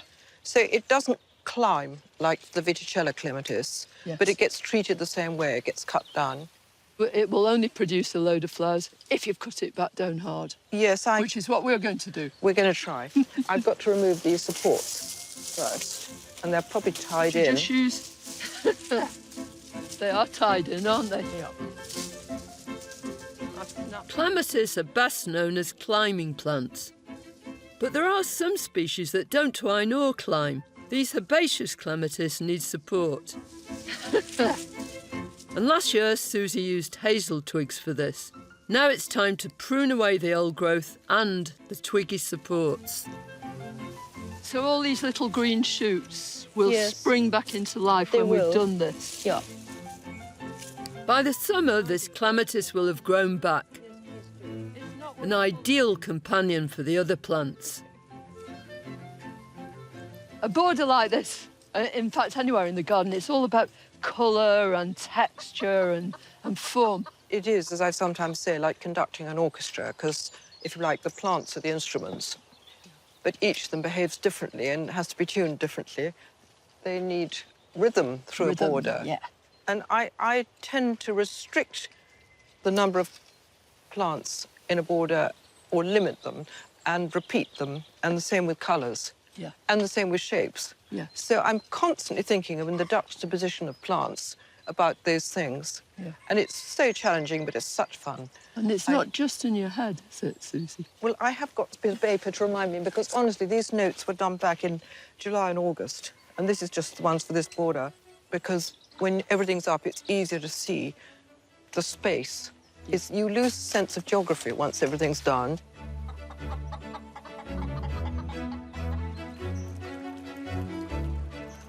The simple clarity of winter outlines might fool you into thinking the gardens are serenely gliding on towards the spring, when in fact, Many feet are madly paddling below the surface. Susie's surrounded herself with a brilliant team, including head gardener Richard, who's been at Coton Manor for his entire career. Well, it's like heavy work. Oh, yes. Major earthworks, aren't they? Yeah. What are you doing exactly, Richard? Well, you see the fruit bushes behind me? I do. They're a bit past their best now, so we're going to replant some down here. The soil is so bad here that we're taking the topsoil out, removing the subsoil, then putting the topsoil back and putting a lot of compost in with it. What are you going to be planting? Black currants and gooseberries and... Black currants, red currants, gooseberries, yeah. Because they like heavy soil, but not that heavy. Not that much. And what will you be putting in first? Well, we'll put some compost in and root it into the bottom. Yeah, not muck? No, not muck. The bushes do better if it's not too rich. When it's too rich, they get a lot of mildew and a lot of vegetative growth and don't put on the fruit, really. They grow well, but so you want to keep them sort of growing quite hard. Lean and mean. Yeah. Lean and mean. Yeah. So lots of flowers and consequently loads of fruit. And it's all as a consequence of your doing this now. We'll see. Complete team effort, really. We have a great bunch of people working here and we all get on.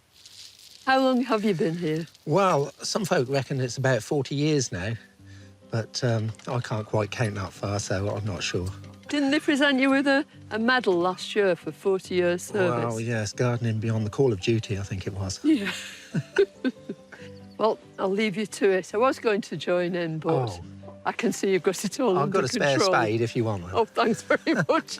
See you later. Righto. Good luck with it. Coton Manor now welcomes thousands of visitors to its garden each year, and Susie's husband Ian is busy preparing for their arrival. How long have you been here, Ian? Yes, well, we're now clocking up 30 years. Yeah. So at what stage did you decide to open the garden? Well, we weren't responsible for opening it. My parents opened it in 1968. And great excitement. And I think they got about 5 or 6 people to come and have a look at it. But you only open during certain months, don't you, Ian? Yes, it's a seasonal exercise, this one. So we open really from April to September. We have one exception, which is looming now, is to open for hellebores and snowdrops. Right. Is looming a pertinent word? Is that how you feel? It is exactly how I feel, because it's a high-risk venture, opening your garden in the middle of February, particularly as the garden's on a slope. Right. And people do slip and slide around the place, and they come up into the yard here. Having been around the garden, they're covered in mud, and I think, God, I'm going to get an earful about this. You're the one, aren't you, who organises this whole area? Behind the scenes, I'm an organiser. I don't get a lot of credit for what's done here, because the garden is everything, and Susie masterminds the garden. I've long since been kicked out of the garden, as all her most precious plants get trodden on by the likes of me. With plenty of winter work still to do, it's time to leave Ian, Susie and the rest of the dedicated team to get on with it. It's such a tranquil scene here. You can hardly imagine the hard work that's going on over there in the rest of the garden. But when we come again, these snowdrops will be a distant memory. But all sorts of other plants will have burst forth. The whole place will have changed enormously. I'm really looking forward to it.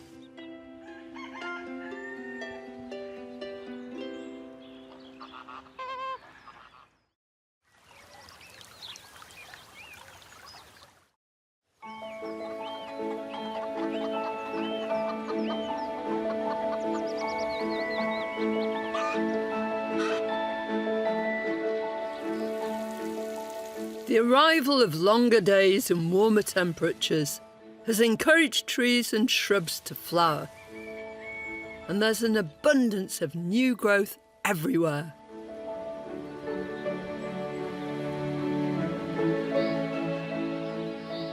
In the woodland garden and the old orchard, spring bulbs abound. But the absolute spring tour de force is unfolding in Susie and Ian's 5-acre beechwood, which, for a few glorious weeks in April, is transformed into a sea of blue.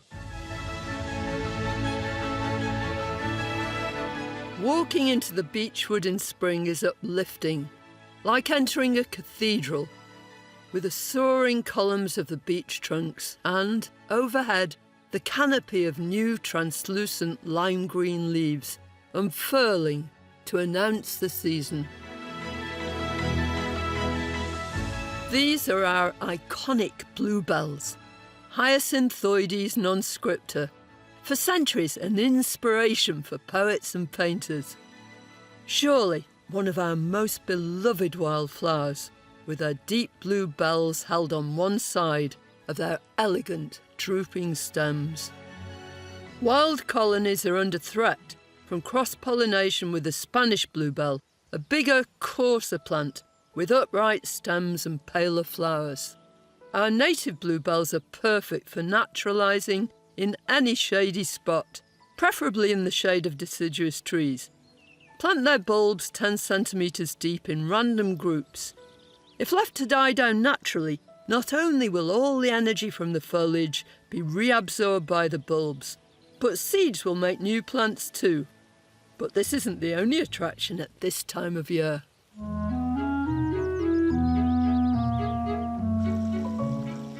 Here in the Old Orchard Gardens, bisected by the stepped rill, apple, pear and damson trees, planted over 100 years ago, are covered in spring blossom, the promise of fruit to come. Beneath them, the orchard is carpeted with cowslips, snake's head fritillaries, and the aptly named tulip, Spring Green. Next to the old orchard lies the water garden, a tranquil haven of trickling streams that wind their way through the fresh spring foliage. A rich source of pleasure in the autumn and the winter, the woodland garden is again transformed. The cyclamen have given way to spring treasures, such as this Trillium cuneatum, with its rich purply red bracts. And snowdrops have been succeeded by anemone blunder white splendour and erythroniums, many of which will disappear from view entirely as spring ends.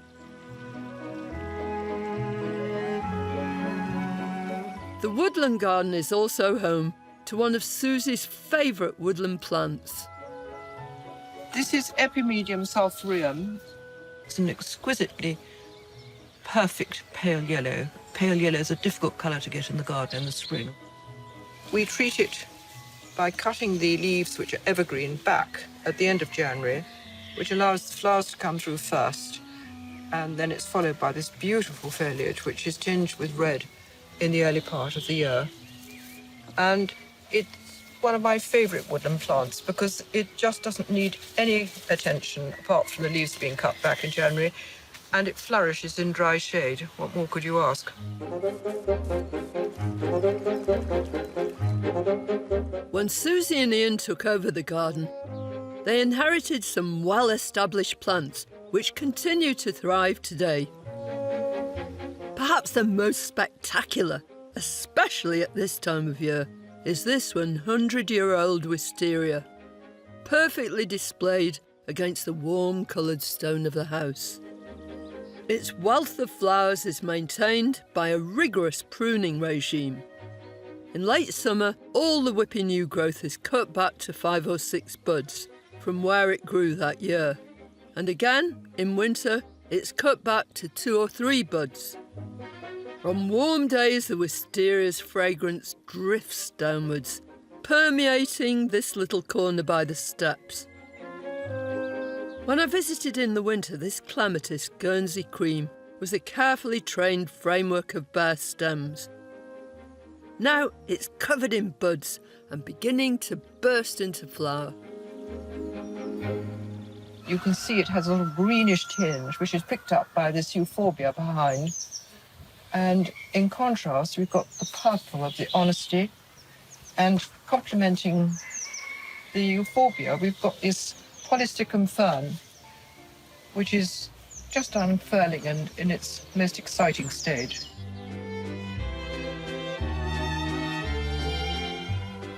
As you'd expect, Susie's plant combinations with their balance of colour, form and texture work harmoniously. And her detailed winter maintenance has paid off. I can't wait to see what's in store for summer.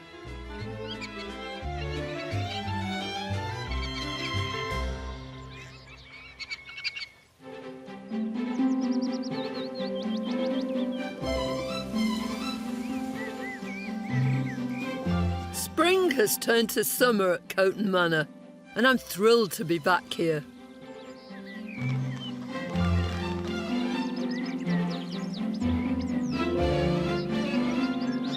Summer is the season when the gardens here at Coton Manor reach their absolute colour climax.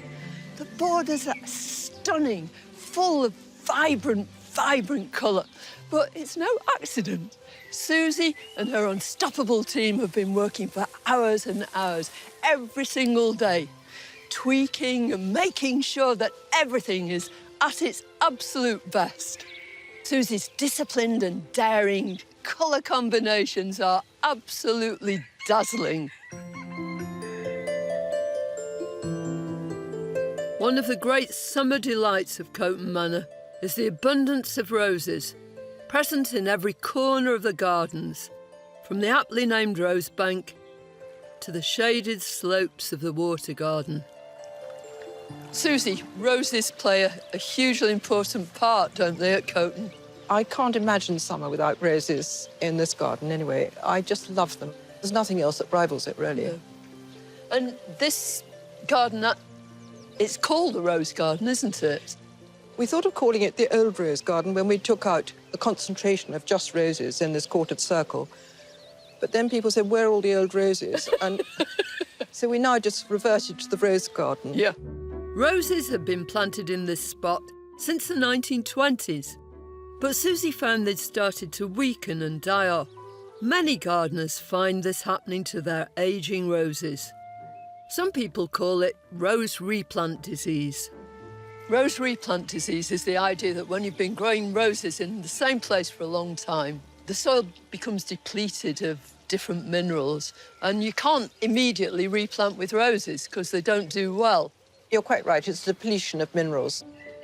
If you want to replant with new roses, you can try replacing the old soil with fresh to replace the exhausted nutrients.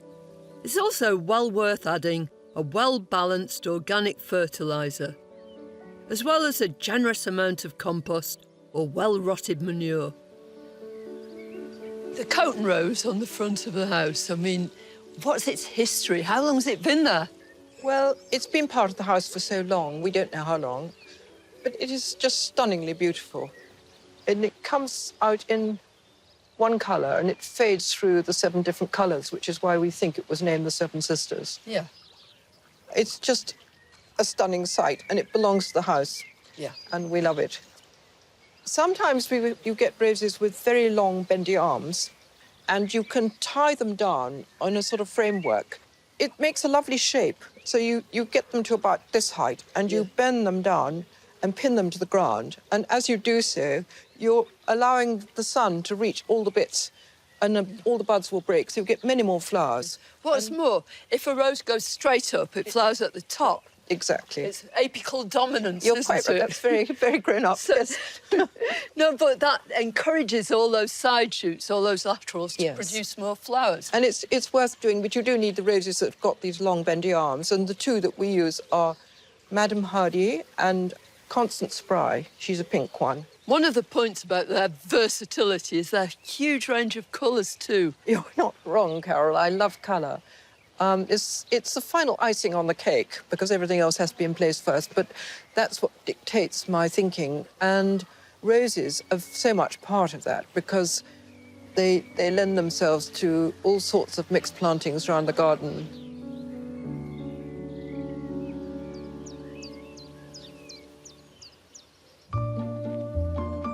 In summer, mixed planting also usually implies copious use of vibrantly coloured flowers. Susie uses loads of perennials all around the gardens at Coton, but the great majority of them are herbaceous. In other words, They disappear under the ground during the winter, but not the penstemons. They're evergreen perennials. They keep all their leaves right the way through the winter. They flower profusely for ages and ages. Although a lot of people would tidy them up during the autumn, cutting back all that top growth, the very best idea is to leave all that top growth on because it will protect all those new shoots that are going to come through in the spring and give you the next season's flower. What's more, they're really easy to propagate. All you need to is find a couple of little side shoots, just pull them off the stem, remove the bottom leaves and put them into a pot of gritty compost. Water them well once, and within weeks they'll have produced roots and new plants. If you've got a sunny spot anywhere and you want it filled with colour all summer long, you could not beat penstemons.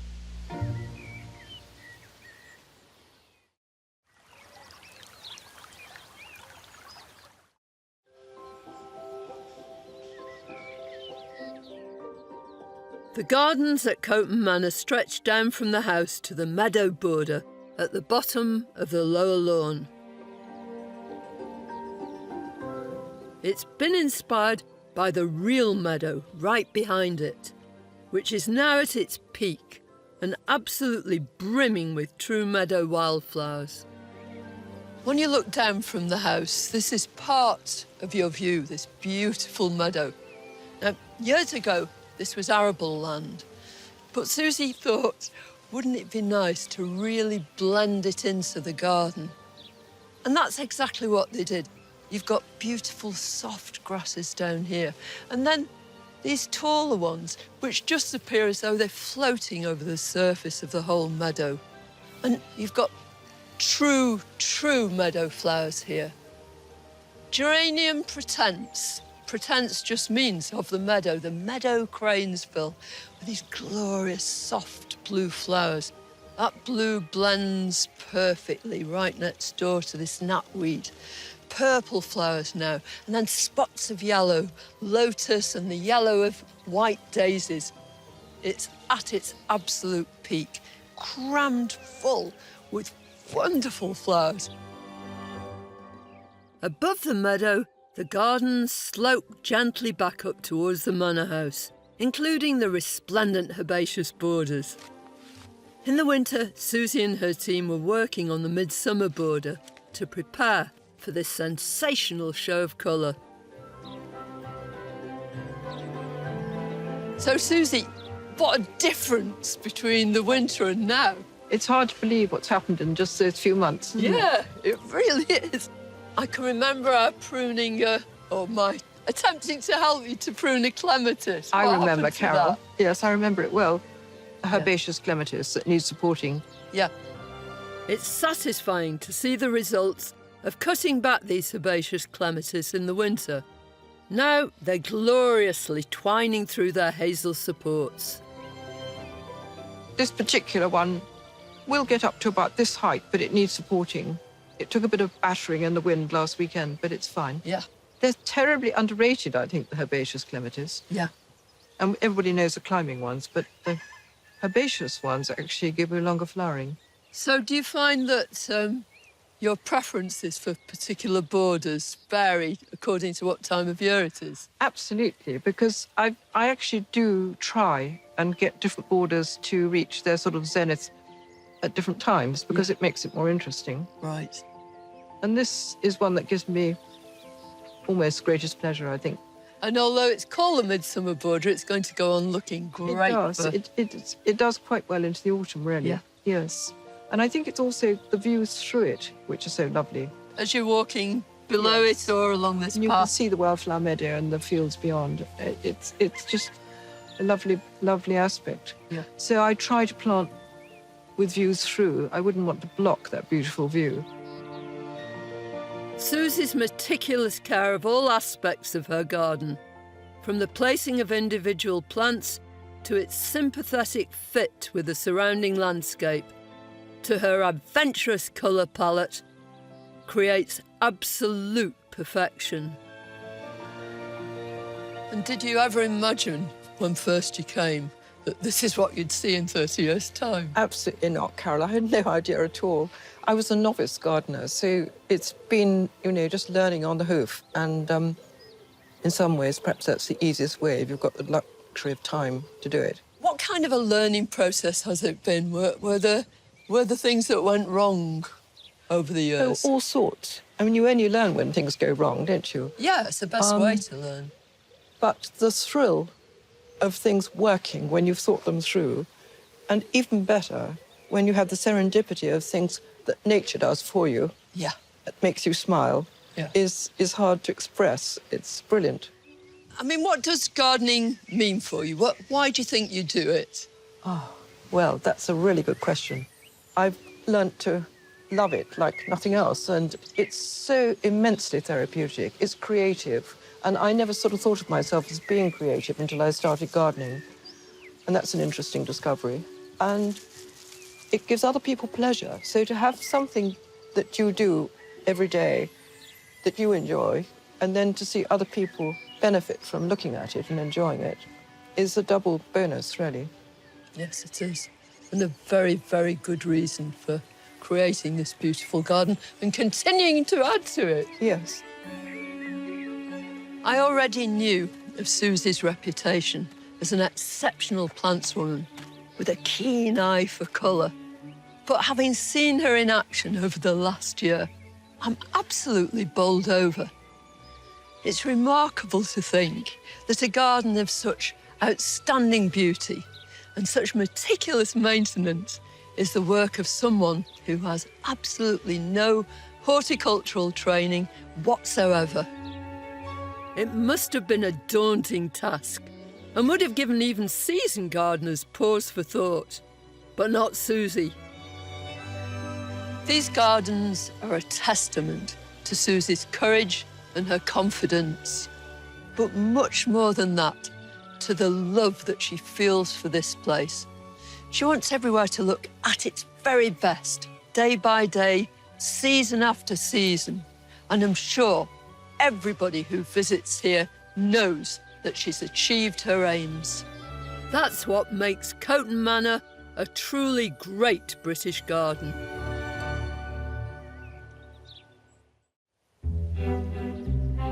In the east of England, in the county of Norfolk, is a world-renowned Great British Garden. This is Bressingham Gardens, a 17-acre garden paradise and home to a family of horticultural heroes who pioneered the way we garden today.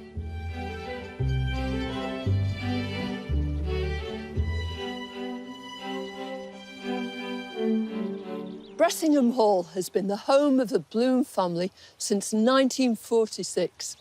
They're a dynasty of Norfolk horticulturalists with a passionate desire to introduce the British gardening public to better plants used in more innovative ways.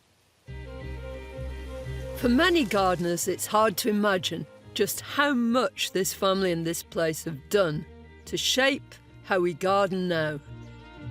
It's a spectacular sight, an oasis of delights shining out from the flatlands of Norfolk. It's planted with love and care, and to be enjoyed in every season. It's a landscape of two exquisite halves.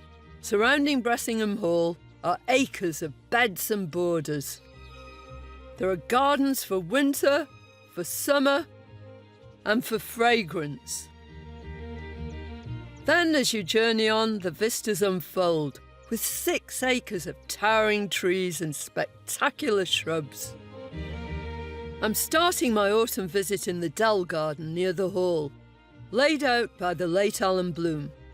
These beds epitomise what this place is all about, showcasing the very best of plants, displayed in ways we can all try to emulate.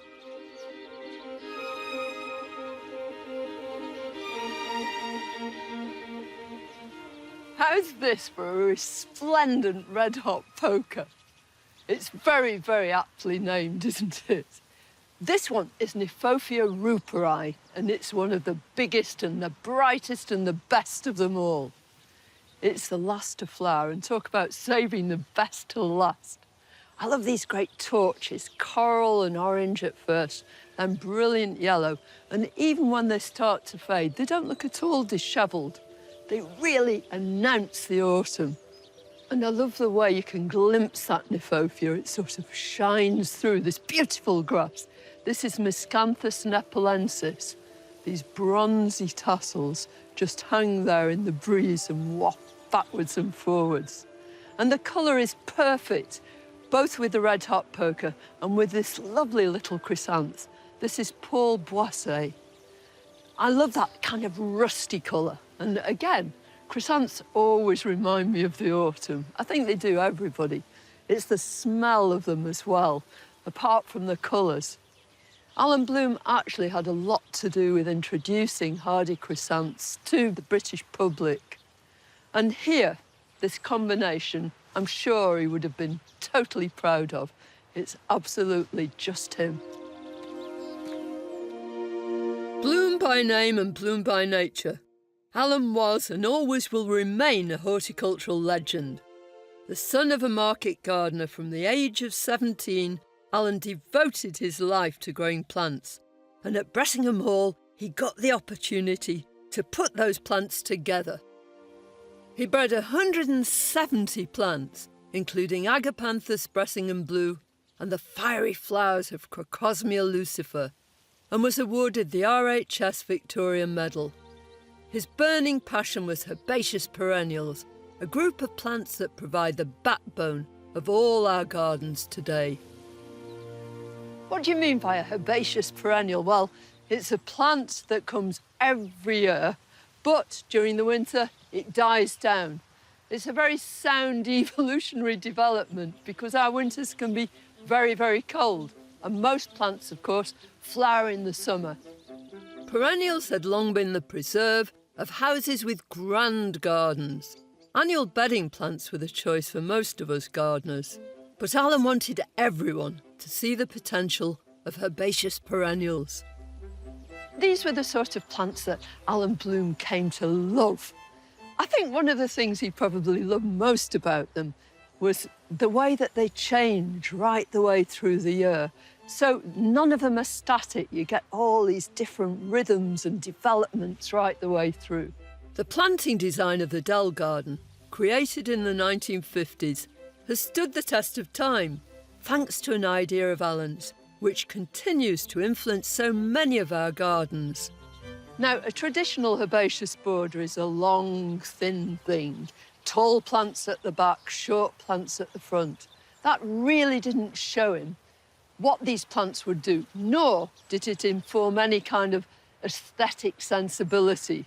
It was just very straightforward and very boring. So he hit on this idea, totally revolutionary, of planting his plants in these great big island beds. It's particularly good for being able to view plants from all sides, and ideal for growing the plants he loved. These beds are a living testament to the green fingers of Alan Bloom, who sadly died in 2005 at the age of 98. But his vision and legacy live on. Alan's son Adrian watched as his dad created the gardens, joining the family nursery business in the mid-1950s. Adrian couldn't resist creating a garden of his own. It's a further 6-acre landscape with its own atmosphere and identity. The wonderfully named Foggy Bottom is like entering another garden. Here, there are shrubs and trees of all shapes and sizes. It's worth coming up those stairs to see you. Yes. Lovely to see you. Well. And to see this. It's so different, this, from the Dell Garden, because everything here is surrounded by trees, and you take all your views from that backdrop, don't you? Well, that's true. I mean, a lot of years ago, over 50 years ago, in fact, we had a Over fence. 50 years ago? Yeah, when we started. Wow. That makes you realise that you're not a youngster anymore. But the idea was to have these broad pathways running through either way, and so that you get the vistas. Yeah. And then fill them in with sort of changes through the season with perennials and various other things. But initially, the garden was mostly conifers and heathers, because that was the thing I was sort of collecting in the late 60s, early 70s, I guess. Nobody knew much about them. But I mean, you're an authority on conifers. Well, gardening with conifers anyway, yeah. I felt that, you know, there was a place in the garden for those. And at that time, also, it was about heathers and the year-round garden. It was really the year-round garden that was at the back of it all. So it's lovely to see it from up here, but I want to see it at ground level. Adrian's dream of creating a year-round garden has certainly been realised. His passion for conifers has been pivotal in this. You can get an idea here of the variety of conifers that there are. You know, the greens, a more compact form, a pine that goes golden. I like this one. Well, I'm glad you did, because this is one that came up as a chance seedling in the garden, and I thought it was rather different. I've called it Foggy Bottom Spider. Oh, that's beautiful, isn't it? But it's still got an element of that. And I think it has a sort of real natural effect. It's quite unique, isn't it? It is quite unique. Yeah. You're saying all the right things, Gareth. In autumn, this garden is full of surprises. Not only is it home to some really intriguing plants, but the way they're put together exemplifies why this garden is so special. This is the pièce de résistance. It's absolutely lovely.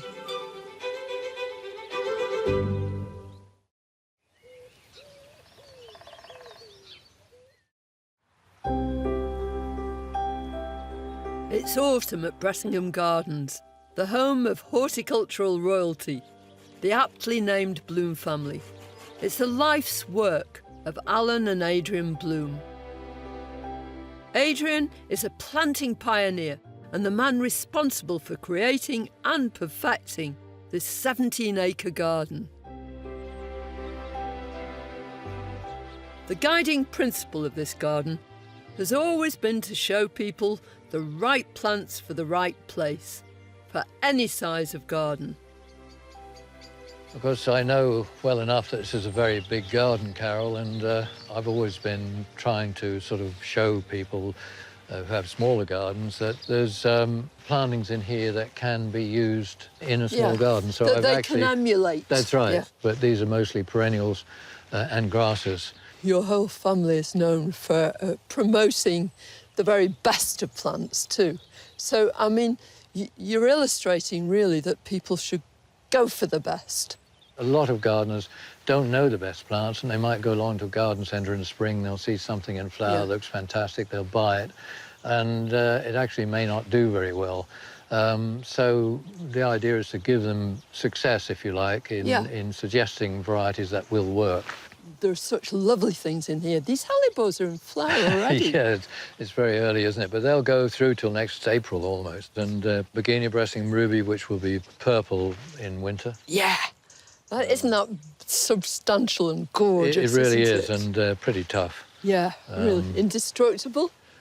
Just about, although if you tramped over it a bit, it probably wouldn't stand Yeah, if you had a herd of elephants, but I don't suppose you have many of those. Not too many, no. Bressingham showcases the very best of plants we can choose for our gardens. But one of Adrian's great skills is to put them together in planting schemes that seem to flow freely like rivers. You can see the river running through the middle. And it runs right the way through. Yeah. You want to see where it's going, don't you? How exciting. It does sort of pull this together in a way. Yeah, and it runs through and makes the most of these bigger trees everywhere, doesn't it? Yes. Curving through this border is a sea of Japanese bloodgrass, Imperator cylindrica rubra. It's the colour of autumn, and when combined with this blazing shrub, Nandina firepower, the whole scene glows.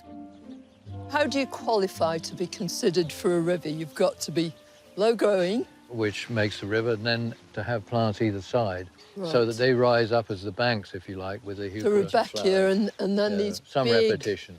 These big grasses. They just frame the river itself and the other plants, and they change altogether with the weather. I mean, whether they're wet or whether you get the wind or the frost on them. Yeah. I mean, Or the sunshine. Or the sunshine. Yeah, we wish. Yeah.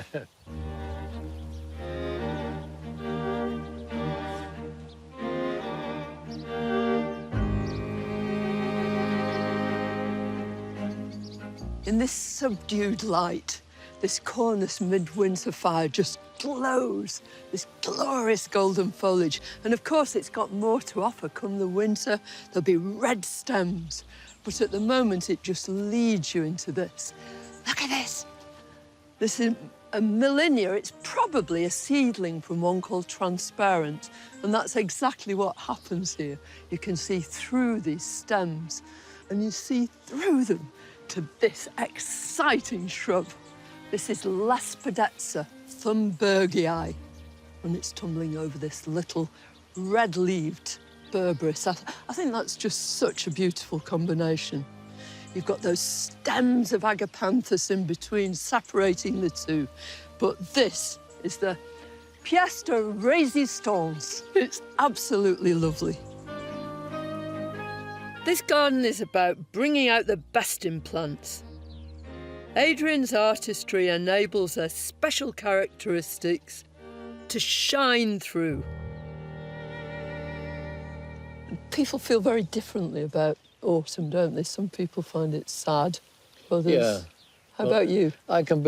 It can be all things to all people in a way. You have your melancholy days in a way. Of course, you think of the autumn, and in England, it can be often pretty dull and no sun and this sort of thing, and that's when the colours show up the most. But to me, that autumn colour is emotional, more emotional than almost anything else in the year, potentially anyway, because it sort of just makes you stop and think, because it's such a fleeting point in the year, and it won't come every year with the same things. But it's just a reminder that nothing is static, and to enjoy the moment.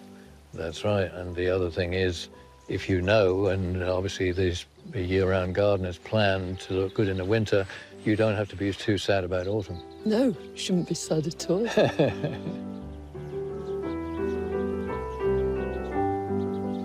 Making the most of the seasons and planning for the year ahead is top of the agenda here.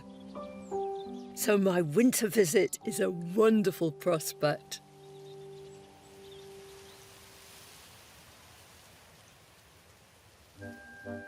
It's a glorious January day.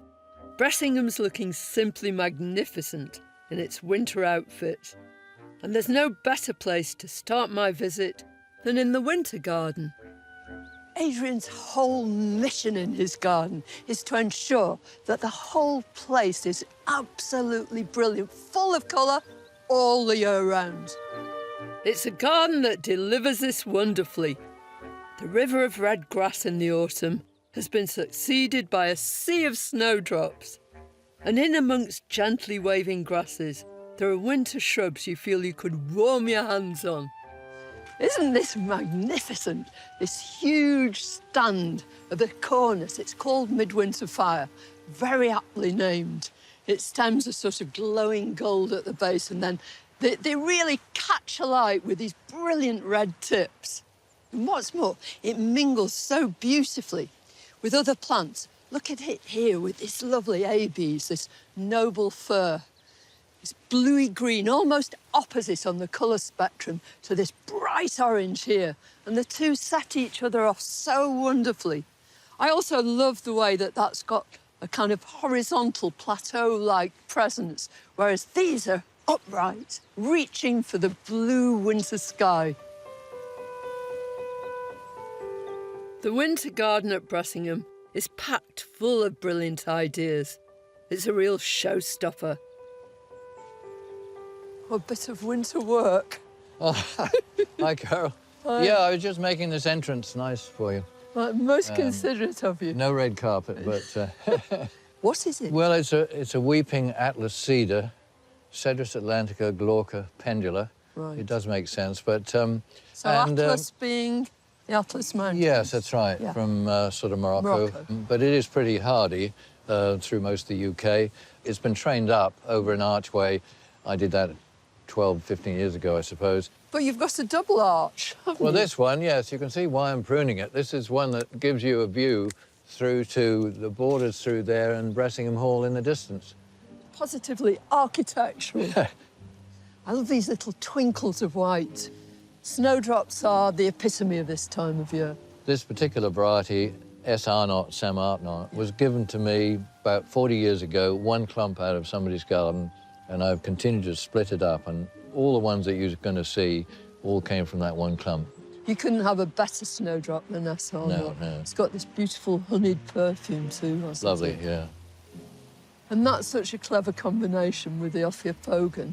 People call it black grass, but it's not a grass at all, is it? No, it isn't. It's from the lily family, but it's evergreen or ever black, and the contrast you get with other plants is tremendous. Very Art Deco combination. Yeah. Come on, I want to see some more. Snowdrops shine brightly in any garden, but here, these treats are set within a brilliant framework of colourful trees. Look at the wealth of colour here, isn't there?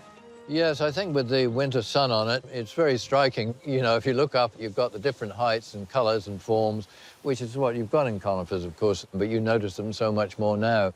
So in the distance there, that's Xanthocarpus, better called green arrow, really. Yeah. It's With these lovely sort of wafty arms. There's an Abies called golden spreader there. Yeah, which is big and solid, isn't it? It really is. Yeah. It's a real pyramid. And then the very bright blue spruce, but these last three I have done some pruning to keep them keep the shape and keep them from getting too big. Adrian's careful tree management is the key to the winter garden's backbone. But great swathes of the Dell garden, laid out by Adrian's father, are taking a back seat this season. Before Christmas, all of this is cut back, and it looks a bit like a graveyard at the moment. And you can see what a herbaceous plant is. It's something that just dies right down. Dies back. Lives under the ground. Yeah. And then when we come in the spring, it'll all be then coming you up get again. that resurgence. The striking difference between these views and those in the winter garden brilliantly demonstrates Adrian's prioritising of the year-round garden. It sort of tends to show you towards this part of the season the things that stand up to the wind, and I think with, say, miscanthus, the wonderful grasses that have these plumes. But the miscanthus of all the grasses is the best one, isn't it, in terms of leaving it over winter and enjoying it? Well, I think it is. I mean, we've got down to 2 or 3 varieties that we sort of concentrate on, those that really do overwinter. Some get very floppy very early. Some of the best grasses for standing up to the cold winds of winter are the miscanthus. What they do really is reflect the light. So you get the early morning winter light coming through these, and if you get frost or dew on them, it's absolutely magical. I mean, you can't help but stop and look at They're them. a photographer's favourite, Well, that's true. In those terms, with one of these hoar frosts all over them. So there are grasses and grasses, though, aren't there? I mean, the miscanthus, most of them are wonderful through the winter. But Molinias are a different kettle of fish. Yeah, some of those really go down early, don't they? And therefore, you might say, don't have so much value in the garden. In fact, we've got 1 or 2 there, which we're cutting back at the moment. So I'm sure you could give us a hand. Oh, yes, please. You got I some? roll my sleeves up. OK. In an island bed in the Dell garden, these grasses are getting a timely chop. This is Anya, already hard at work. Yeah, I'd save some of that for me. All right, then. Would you like to try? We're making way for new growth in the spring. The winter's very much a time for work in the garden. It's funny, isn't it? Because people used to think that, you know, the garden went to sleep during the winter. Yeah. But in actual fact, it's the busiest time, isn't it? It's very busy, yeah. Use shears or your hands to remove the old stems and then move in with secateurs. But be careful not to damage signs of new growth. Once grasses and various other things start to look untidy, that's almost a good time. A good gauge is when you want to have it cut. If it looks good through the winter, leave it, you know. But in this case, yes, we didn't get it done. Exactly. It's a bit like a hairdo, isn't it? Yeah. Tells you when you need one. Usually. Grasses are an essential part of any border. as a counterpoint to shrubs and other plants. Whether your garden's big or small, it's always worth giving them a go. This Molinia is much more for the smaller garden. And you know it well enough, I'm sure, but Molinia cerulean variegator. Right. And it's quite compact, has sort of very light green and yellowish leaves, so it's attractive even before it flowers. Yeah, you don't have to have a huge garden to have No, that's right. grasses at all.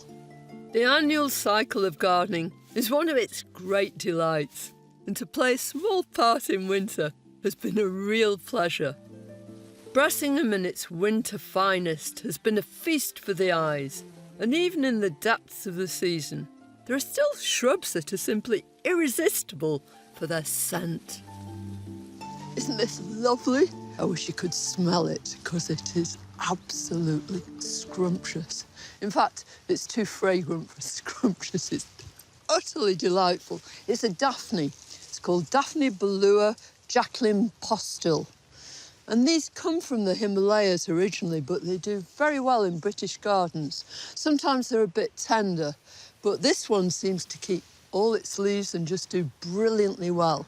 And one of the reasons it does so is because Adrian prunes it really hard to keep it looking thick and bushy. And of course, the other consequence of that is you get lots more flowers, and the more the better with this fragrance.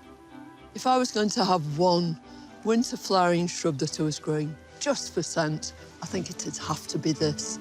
This is a scent that will forever remind me of my winter visit to Bressingham. But in a few months' time, the whole scene will have changed as this garden shifts into the spring, where so many seasonal delights lie in wait.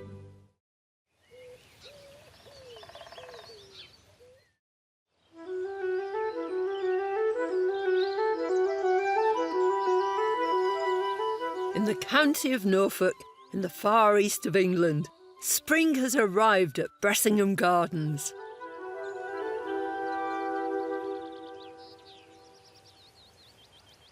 This is a 17-acre garden, created and landscaped by the Bloom family, a horticultural dynasty with a passion for breeding and growing plants, and an expert eye for putting them together. From the tree house overlooking the garden, Foggy Bottom. Well, welcome to Foggy Bottom in spring. Adrian Bloom has a room with a view. It's this time of year, actually, that you can really spot the shrubs which stand out, and the early shrubs like magnolias, which get into small trees, berberis, even rhododendrons. One of the most iconic sights at this time of year are the blooms of magnolias, a sure sign that spring has sprung. Shining out are the goblet-like flowers of Magnolia Elizabeth. Unusually, rather than pink or white, they're a delicious buttery yellow, a real talking point, and much admired. In this garden, it's all about the plants and the fact that they're coming into flower and showing up. What can compare to camellias when they put on their show-stopping performance in the spring? Well, I have to share this one with you. Camellia Donation is, to my mind, the best of all the camellias, and it's a good doer, a good grower. I pruned this hard back last year immediately after flowering, and look at the size of these flowers, which you can pick and bring indoors, and it goes on for weeks. But spring at Bressingham isn't just about seductive and showy shrubs. Perennials like these pale pink dicentras abound on the woodland floor. They're at home in shade, and if they're given the right conditions, they'll form thriving colonies with ferny foliage and masses of drooping locket-shaped flowers. Away from Adrian's home garden at Foggy Bottom, the Dell garden created by Alan Bloom more than 60 years ago is bursting into bloom. Camellias and rhododendrons flank the Flint Bridge, and below them are drumstick primulas, aptly named with their spheres of purple flowers on long stems. This variety is Primula denticulata, Bressingham Beauty. Like so many plants in the gardens, it was bred here. Overhead, trees and shrubs create a breathtaking show, whilst at ground level, beautiful bulbs are bursting through the soil. One of my favourite spring bulbs is China-Dixter, and here it's making quite a show just in the breeze, and it's at the base next to an Ophiopogon, a black-leaved Ophiopogon, and as you move up, you can see the cornice behind, which we're about to cut back. The cornice has completed its spectacular show.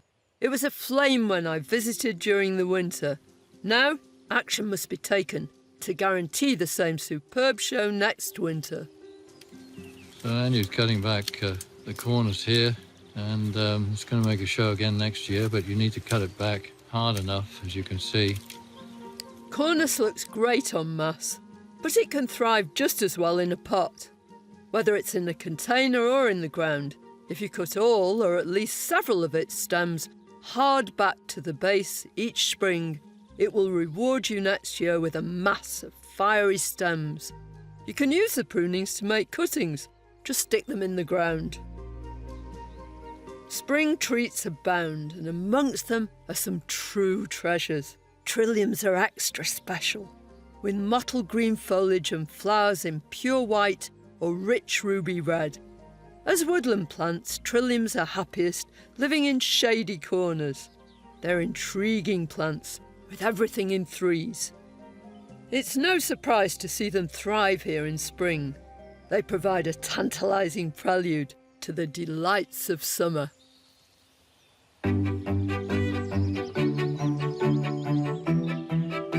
The gardening year has almost come full circle. Summer has arrived. Everywhere there are islands of the finest plants and landscapes to lose yourself in.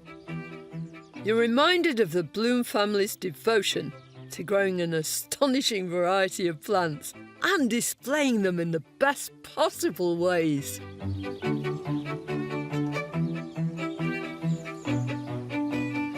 When Alan Bloom first conceived of these gardens, it was very much as a place to test out and showcase all these wonderful herbaceous perennials on which he was working.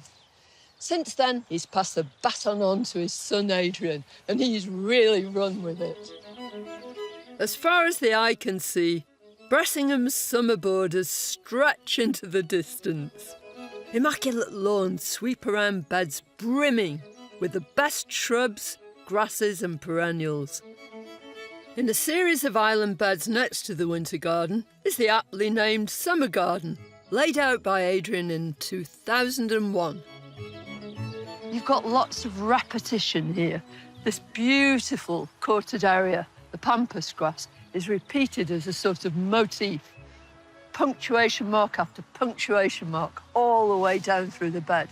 But rather than everything being in quite tight clumps and next to each other, plants wander off into the distance. You'll have things like glorious geranium roseanne. It goes right the way over and flows through this whole bed. Geranium roseanne has to be one of my favourite plants of all time. And it's not just me that likes it. In 2013, it was voted Plant of the Centenary in an RHS public vote. One of its very best qualities is the fact that it flowers almost continuously, sometimes from mid-May right the way through till October or so. And it produces lots and lots of flowers. It's floriferous. And that's because it's actually a sterile hybrid, so it doesn't set any seed.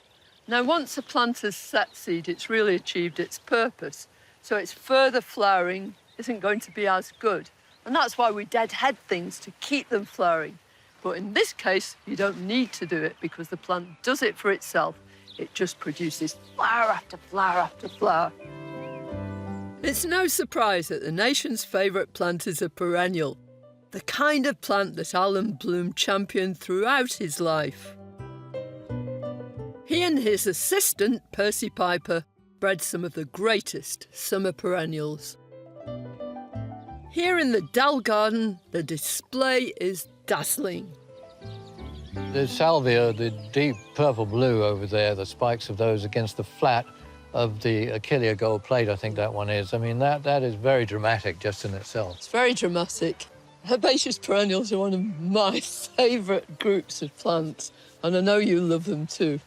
Well, I certainly do. I was brought up with them, of course, and my father, Alan Bloom, was the one who instigated the whole perennial revolution, if you like. So take crocosmias, for instance. We're actually looking at Lucifer there, which was introduced by this nursery years ago. It's really an attractive foliage plant, even before it flowers. And then Yeah, you long get before these it flowers. sort of fairly narrow sort of stems, then they curve over, and the buds, before they open, are really quite a deep colour. Yeah. Then they gradually open down the stem and get bigger and bigger, and then they're spectacular as a whole. Historically, this has always been a garden where new plants have been introduced and tried out, but that continues, doesn't it? Yes, I think my father and Percy Piper set the bar rather high with the introductions they made many years ago. Yeah. But Jamie, who's been here 25 years, he's now been recently doing quite a lot of hybridizing with two of the species or genera that my father was involved with, which was Crocosmia and also Nyphophia. And you'll see examples of some of his selections in the gardens under a code name at the moment. But they've all got just a to number. see, yeah, they've all got a number, which changes every week. What a thrilling process to be part of. The Bloom plant breeding legacy lives on. Adrian's son-in-law, Jamie Blake, is not only the head gardener, but he's also an avid plant breeder. I can't believe you're finding any weeds in there, you know. It all looks so gorgeous, it really does. Yes, well, it is really overall, but of course, you know, I end up looking for the weeds. You know what it is. If you came to mine, you'd find plenty. So would you say that creating or breeding new plants is one of the most exciting parts of your job? It is, without a doubt. It's a huge buzz, it is, sowing seed and seeing what's going to come along. Yeah. And it sort of started in a fairly sort of simple way with me just collecting seed of, say, for instance, Nyphophias, which I love, and they were a passion of Alan and Percy Piper, his helper. Most people who start hybridizing plants, looking at things, they look at them, they're their own babies, so they're looking at them with their mother's eyes. Yeah. And a mother will always think that their baby's beautiful. And for all the buzz that I might get over my own hybridizing, if I see people looking at my plant, yeah, gosh, that's a massive winner, that is. This garden breeds marvellous plants and modest gardeners. My autumn visit started with a late Nyphophia, and here we are in summer, standing next to an early variety, bred by Jamie to be superb. Foliage short down out of the way. Yeah. Because I don't want that in amongst the flowers. Nice long flowering stems, an intermediate kind of height. One of the other big problems with them is they tend to not flower to the top of the spike, as you'll know. Yeah, they're dead in one place before they open at the... bit at the top. This doesn't do that. It's an elegant shape. And the other thing is, which is really important for all of us, but particularly in plants, is it dies well. Yes. And you must die well. The dying well thing means that the flowers at the bottom of the spike, which are going over, they don't detract, the colour doesn't detract from the overall impression of the plant. Well, it's beautiful and a fine example of this wonderful work. With Jamie in charge here, the plant breeding and borders are in safe hands. My year at Bressingham exploring a plethora of perfect plants is drawing to a close, but not before I get the chance to visit a wood filled with gentle giants. Imagine growing a seed, cultivating a little tiny plant and knowing that in 60 years' time, this is what you're going to get.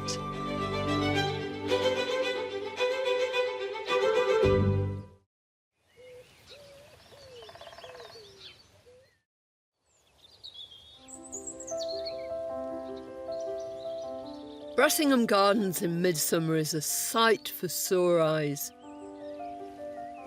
It's the masterpiece of the Bloom family, where they've created a landscape devoted to glorious plants. I'm heading to one of the oldest parts of the garden. Adrian's Wood is an arboretum of towering trees and shade-loving plants. 60 years ago, In fact, in the 60s, Adrian planted this wood entirely with plants of a North American origin. Wherever you look, there are these glorious plants, nearly all grown from seed. Things like this Lysimachia ciliata with its little yellow starry flowers and bronze foliage. And there are hydrangeas galore. But it's not until you look up that you realise the extent of Adrian's vision. These are Sequoiadendron giganteum, the giant redwood, and Adrian raised them himself from seed that he'd collected in the USA. Imagine growing a seed, cultivating a little tiny plant, and knowing that in 60 years' time, this is what you're going to get. They haven't finished growing either. They're going to carry on reaching for the sky. What a wonderful, wonderful idea to imagine this and to actually bring it into existence. Redwoods are renowned for reaching incredible heights.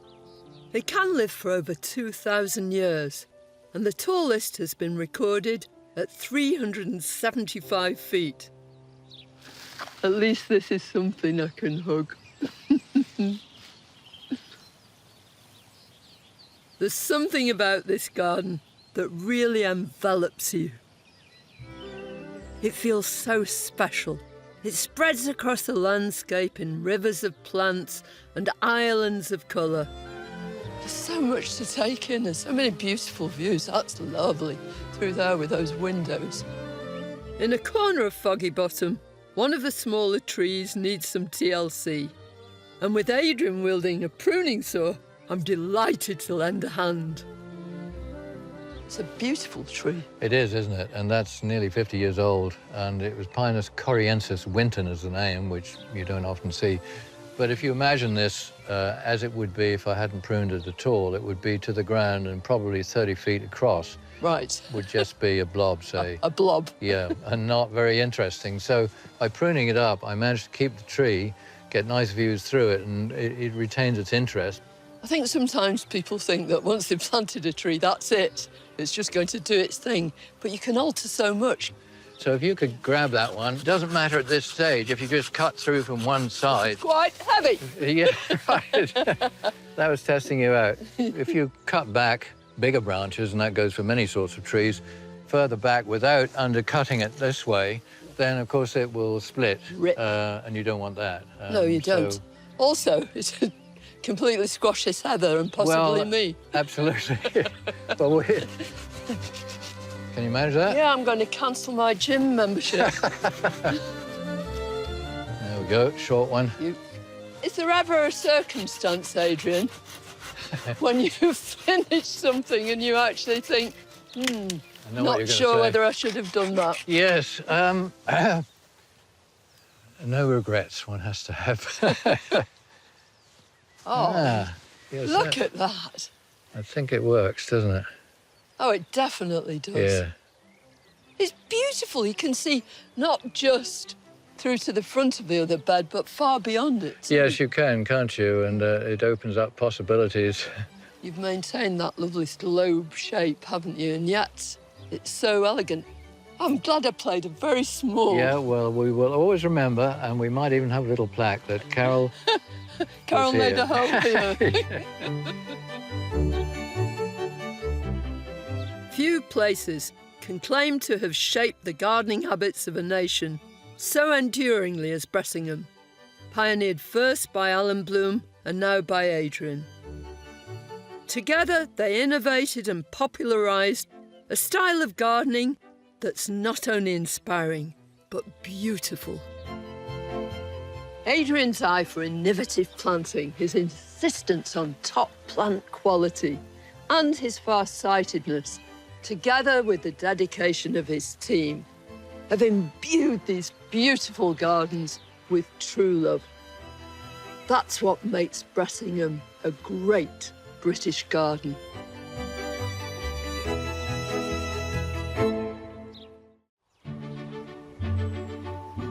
This is Weton Old Hall Garden. Set around a 16th century house, It's a beautiful and intricate 4-acre oasis in the English garden tradition, with echoes of the Edwardian arts and crafts style. With its traditional craftsmanship, sympathetic architecture, elegant topiarian hedges and deep borders, it looks like it's been here for 100 years. And yet, it may come as quite a surprise to learn that this magnificent garden was created from scratch by its owners, Leslie and John Jenkins, in just 36 years.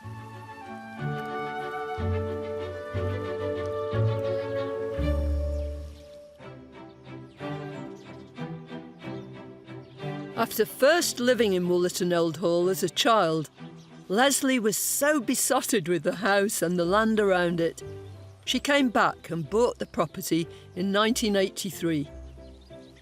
Since then, Leslie and John have set about recapturing the spirit and quality of a bygone era, but with fabulous drifts of modern planting. And I think there's no better time of year to appreciate Wollaton's mellow, restful atmosphere than during autumn.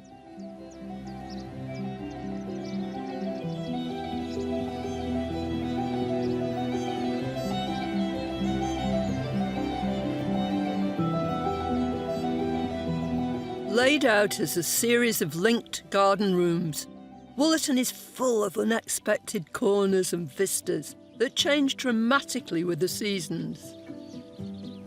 Even in autumn, there are bold bursts of colour, especially here in the sundial garden, which is overflowing with asters. You come into these borders and you just know it's autumn. We all know them as Michaelmas daisies, and you don't see them at any other time of year. They actually depend on shortening day length and lowering temperatures to produce their flowers for the flowers to open. These asters actually take their names from the Latin names of places on the eastern seaboard of the United States, including New England, Novi Anglii. I love these asters. They're always tall and very, very visible, almost always in vivid wine sort of colours, clarets and purples. But the thing is, they establish the season. They let you know that autumn's well and truly here. Wollaton Hall dates from the Elizabethan era, with a timber-framed house making a perfect backdrop for the beautiful garden. Leslie and John have created 16 garden rooms, cleverly defined by walls, hedges, topiary paths that positively effervesce with an abundance of modern planting. There's a structured formality of the old garden and the lime allée, dissected by the crisp lines of the lower rill. Next door to that, the upper rill reflects a stately parade of box domes. To the right of the house is a peaceful shade garden. Its muted colours another haven of tranquillity. But further down from the house, Leslie's theatrical personality takes centre stage, with a dramatic explosion of colour all year round in the Llanhydrock garden. And that's where I'm meeting Leslie today, at the beginning of my year-long journey. I love the way you come through hedges and that. Woo! This is the heart and soul of the garden here, Carol. It's lovely. This is my midlife crisis bit, really, when I wanted to go for it, you know? So it's full of vivid colours and big foliage, and the whole thing bounces around, doesn't it? Yes, yes. Other parts of the garden, some of them are calm, but this one, I wanted to explode when you walk through. There's this marvellous rhythm through everything. That's very deliberate, isn't it? Very much so, yes. I was looking at sort of form as well as colour and texture. You know, it's magic making a garden. Yes, but this bed in particular is beautiful. It's perfect. I worked very hard on this corner. I wanted the grass to be on the corner to look through at the muted colours. Yeah. And then when you go around the other part of it, of course, the colours, wow, in Zing. your face. Yes. Zing in your face, yes. This is a Molinia. It is, Heather Bride. It's one I don't really know, but it's just right for that purpose. But don't you think it takes years to do a border? You can't just plan it on paper and it works like that. I don't think it does. No, not at all. But isn't that one of the joys of the way you garden anyway? It is that you joyous. are constantly changing, experimenting. And I love these big structures. They're very useful, aren't they? Give a bit of height to the garden and also an excuse to grow something up them. If you needed any excuse to put plants in. But this is something else, Leslie. Could you get a more brilliant yellow than that? It's a Rebecca, isn't it? It is. Rebecca fulgida, I think. Yes. But in your garden, it's the plants you notice, but it's the structure that holds everything together. Was it always like this? No, not in a million years.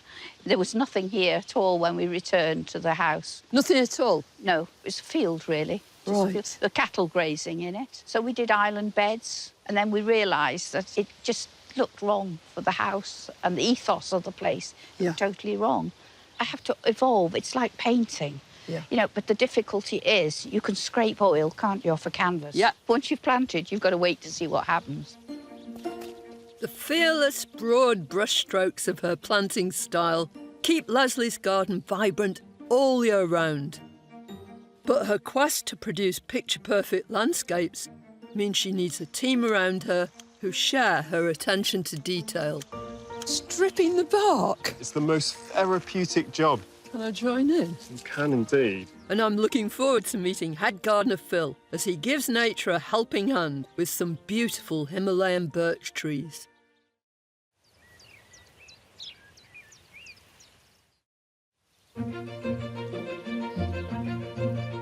I've come to Weton Old Hall Garden in Shropshire, home to artist Leslie Jenkins and her husband John. Their 4-acre arts and crafts inspired garden is a visual delight, with surprising bursts of colour everywhere, even in the depths of autumn. Leslie's a passionate plantswoman, but her garden is so richly planted it would be hard to maintain alone. So she relies on head gardener Phil Smith to keep it in order throughout the seasons. You're stripping the bark? Hello, Carol. Hiya. I know, it's the most therapeutic job. Can I join in? You can indeed. No, this is Betula Jack Montii, isn't it? Yeah, they naturally start to peel, and this time of year we come along and tidy them up ready for the winter, and it reveals that new layer of fresh bark. So I just use lukewarm water and a dustpan brush, and you just start at the top and work your way down, and that cleans off all this green marking that has occurred during the summer. So how long have you been here, Phil? Just a few years. I started nearly 4 years ago, and I applied to come to Woollerton because I really like the garden. I adore garden design, so to get the opportunity to come and work here, absolutely amazing. Sounds like serendipity. Completely. I would love to have worked in a garden like this. Am I doing this right? Does it matter? There is no special technique to this whatsoever. After you've done a small bit, you can get a cloth and just start to wipe it off, and it starts to bring up the nice white colour. They're one of my favourite trees we have in the garden here. I mean, they stand out beautifully now, but in the winter it must be even more so. Yes. You should wait until the end of the winter going into the spring, and this is a sea of white snowdrops, and these white trees absolutely glisten as they poke up through that white carpet. And against the nice dark yew hedge, they really do sparkle and shine. So I can imagine it now. I really just can. wait and see. Yeah. You can really see the difference, can't you? In the meantime, there's still so much to see here.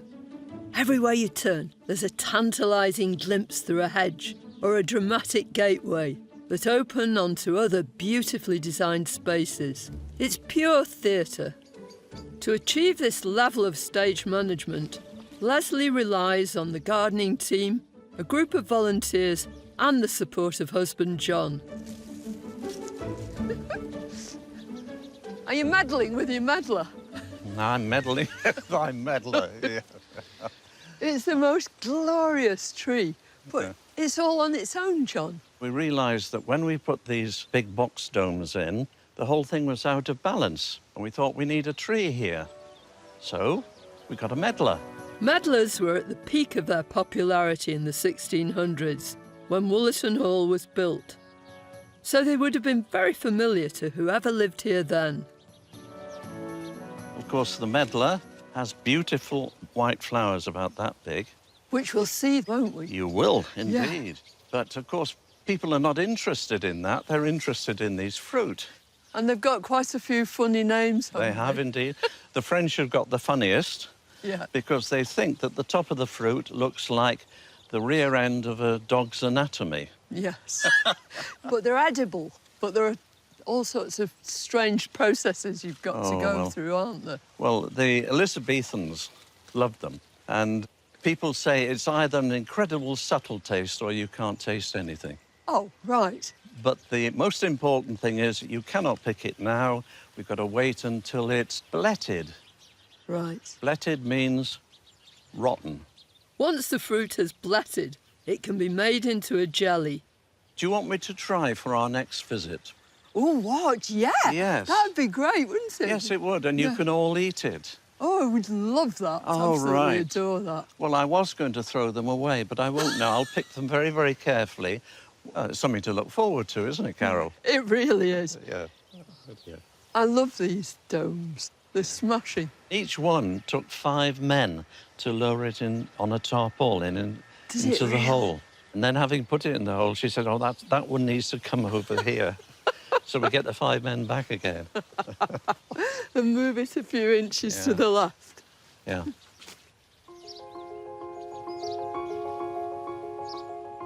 In this quiet corner is the well garden, where I've been drawn by something else you don't always get in mid-October, the promise of this late rose, Lady Emma Hamilton.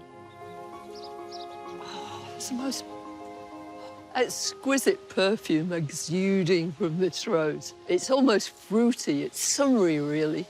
Here, Leslie has this capacity, it's almost an intuition, not just to choose the right plant for the right place, but also to ensure that the pictures she creates carry you through from summer into autumn and beyond.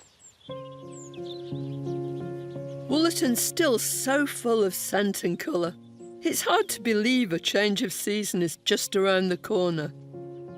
But the nights are drawing in, and it's time for the garden to change its coat for winter.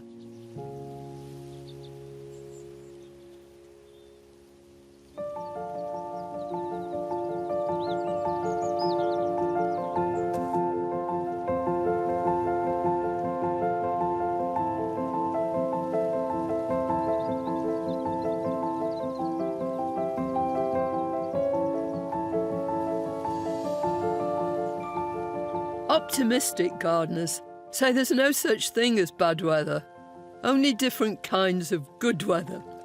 And although it's been one of the warmest and wettest winters on record, the solid design and beautiful structure of Woollerton really comes into its own at this time of year. And it's now, in the midst of winter, that you can see the garden in all its stark simplicity. What a difference from the autumn abundance that was everywhere when we last saw the garden. Leslie and her team have stripped everything back to its bare bones. With just the skeleton of the garden on show, I'm reminded how Leslie's complex artistic vision has breathed life into what was once an empty field. Even now, there's drama on a grand scale around every corner. I just love the way your garden's all about sort of entrances and exits. It's very Shakespearean, it's very theatrical. It's funny you should say that, but I love theatre design. That's what I always wanted to do, really. And that's what you've done. You've created theatre within it too. When you look at things like these lovely yews, are they obelisks? I think they are obelisks, yes. Well, they are now, but when they went in, they must have been teeny. They were. They were little feathers, really. Yeah. And yet you still got in your mind's eye what you wanted to achieve with them. I mean, that's real vision, Leslie, and it's what you need, especially with a garden on this sort of scale. What do you do when they get too big? Call in Andy and Anya. Yeah. Are they the ones who are in charge of all the topiary? Yes, they are. And if you don't have room for dramatic yew spires, there are exciting planting ideas on a completely different scale in the woodland garden.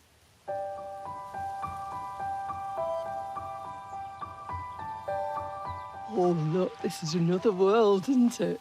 It's magical. The light's lovely today, isn't it? Oh, it's absolutely perfect. Gorgeous. Did you order yeah. it specially? I think so, yes, I did.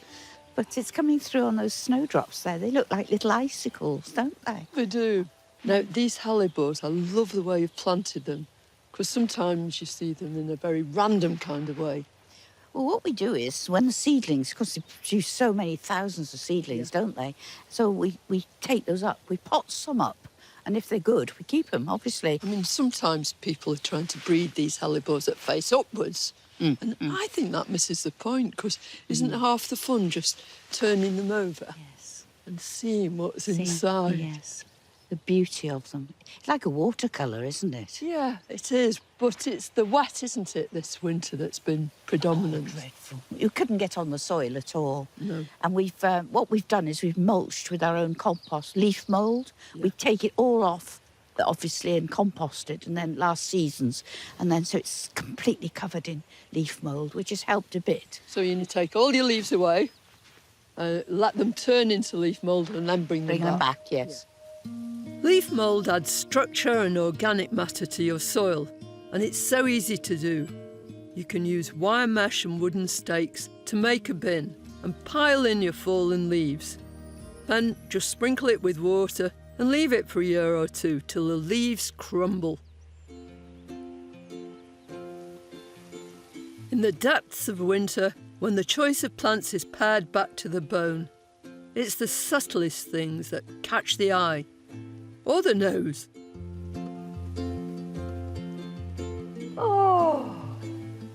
Oh, it's delightful.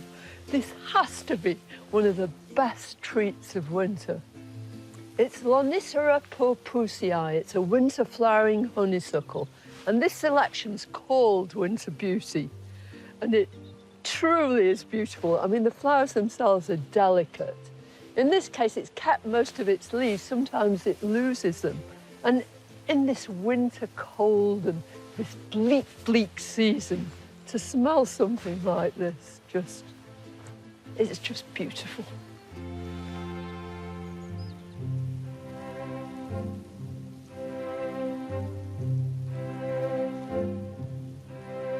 It's at this time of year that you can truly appreciate the exquisite design and craftsmanship of Woollerton's structural details.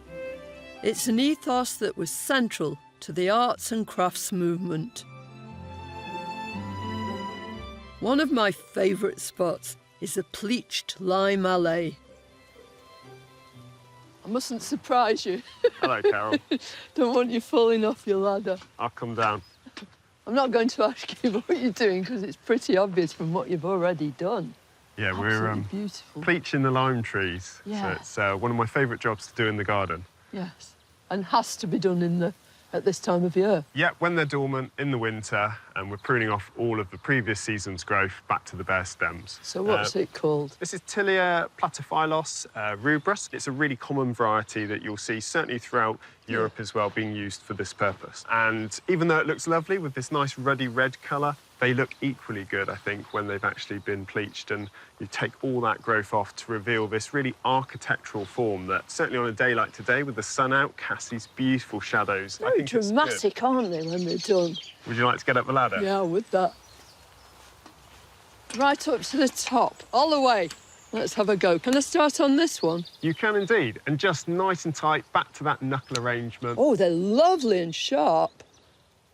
It's got to be clean, though, hasn't it? Because you don't want to leave any snags, and that invites disease, doesn't it? It does. I wonder how many stems you actually cut. Thousands. I tried to count them once, and I gave up. There's way too many. I'm not surprised. I like this. It's very therapeutic. I really could stay up here for a long time, but I don't want to deprive you of a job you obviously love so much. Oh, I did enjoy that. Thanks very much. It's the first time I've ever pleached a lime. G'day. It was wonderful. I've left you a few. Thank you very much. See you later. Beech and hornbeam can also be trained, as can apples and pears. But right now, I'm off to find out whether John delivered on the promise he made me in the autumn to make a jelly from the fruits of the medlar tree. What a treat! I'm glad you think so. So I'm dying to taste it. Right. After being boiled with water and sugar, the jelly was strained and put into jars. And now that he's a leading expert on this Elizabethan delicacy, John's brought us a Shropshire blue cheese to try it with. Ta-da! Very crumbly cheese. Lovely and crumbly. How gorgeous. Are you dolloping it on the top? I'm going to eat it separately. That. Are you? Yeah. 1, 2, 3.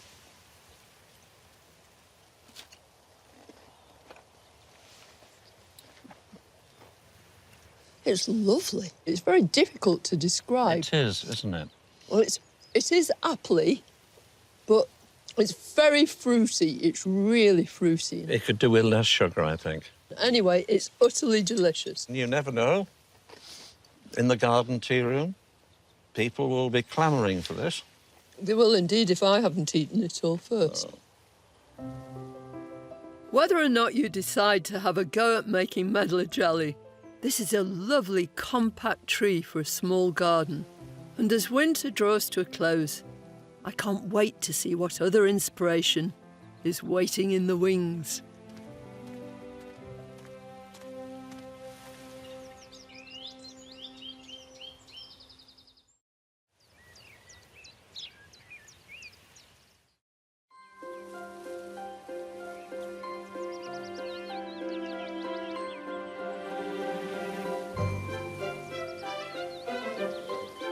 The winter storms and rainfall that have battered the country are over, and with the lighter days of spring, lush shades of green and much longed-for colour are surging in the garden. The trees are performing their yearly trick of looking new again, and thousands of bulbs planted months ago are jostling for position in every border. It's one of Leslie's favourite times of year. It's a bit of a cliché, what I feel about spring, but it's a beginning. You've had winter to plan and design, and then all of a sudden you can get out there and you can actually do things. And it is a wonderful feeling. Leslie's mad about tulips, and pots crammed with a mouth-watering variety splash a rainbow across the front of the house. I just adore them. I love the water lilies, the pom-poms, all sorts of colours. The long borders, which are such a feature of arts and crafts gardens, are beginning to soften the hard edges of Woolerton's bones with their natural drifts of colourful planting. With 16 individual gardens, each with its own character, it's a busy time for head gardener Phil. I like spring. Spring's brilliant, especially April going into May. And I think it's because of the choice of greens that come up. They're really fresh and vibrant. This is the spring bulb border, which we created about 3 years ago. Leslie calls it her tapestry Persian carpet. So it's a real kaleidoscope of colours. We've got everything in here. We're weaving plants together. The tulips throw caution to the winds with the colours. We don't particularly plan the colours. They just go in, cheers you up. It might be snowing even, but it doesn't matter. It's just this popping up of the beautiful plants in there.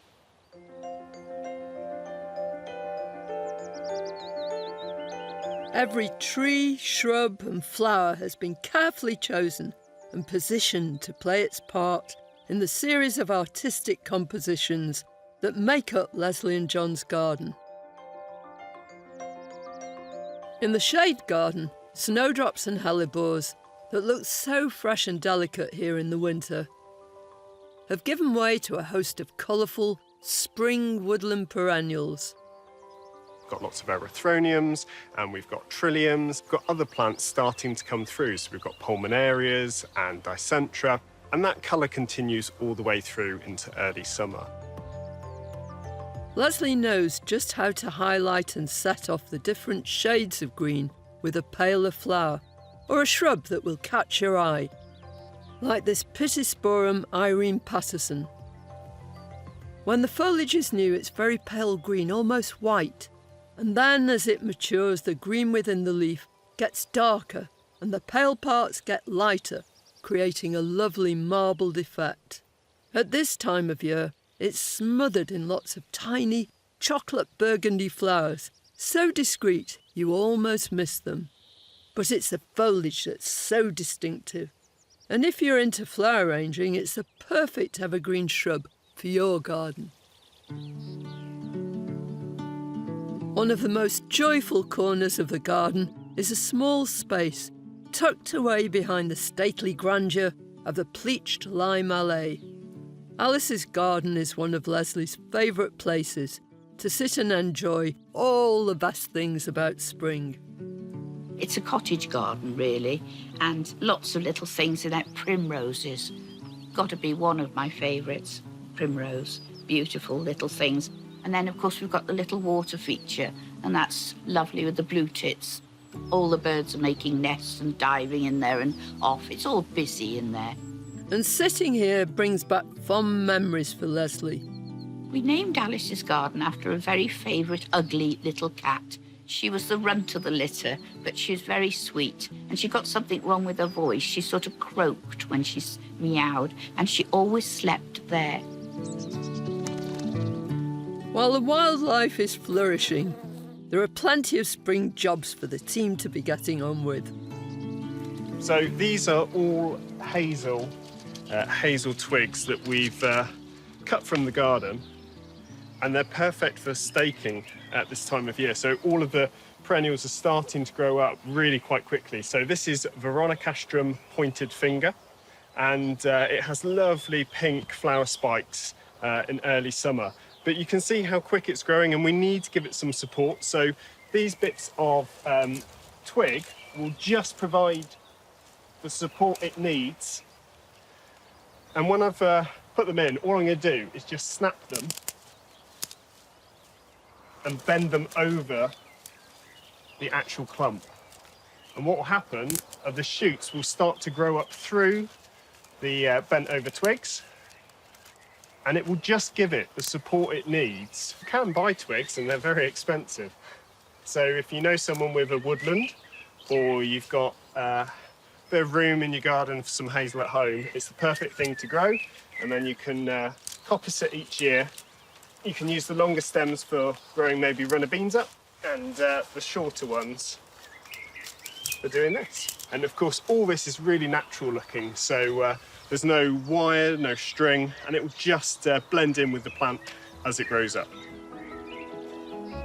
I love the idea of using hazel to keep this Veronicastrum growing straight and true, and yet still looking as though it's unsupported.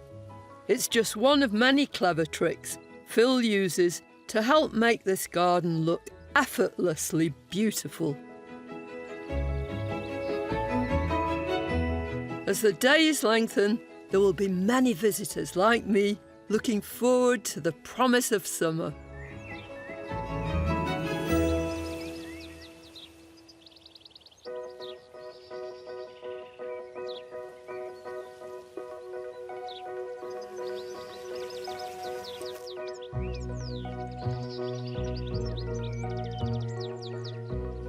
It's summer at Weton Old Hall. Days stretch into each other. There's vivid colour and the smell of mown grass. Everywhere, scents hang in the air. With the sun on full beam, every dazzling aspect of the garden is illuminated in all its elegant beauty. And the Llanover Garden, where I first met Leslie in the autumn, is now a blaze of colour. This has to be one of the most exciting, the most vibrant parts of the garden. And though it's fairly big and quite open, Nonetheless, you get this feeling of intimacy as you walk around it. It's all about you and the plants. Look at this Ostrom area. It's positively sizzling. It's on fire. And then you move into these red salvias. Leslie combines colours, and she uses lots of tricks and devices to make all these oranges and reds really glow. She puts in plants with brilliant blue flowers, just here and there arranged amongst them. They're the opposite end of the colour spectrum, and that makes the reds and oranges even more so. It's a really clever technique, and one that all of us could use in our own gardens. You just don't know where to look first. When you come across this great big achillea, you think it's just for your benefit. You know, it's all about this moment, these beautiful flat plates of gold. When we were here back in the autumn, it was all about texture. It was all about that mellowing of colour and things undulating, all about form.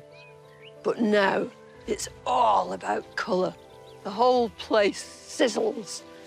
The whole garden is just on fire.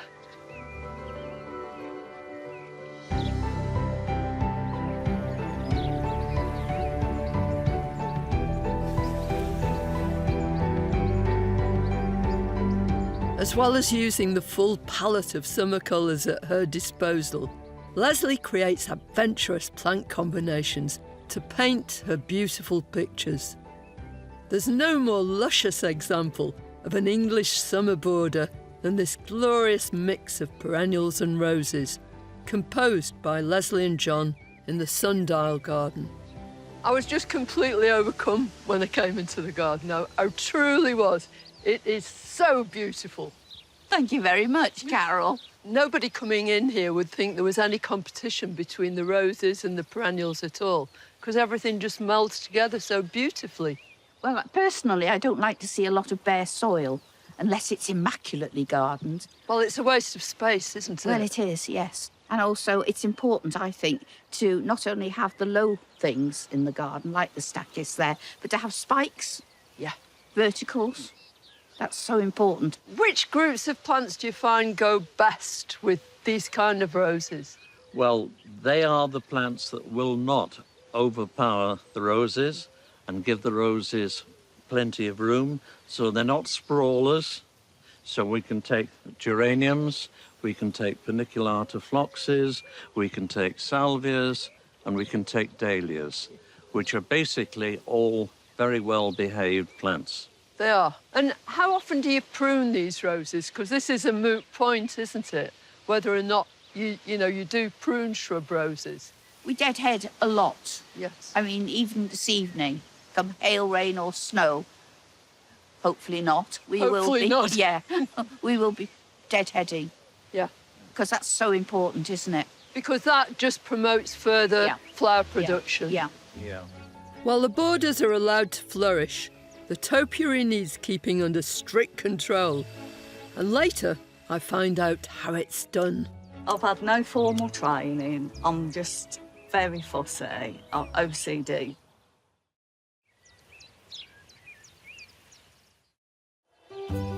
Summer's arrived in a blaze of glory at Weton Old Hall, with so many shrubs and perennials packing the borders. Phil's got his work cut out to keep everything looking perfect for the garden's many visitors. What are you up to, Phil? I'm disbudding the dahlias to get better flowers. Yeah? It's a grower's technique, really, to try and get nice tall stems, really good, strong flowers, and it's really simple to do. So you'll see that the dahlia stem comes up with the flower bud, the primary bud at the top, and then it will have secondary and third buds coming up, and all we want to do is literally just snap those off. Right. And they detach really nicely. Just like tomatoes when you're taking Exactly the same, taking the side shoots off. And what that means is the energy now is back into that one single flower stem, so it will get a good flower. So otherwise, all our energy goes into lots of flower production, but they're all on the small side. Yeah. And a bit floppy too. All floppy, all on the floor, and especially if you get wind or rain, you've kind of had it with your displays. Right. This dahlia in particular, absolutely gorgeous. So this is Charlie Dimmock. How'd you do, Charlie? She's really lovely, isn't she? She's gorgeous. Really good water lily type dahlia. Right, can I have a go? You can. There's a few down the front. Yeah, now do you actually leave these leaves in situ? Yep, leave them in. You will Right. just be able to snap the stems off, and the younger you do it, the easier it is. So as soon as the buds are forming, you can start to take them away, and you also don't get any wound marks either. Just snip it off. Yep, just To snip it there. off cleanly, Right. and it will keep going. There can be something really satisfying about producing a single show-off flower. But sometimes Mother Nature is best left to do the job all by herself. This little rill garden with its central pond is one of the most iconic features here at Wollerton. It's lovely. As soon as you look at this central piece of water here, you're immediately drawn to these beautiful iris, arranged one in each corner. A very simple but a very, very effective arrangement. This is Iris ansata Rose Queen. It's a complete delight. It's a member of the butterfly iris clan. They come from Japan originally. Now, Iris ansata is very, very happy, as you can see, with its feet in the water. It loves paddling.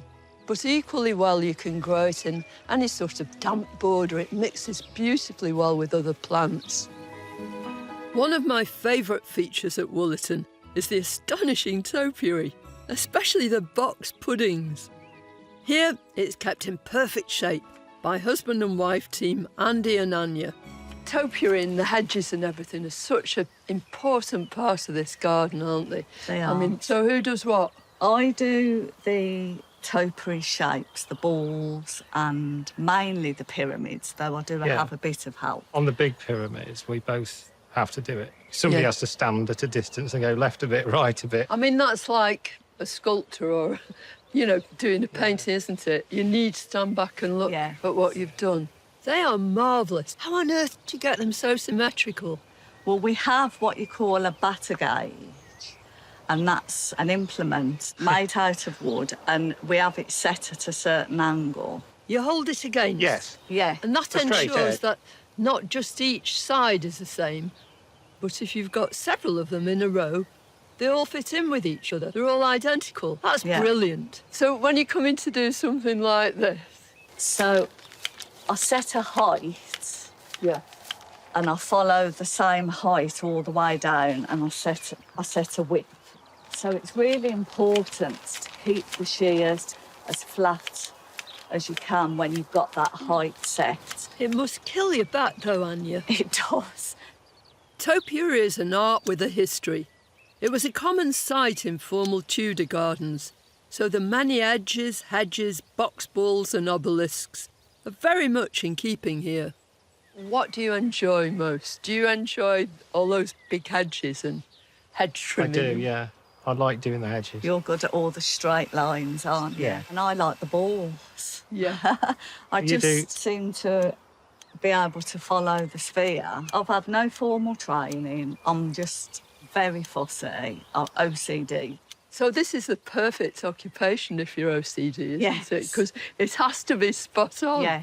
It obviously works. Yeah. You've only to look at the results.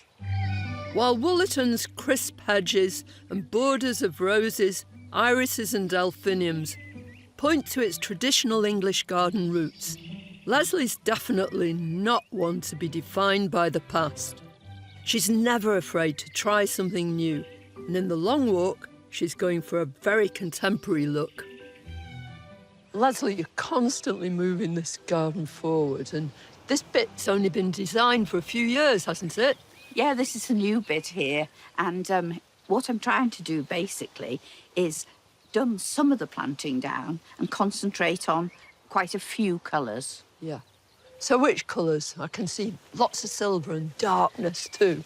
Yeah, you're right. It's the silver. Silver to put a little full stop every so often, you know, with the cardoons and the astele. Yeah, this rather large astele. It is rather large, isn't it? Yeah. Yeah, but it really makes an impact, doesn't Yes, it? yeah. So which plants have you used for your dark areas. They're dark and dangerous, aren't they? Well, yes, Romantica, Clematis Romantica, which is beautiful, isn't it? It's one of my favourites. These lovely Actaeas are just they're splendid, They're aren't gorgeous, aren't they?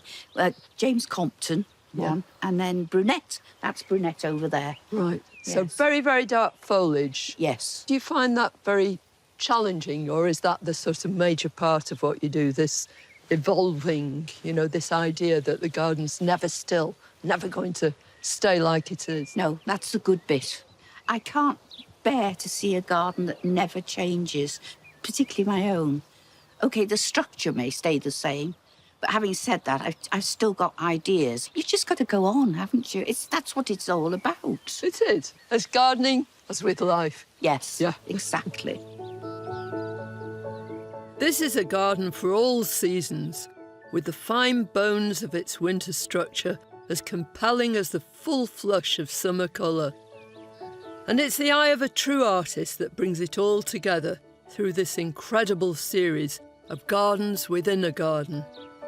It's difficult to believe that this garden has been created during just one lifetime. But that is Leslie's genius.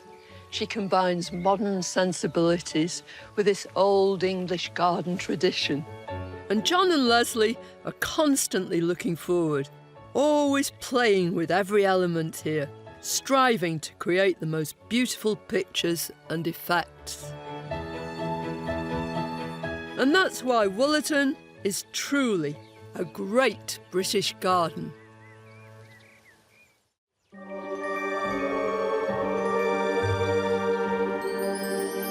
The historic gardens of Aberglasney sit proudly in the magnificent countryside of the Towy Valley in Carmarthenshire.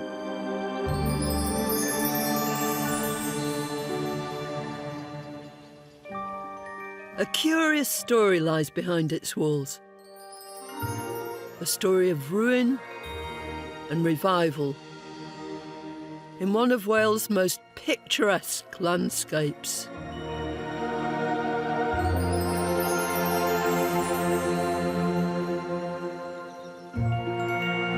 Aberglasney is a garden that brings mystery to the quiet valleys of West Wales.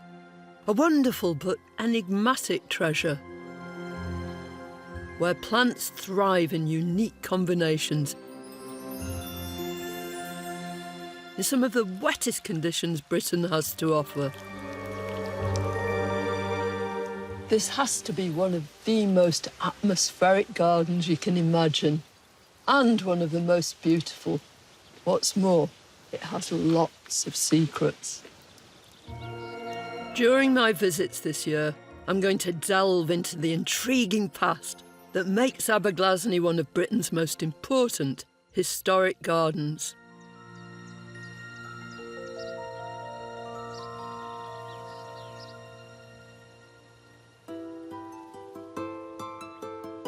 I've only visited Aberglasney one time before, but I didn't want to leave. It's such an intriguing garden, so unique. It's got stew ponds. It's got courtyard gardens. It's got wild woods and running water everywhere. But despite its age, it has this wonderful newness, this real life force that runs through it. You really feel that every bit of the garden is loved and cared for. And I think that's because today the garden is thriving under head gardener Joseph Atkin and his faithful companion Tiggy-Wig. Joseph's first ever student placement was here, and he was smitten from the off. After years of intrepidly travelling the world plant hunting, he was drawn back to the very garden that had become his inspiration. We're off on a tour, so I can pick Joseph's brains about what happened here. This is really a restoration, yet it feels as though, you know, it's been here forever. Yeah, you're looking at something that was a complete and utter ruin. Everything you see, the parapet walk, the mansion behind you, the cloisters, they were actually filled in and you didn't know they were there. They were growing potatoes in here, and so it's... They were growing potatoes Growing in potatoes, there. yes. After 2 world wars, many historic estates in Britain went into decline. Aberglasney, like so many others, was eventually divided up and sold.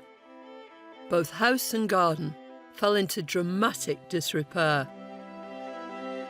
But 25 years ago, when it was on the point of final collapse, the Aberglasney Restoration Trust was set up and began the massive task of rescuing it from the brink.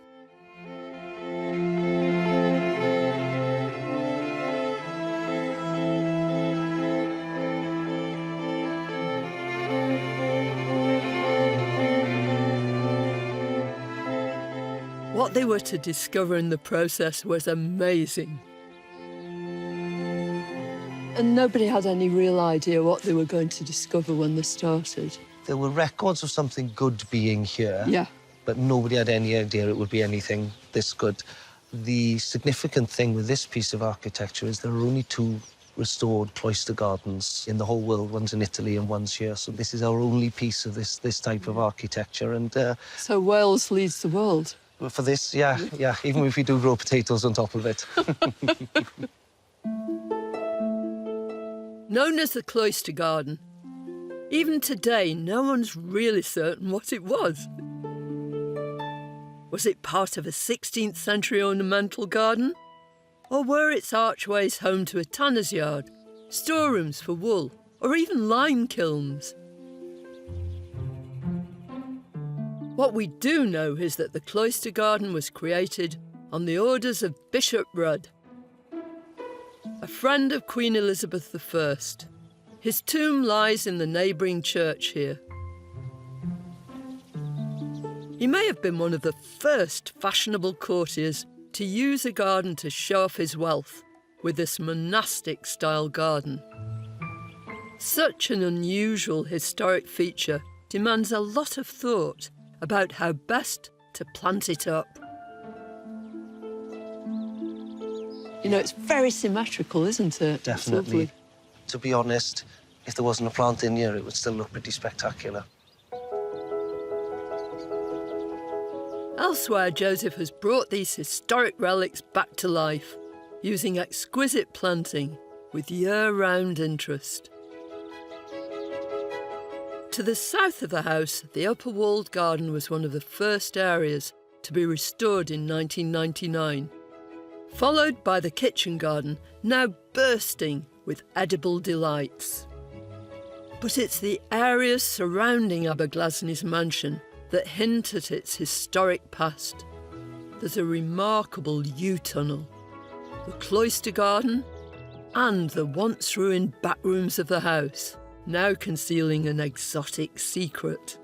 The gardens continue downwards via the ancient stew pond and the sunken garden before finally reaching the Jubilee Wood. One of the most dominant features in this Jubilee garden is this great stand of silver firs, Abies alba. They're enormous, they're huge. And of course, their roots spread out far and wide, which means that the soil underneath them is very thin and probably very acidic too because of these needles. So some of the plants around here are struggling a bit, but not this. This is Gaultheria procumbens. It's the most beautiful little evergreen. It loves the acid conditions here. It's dense evergreen cover and it's smothered in these lovely red berries too. This would be a brilliant idea if you've got similar conditions. Perhaps not under such a huge conifer, but under any conifer. My time at Aberglasney has only just begun, and I'm well and truly under its spell. But there's plenty more to discover.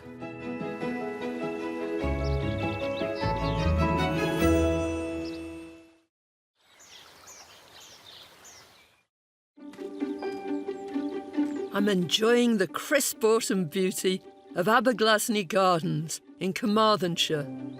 The colder, shorter days of October do nothing to diminish the splendour of this magical garden. What glorious leaves! This is Parthenocissus tricuspidata, otherwise known as the Boston ivy, and it's one of the best covering climbers and also one of the very brightest in the autumn. I think it's just gorgeous, and it just makes you want to go, woo!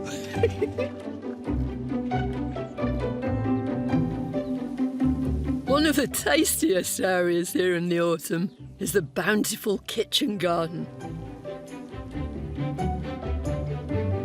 Once an overgrown ruin, it's been transformed into a glorious feast for the eyes and the palate. This is beautiful, isn't Asparagus, yeah. I mean, we get a very small asparagus crop every year, and we have got an unusual pest of the asparagus. Tiggy the dog bites the ends off it, which is not good. So she's got an expensive taste. Oh, always the expensive stuff. But what I love about asparagus, and I don't see any reason why you can't grow that in a border. No. It's as good as a grass. It's as good as anything else. It's beautiful, isn't it? And it stays upright, too. And it's a really late, really honey yellow autumn colour. Well, yeah, look at that, changing now. Beautiful. Transformed, isn't it? And this lovely apple tree. This is the centrepiece of the whole garden, isn't it? You didn't plant that. No, it's about 150 years old. This variety of apple is called Gabalva. It's a very rare variety. It's got these amazing apples that don't bruise. They last forever. It has a huge crop every year. But it tastes absolutely terrible. And It's inedible. We couldn't get the pigs to eat it. Oh, sorry, apple. But I think it's just a lovely old tree, and you keep it no matter what. And it's picturesque, isn't it? An absolute glory of this garden is its Malus arbour, a crabapple avenue that was the first new feature to be installed during its restoration. It's tremendous that 25 years later, it has become one of its greatest attractions. This is a real labour of love for us. This is Malus sargentii. It's ornamental crabapple. A tiny, tiny little crabapple, though, isn't it? Yeah, you could, if you really wanted, make jam and jelly out of it, but it'd be a disaster, You'd have to pick quite a lot. You'd need a serious amount. It's big as well. You don't see many arbours this sort of size, you know. It goes on and on and on and on. This tunnel will look even better in spring, when it'll be buzzing with life, with our favourite little gardeners, the bees, busy at work on its delicate blossom.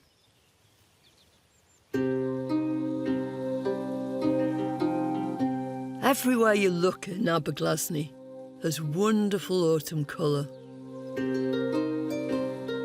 the promise of new life in the form of seed pods in all shapes and sizes.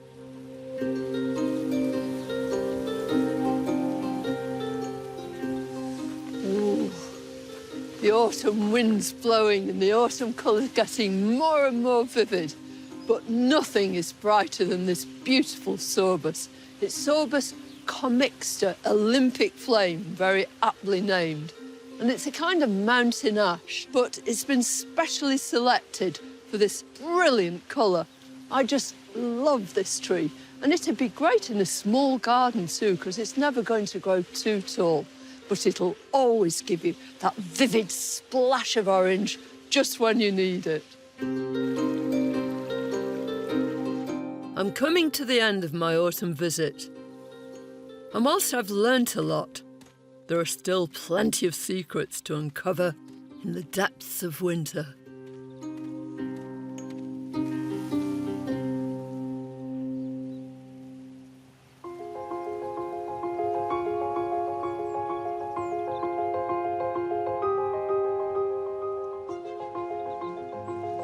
I'm starting my winter visit to Aberglasney from the same place that all visitors do, the top of the garden, looking down across this great sweeping lawn to the house, But what a welcome from this host of golden daffodils.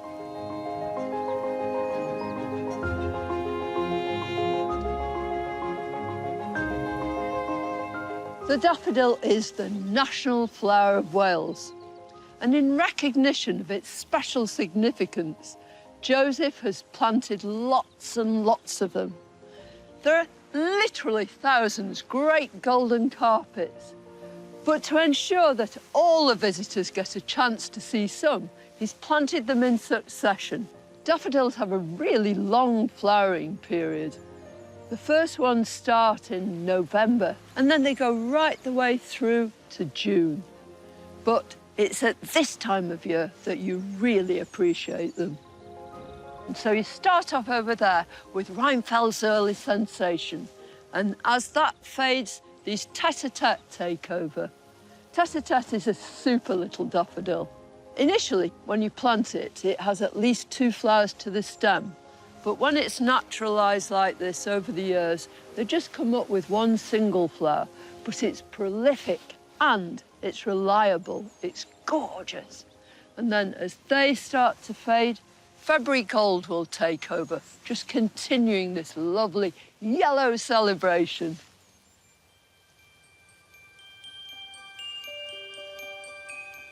Winter throws a spotlight on Aberglasney's weird and wonderful architecture, such as this curious tower thought to have been part of an old gatehouse, and the enigmatic and totally bonkers U-tunnel, which may have been planted 800 years ago.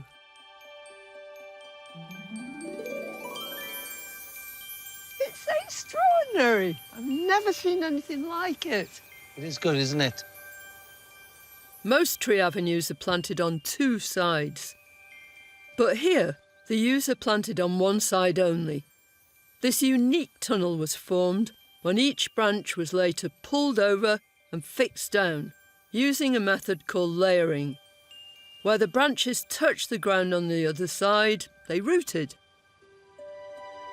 One of Aberglasney's forefathers must have had creative flair, just like Joseph's. It was in a terrible state when we first started the restoration. And to give you an idea, the branches were going in through the first floor windows of the house. And we've had to just very gingerly and carefully cut it back so that it got back to its original shape. It has kept me awake at nights a few times, and nothing's going wrong with it on my watch, I'll tell you that. Definitely not, mustn't. It could go on for hundreds more years, couldn't it? Something like this could have another 2,000 years in it, you know, which is a wonderful thought. There aren't many plant species that could be used to create a living tunnel. Yew is one of only 3 conifers native to Britain and has a mixed reputation because it's deadly to livestock and is therefore usually found in gardens and churchyards. It's a great plant for topiary, but you'd be lucky to find it planted like this anywhere else.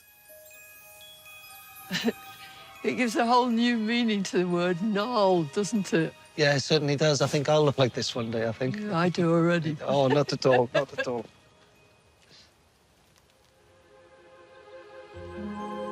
In the midst of this wet Welsh winter, another of Joseph's creations, a secret and cosy oasis, particularly appeals.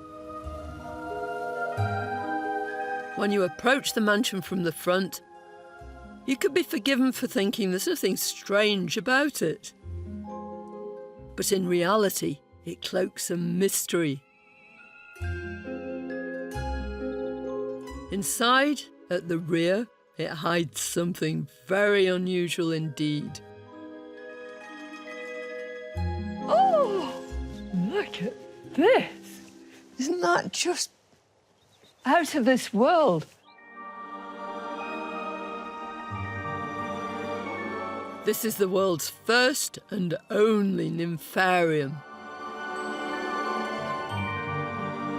A glass atrium inspired by the Italian gardens of Nympha, where a ruined village was transformed into one of the most romantic gardens in the world. It's no wonder they had to create a new name for it. So the range of plants you can grow in here is just expanded, isn't it? Yeah, it's a wonderful advantage. Some of the tropical stuff like the strelitzia does really well in here, so it's great to have that addition to the garden. You can't help but be absorbed by the patchwork history of this place. Just to think, these kitchens were once a hive of activity.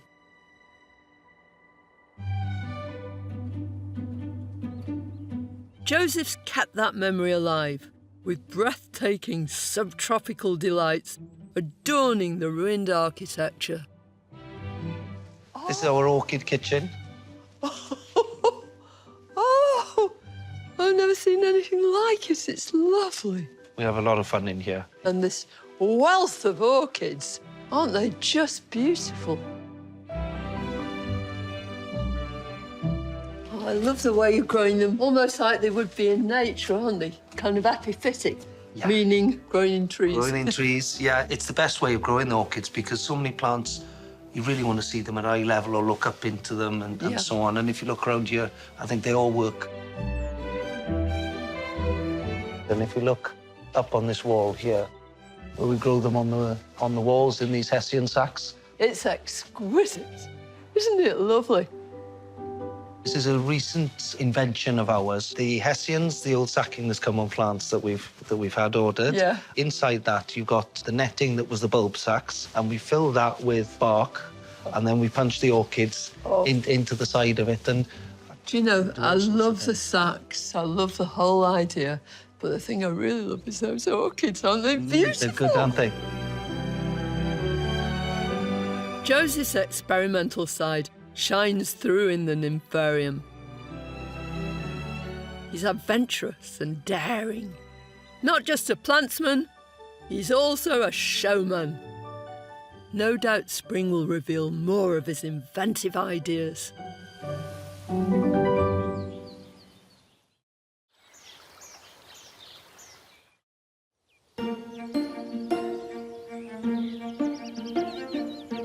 It's been an unexpectedly mild winter at Aberglasney, but with lashings of formidable Welsh rain. It's been a winning combination here, and the gardens are looking fresh and enchanting.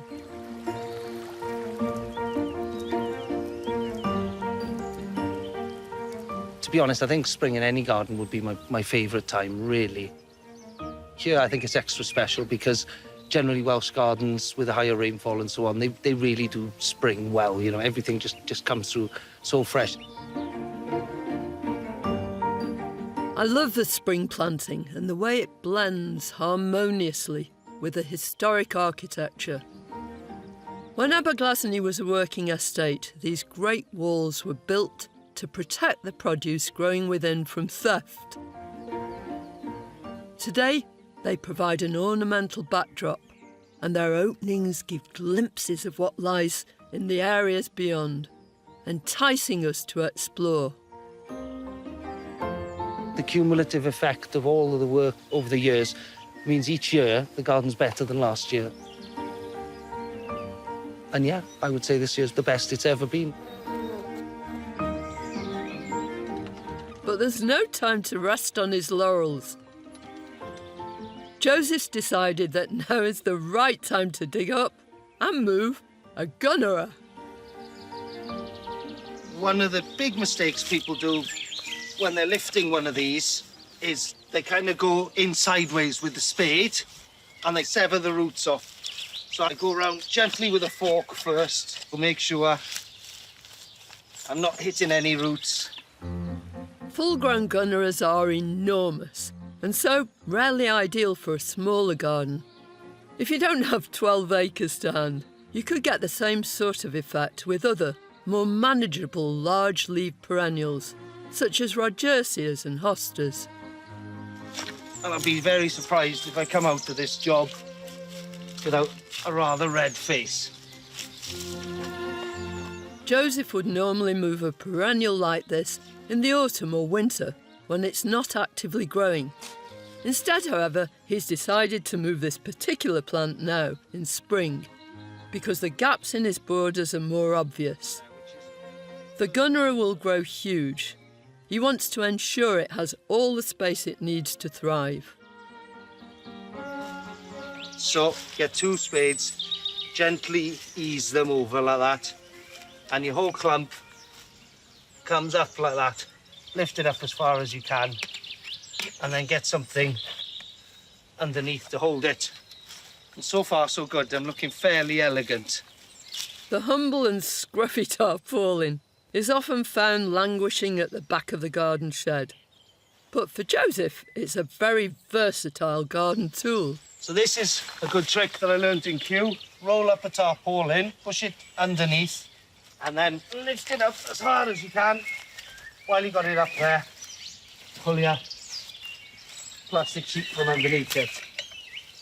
Joseph makes it look easy, but it might be worth getting a second pair of hands to help if you're having a go at this. Oh, and you can lift it comfortably and drop it down gently on the sheet. And you've got a lovely big clump with an undisturbed root ball that can go in the ground. And you should be able to have enough energy to carry on doing it. Whilst it may be a bit of a red-faced job, moving the hefty gunner into the right position will be well worth the back-breaking work in the end. With all the love and care Joseph is lavishing on moving it, it's bound to thrive. Fingers crossed, by the end of the season, it should be about this high. By next year, it'll have come right the way over to that tree, so it really is a proper monster. Spring is a time for hard work, but it's also a time for the garden team to enjoy the fruits of their earlier labours. They never do things by halves at Aberglasney. There are about 10,000 of these camasses planted across the gardens here. A North American bulb, it can flower for as long as 5 weeks and happily multiplies itself, making beautiful clumps, gently spreading through some reaches of the garden. In this setting, the blues are perfectly complemented by the pinky white blossom of the nearby apple trees. Spring bulbs are popping up all over the garden at this time of year, bringing swathes of colour to the beds. We do like the odd tulip in here, you know, we literally plant them by the thousands, you know, just to really get the display going. As I've come to expect, Joseph the showman hasn't settled for the same old sort of spring display we're used to seeing. What we have found then, though, is it was a bit of a tulip epiphany that you can actually make tulips better by planting things with them that really set them off and make them really, really, really look good. This is one you don't see very often. This is Thermopsis rhombifolia, a new discovery to us, and it's brilliant. It flowers just towards the end of the tulips, and it keeps going all the way through the dreaded spring gap, all the way through what I call the tulip hangover, all the way through the June gap as well, right into your summer displays. The spring gap, or the tulip hangover as Joseph calls it, occurs when spring displays are over, but summer flower buds are yet to break. It's the bane of all gardeners at the end of spring. But it's a particular problem when gardens are open to the public and need to be looking good every single day. Joseph has to be inventive to keep the beds looking busy and beautiful, week after week. So it really sets it off. And you see all this dark tulip? This is a tulip queen of the night that's just on its way over. And you see how the two work together? Personally, I think one of the things you've got to do in public gardens is try and push the boundaries, do things that are impractical so that you can have these one-off wonderful displays that really make it exciting. The crabapple arbour is one of these labour-intensive treasures.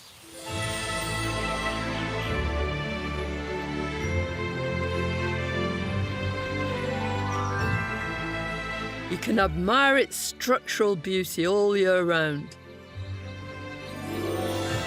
But it only flowers for 10 days a year. Blink and you could miss it. This plant is all about the flower. What we generally do is we very, very carefully prune it back to 3 to 5 buds, like you would with any apple tree, but we have to do it 3 or 4 times a year. So it's a real labour of love. It's absolutely heaving with bees. There's a wonderful scent coming off it, and it's just full of flowers. The crabapple blossom will soon be over. I can't wait to see what fascinating and beautiful treats Aberglasney has to offer up in the summer.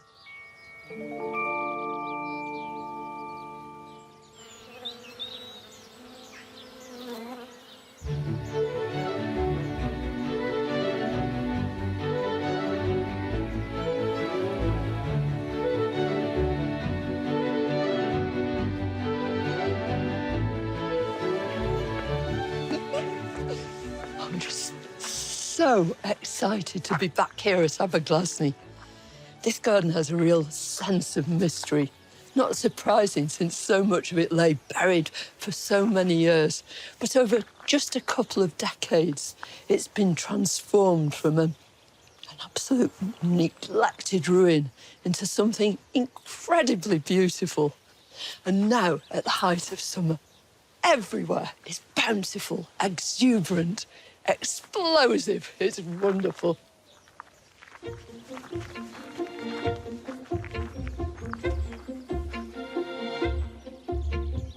The sunken garden is a quiet retreat, tucked away in a courtyard. It's a new area created since the restoration, where the vibrant colour scheme nearly knocks you over.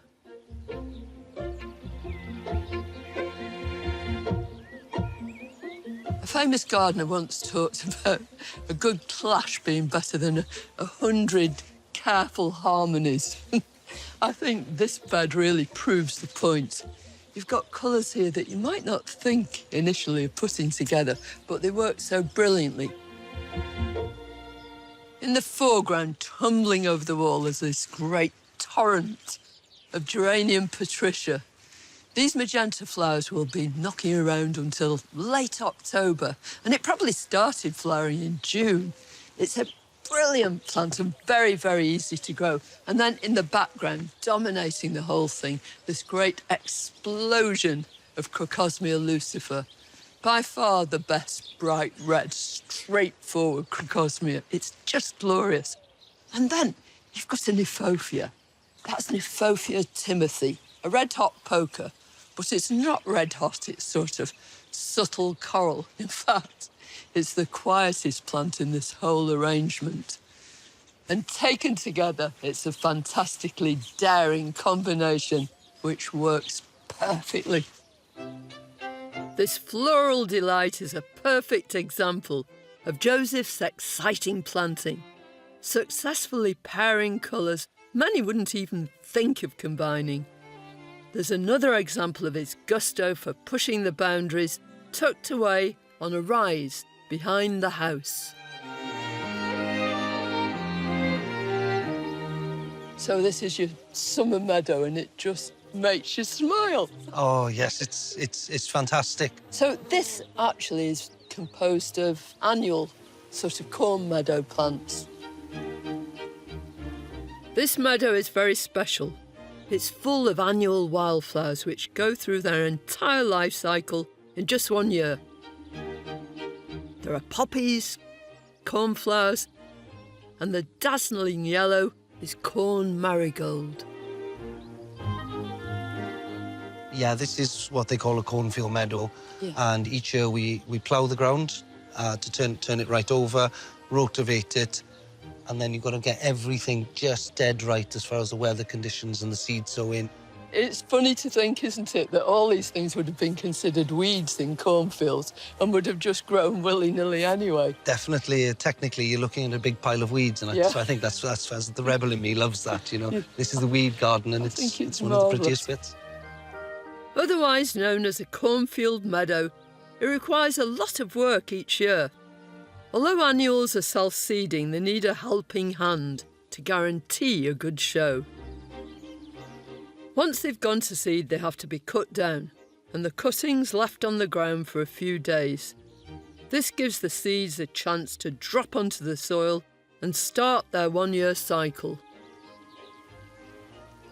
Each year it's different. Yeah. I mean, every meadow evolves and so on, but some years, and if things haven't grown that well and we have to punch in with extra annuals, it's actually really, really good fun. Yeah. This particular year, we got it dead right, and you've actually got a very, I call it, professional-looking meadow where it all sits A beautifully. professional meadow, I like that concept. Yeah. So, do you think there are any more mysteries to be uncovered? Not that we know of, and half of me hopes there isn't, but, you know, there'll always be something. Yeah, exactly. You never know what you're going to find. That's what makes life interesting. Aberglasney is full of treats and surprises. And I'm looking forward to seeing what's in store for me next.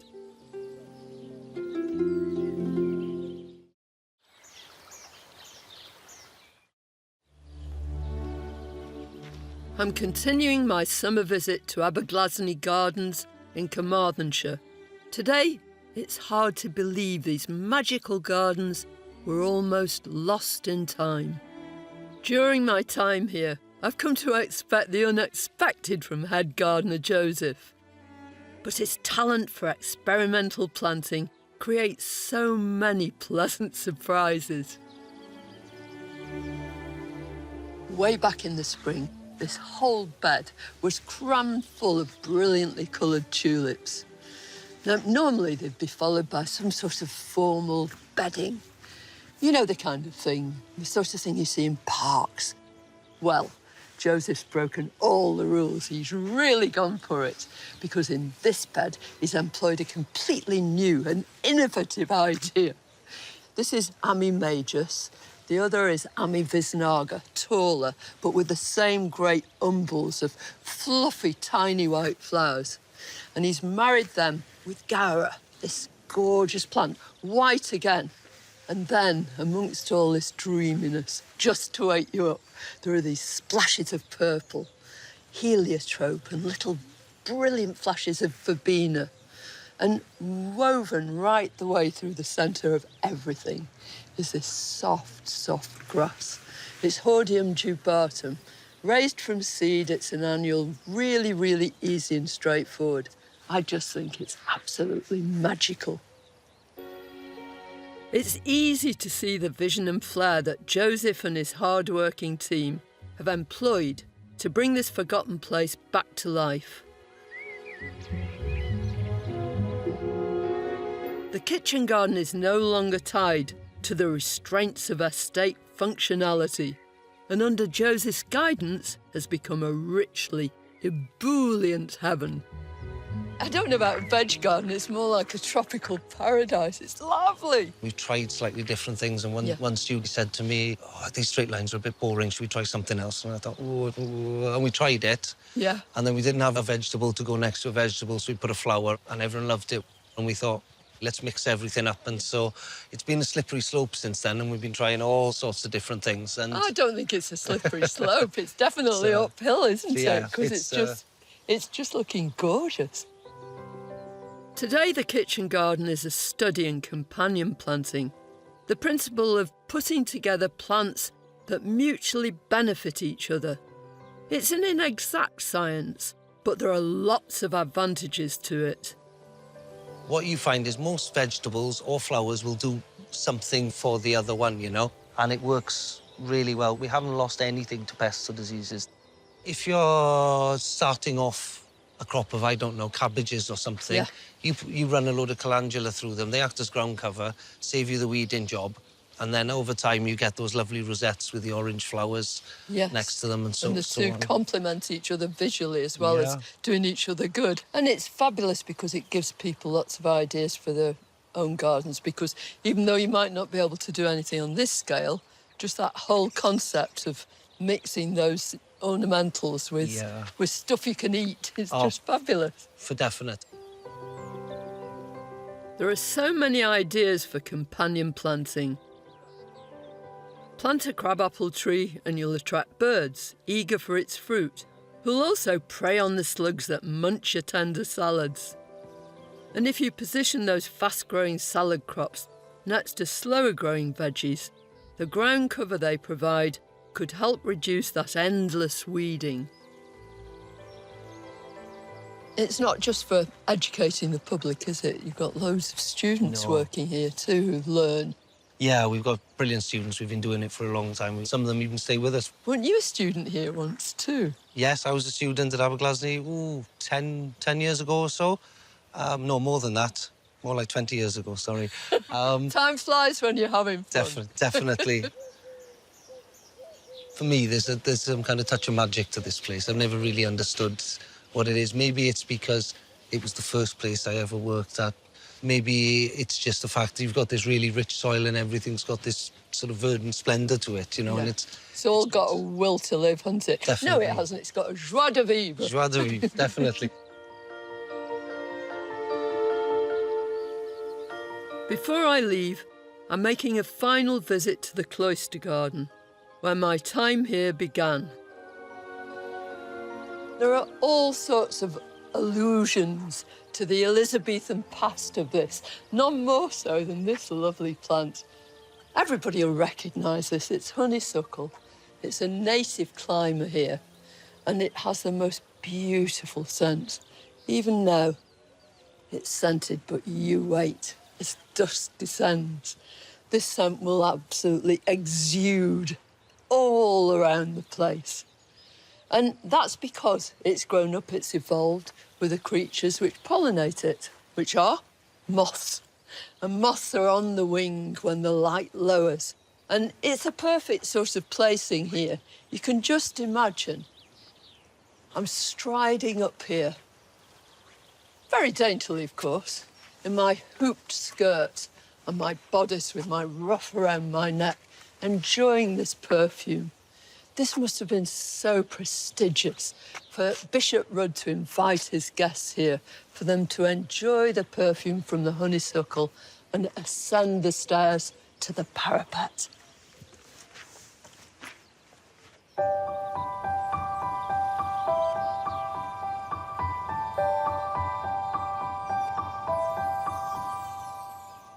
It's inconceivable that a garden of such historic importance could almost have vanished completely without trace. But this is no restoration in the usual sense. It's no preserved relic. Far from it.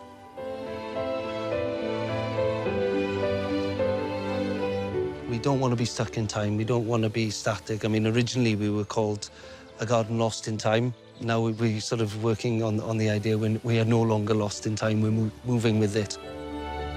In Joseph's hands, these gardens are a place for today and for the future.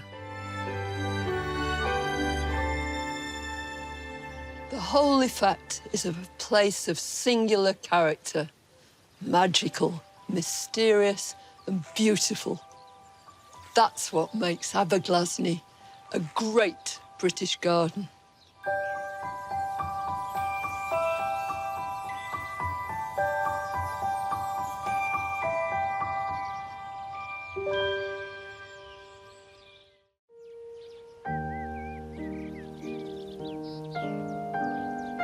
This is the garden of Graham and Lucy Goff, near the pretty Sussex town of Lewes. Seamlessly in harmony with its south down setting, this is a place where plants appear to run wild. Today, it's a triumph with a planting style that combines elegantly swaying grasses, threaded through with subtle perennials. Only 20 years ago, this garden was a windswept 2-acre field. But now, in the hands of one of Britain's foremost nurserymen, it's been transformed into a beautifully composed garden that simply flows with lyrical musicality. This is a garden that combines great artistry with a hugely deep knowledge of plants and does it in the most poetic way. Nothing here looks out of place at all. Everything melds together in one beautiful, cohesive whole. It's just glorious.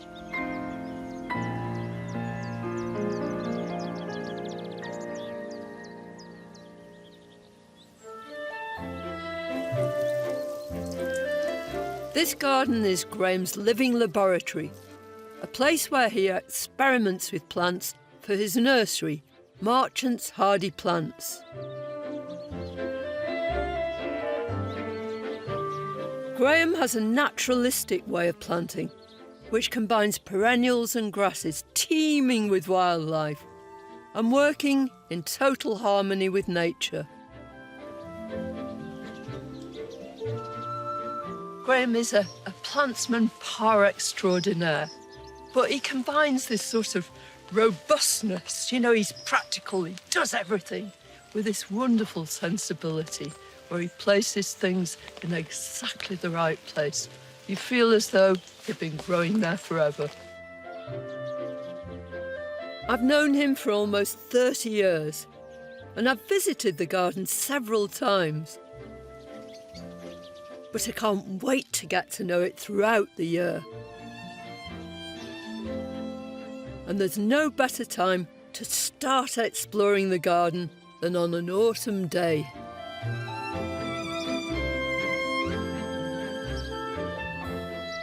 At this time of year, the garden delights with its rich tapestry of reds, golds and muted browns.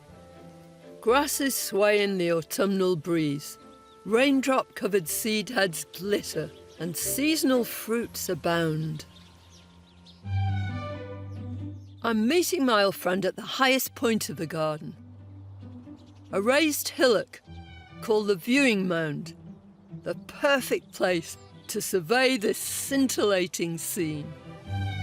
I have to say that I've never seen a garden with so much movement and so much interconnection between things, you know? When you plant in an intuitive way, when you plant with the plants that you love, hopefully something comes out of it. And that's what I've tried to do. Graham and Lucy bought the plot in 1998 when it was just 2 fields with heavy clay soil.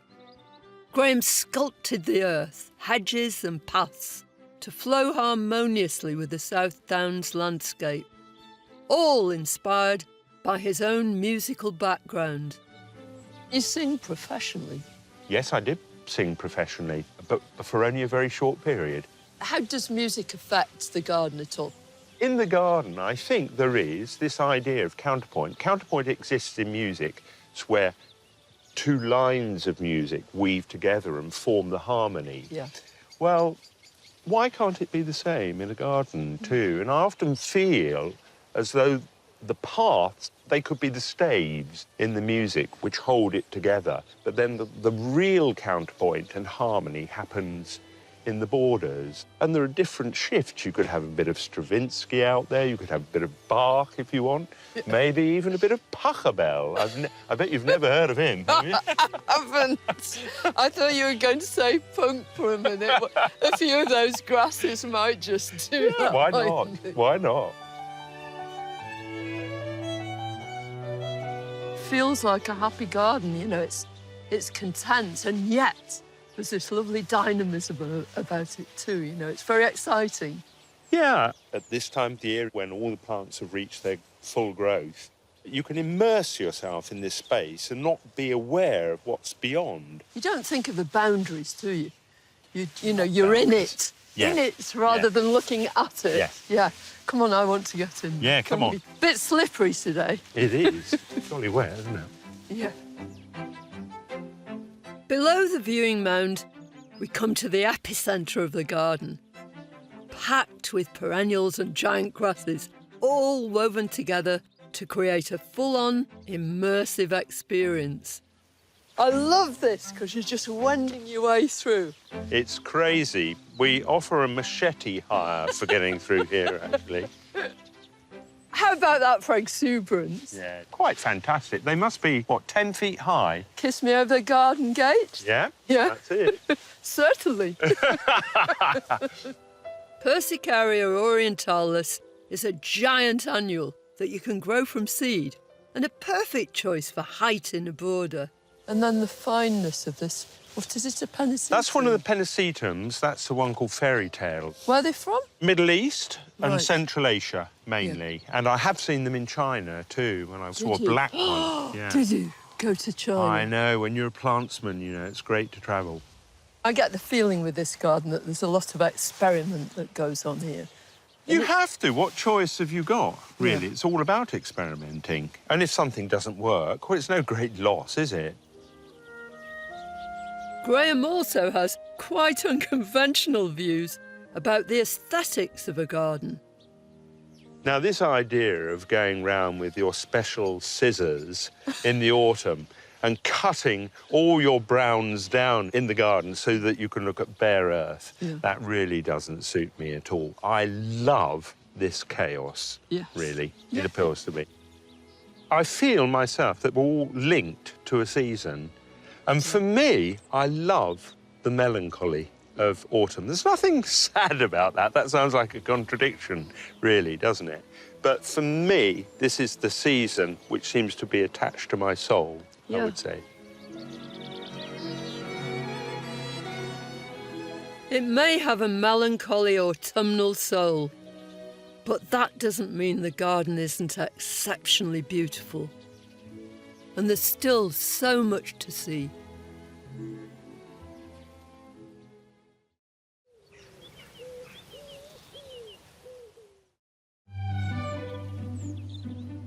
I'm at Marchants' garden. It's relatively modest 2 acres. It's still easy to get lost in.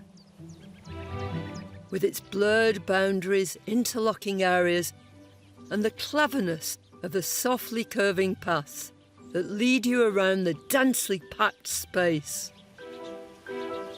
Close to the house is the business end, the nursery and its propagation areas. On the other side of the garden are several distinct features, including the eye bed, defined by a C-shaped hedge, and a larger garden room called the spring garden.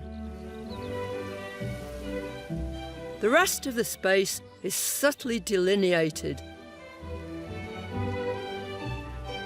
by mown grass paths and delightfully wonky, topiarised hedges and features.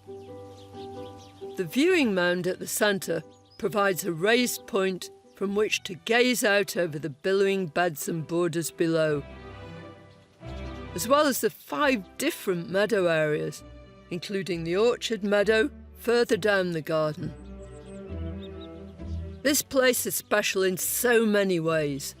Graham considers many elements when he's choosing his plants, and I've found a wonderful perennial that combines rich colour with great structure.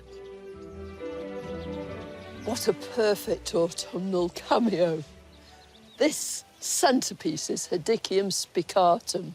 It's a ginger lily, but at the moment, all its flowers have turned to fruit, these great big red fruits, and the leaves too are tinged in yellow. And then in the background are miscanthus, blowing in the wind and really making the picture so autumnal. Nothing says autumn better. There's an absolute wealth of grasses here, and Graham knows them all intimately. And what's so wonderful is he combines them so beautifully, so you get not just differences in colour and form, but also in texture. This is Panicum virgatum strictum. Panicums are grasses from the United States. You get the effect of the wind rustling and moving through the grasses. They create movement, they create sound. They add a whole extra dimension to the garden. It's great to have a bit of fun in the garden too, isn't it? This is Pennisetum Black Beauty, and when you look at these fluffy heads, they just remind me of a load of caterpillars who are stranded at the end of these stems. They've got up to the top and they don't know where else to go.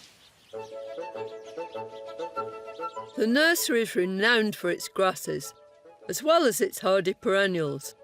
and Graham and his team propagate and trial all the nursery stock in the garden here.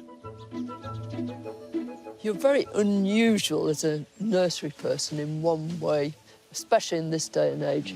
Everything that's out on those benches, you've propagated here. I can guarantee that every plant is 100% propagated on site, homegrown. I think people often don't realise that within the horticultural industry, the plants that are for sale have a huge carbon footprint. You know, they've often travelled halfway across the world. But your plants are for real. And this is your source, isn't it? It is, that's it. People think it's a garden, but I often tell them it's a stock bed. To my eyes, this garden is far more than a stock bed. It's clearly an expression of its maker's personality. So I'm looking forward to seeing what it says about his winter side.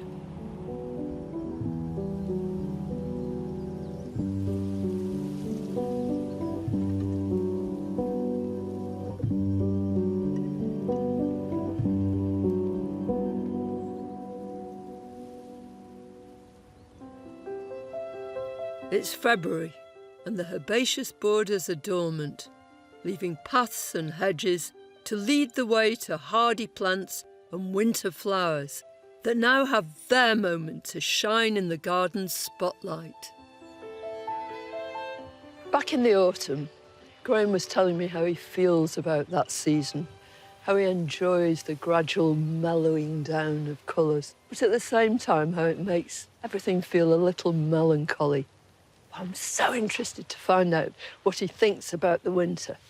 This much more austere look, bare soil, and yet at the same time, those shoots that are beginning to spring through. This season, the big story is Graham's snowdrops.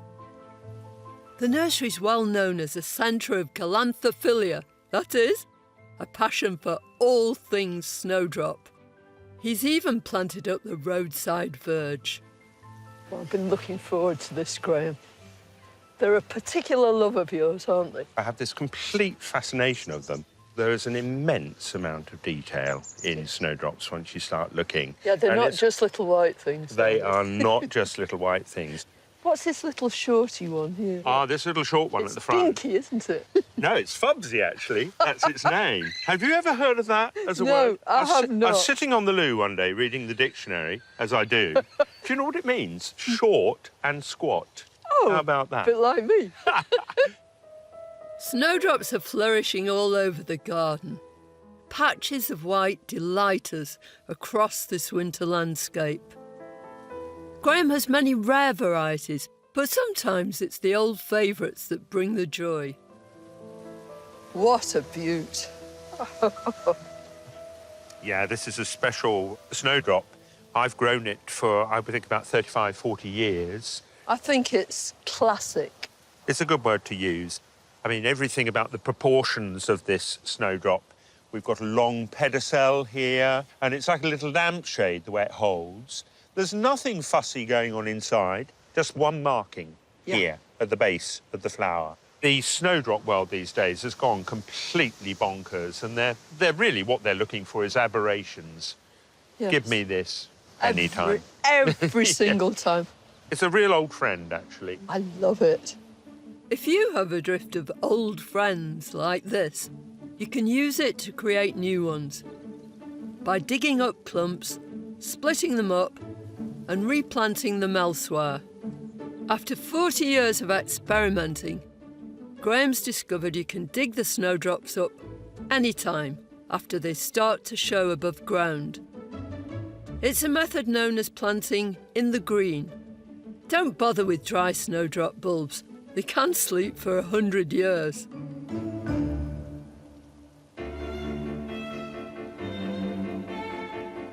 There are few winter gardens that don't have at least a few clumps of snowdrops.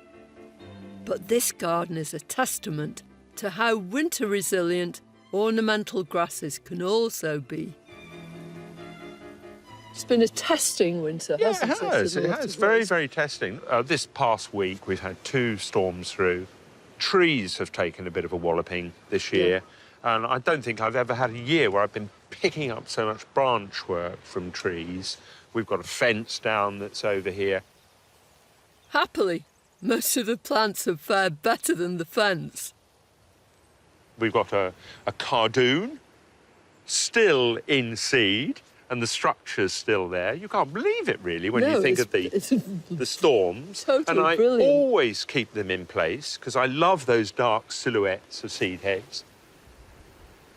There's something incredibly pleasing and aesthetic about grasses, I think, in the winter, because you see this transformation of them in leaf, and then they drop their leaves, and what we've got at the moment, if we were to look at them, are just these naked stems.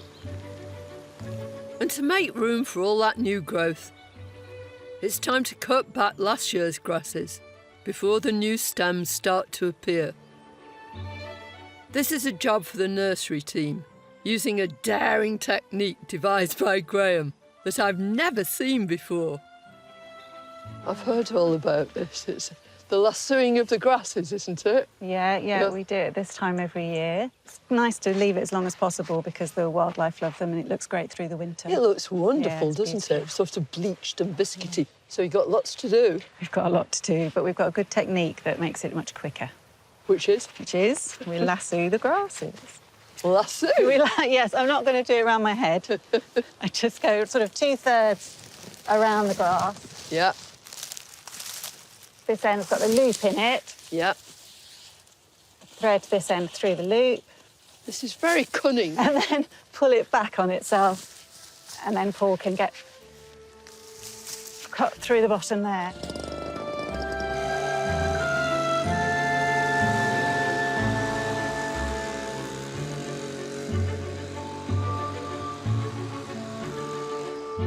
Brilliant. Nice Isn't and that neat. fabulous? How neat is that? So is this something that Graham's taught you? Yeah, it's a technique he's made us use on all the grasses, especially the bigger ones, actually. It's really good. And he's taught you a thing or two about plants as well, hasn't he? Just a bit. Yeah, every day you learn something more when you're working with Graham. As the actress Helen Mirren once said, gardening is learning, learning, learning. And this nifty trick is a perfect one to add to your repertoire. Just be very careful with that hedge cutter.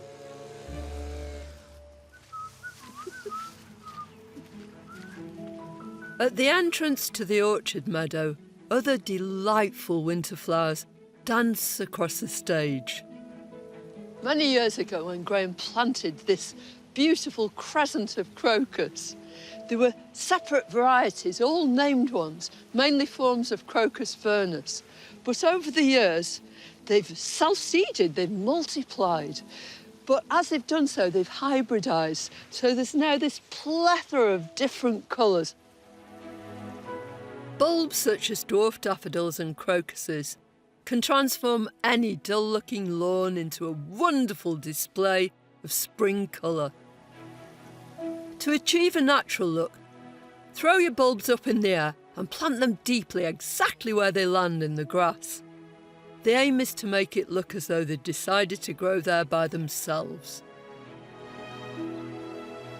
I do think it's the most artistic, the most beautiful idea between these grass paths, this absolute kaleidoscope of colour. There's so much to revel in here. But before I go, there's one final plant collection to visit, and it's in the spring garden. Oh, look at that. You like ferns, Graham? I do, Carol. I think one needs things, evergreens, to cheer one through the winter. And making you smile. Yeah. Because it does, doesn't Yeah, it? That does. fresh It greenness. does. I mean, what a fantastic clump that is. It's Polypodium vulgare, Richard Kay's. I think this was collected, well over 200 years ago. Wow. It will still look good for another 2 months.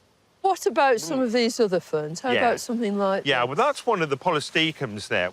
Because this is evergreen too, but Yes. looking a bit scruffier than your polypody. Yeah. Really, I think that plant's got about as far as it's going to go. So I think it's just time to prepare it for the spring. To chop it. Yeah. Because That means you'll be able to see these beautiful new croziers coming. That's exactly it. And then you haven't got this old foliage getting in the way. In fact, you can see one of those plump little bulbs. Oh, yeah. Look, just in there. That's one there, too. These all come off.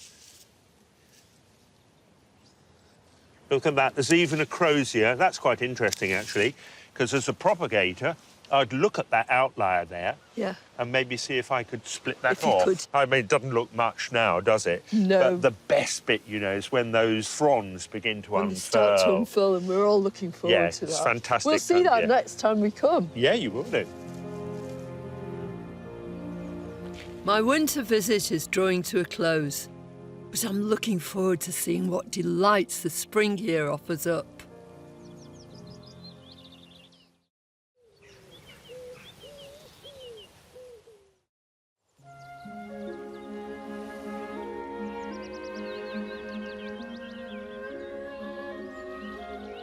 Spring is nature's most action-packed season and a time of new awakenings. As flowers bloom and buds unfurl, all set off by fresh as fresh greenery. If you were to draw an analogy between the seasons and a person's life,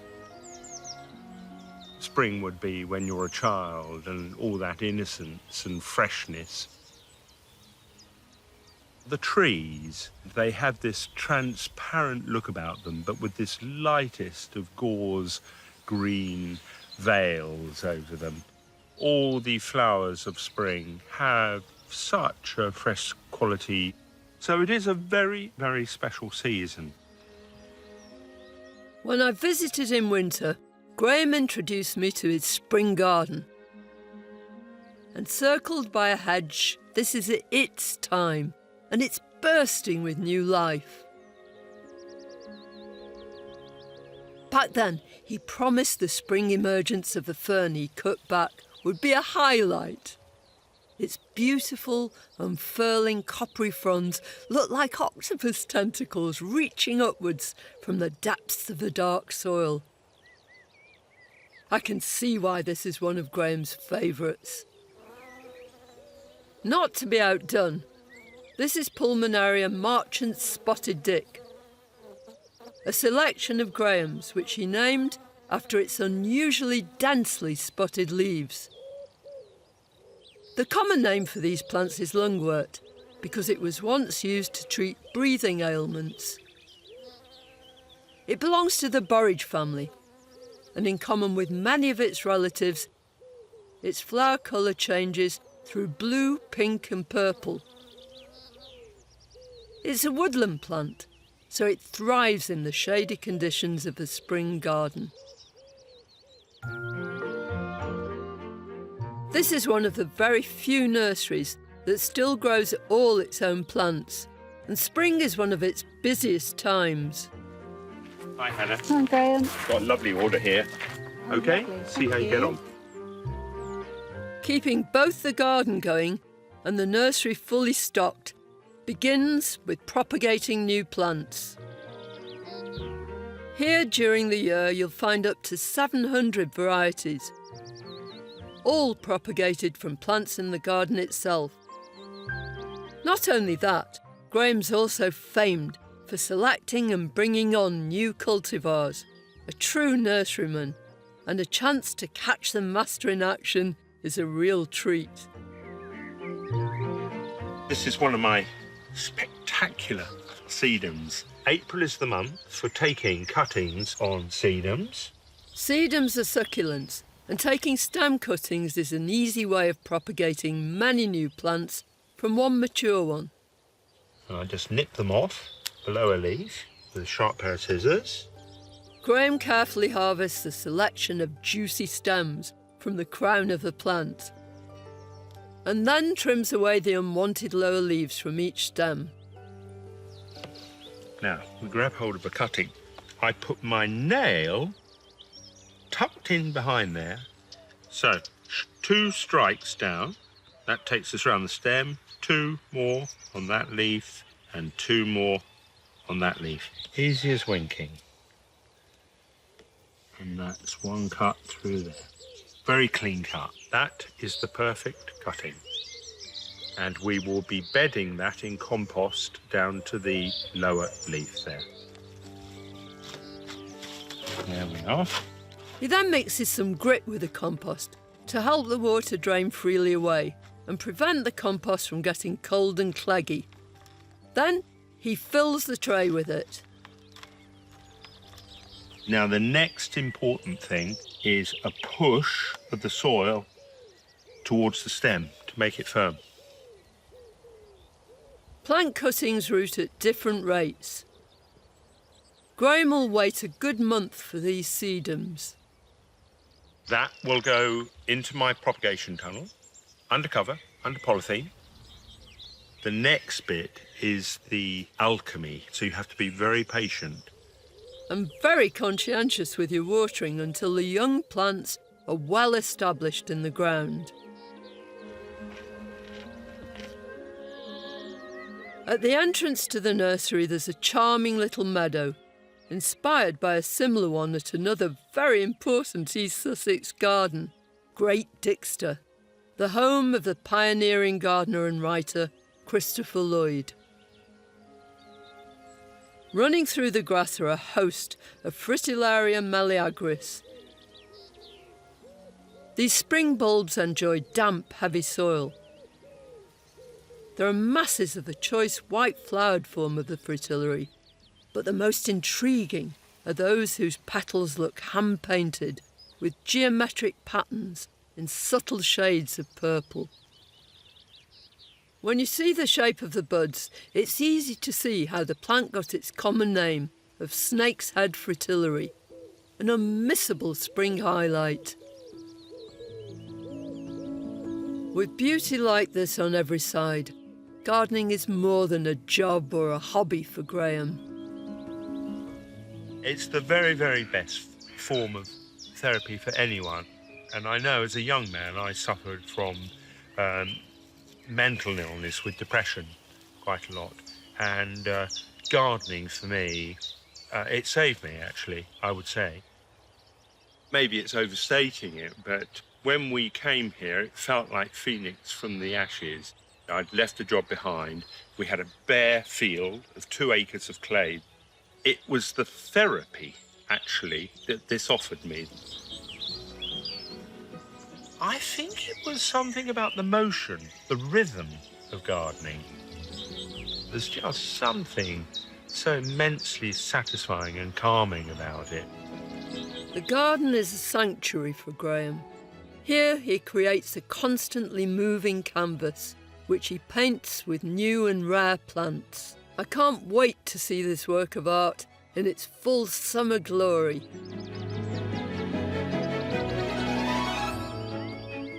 Summer's here. What a lovely welcome back. The garden's glowing with colour from summer blooms and flowering grasses. I am so excited to be back in this most poetic of gardens. It's just so beautiful, and I've been longing to see what it's like. Now, in most gardens, midsummer is it. Everything is focused on reaching this peak at the height of the summer, but not here. Because Graham's gardening isn't about that. Graham appreciates the cycle, the way one season flows gradually in a mellow way into the next. And it's evident everywhere. It's not he who dictates what the garden's going to do and when it's going to do it. It's the plants themselves. And just look at the garden. It's evidence of that philosophy.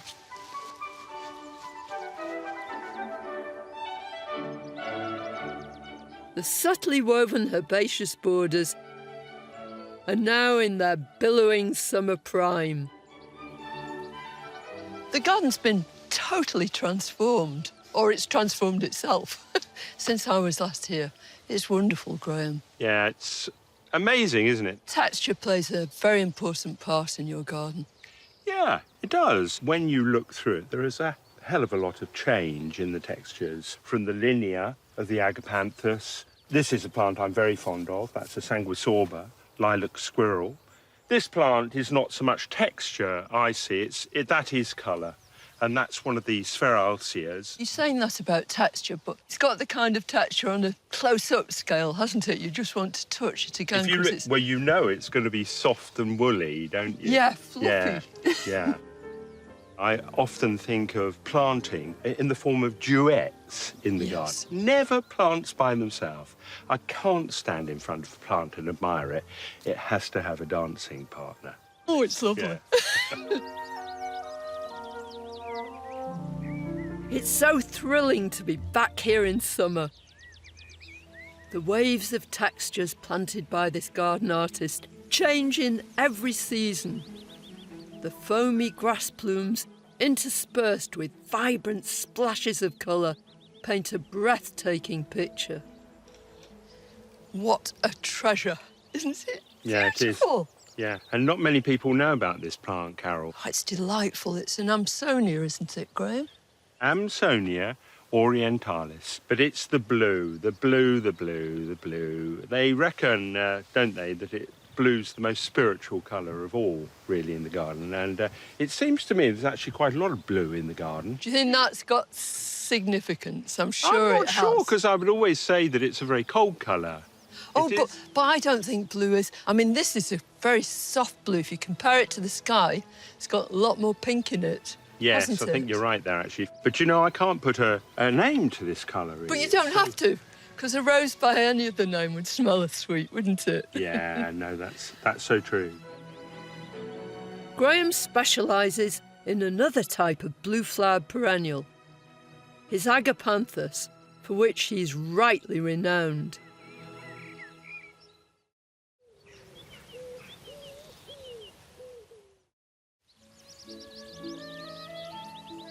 Summer's here in all its glory. At 2 acres, this garden is modest in size, but every inch of its subtle layout is packed with hundreds of the very best plants. Graham grows more than 600 varieties of plants on his nursery, but he has a few specialities, things he particularly loves, and this is one of them. These are the sanguisorbas, and it's called Arnhem.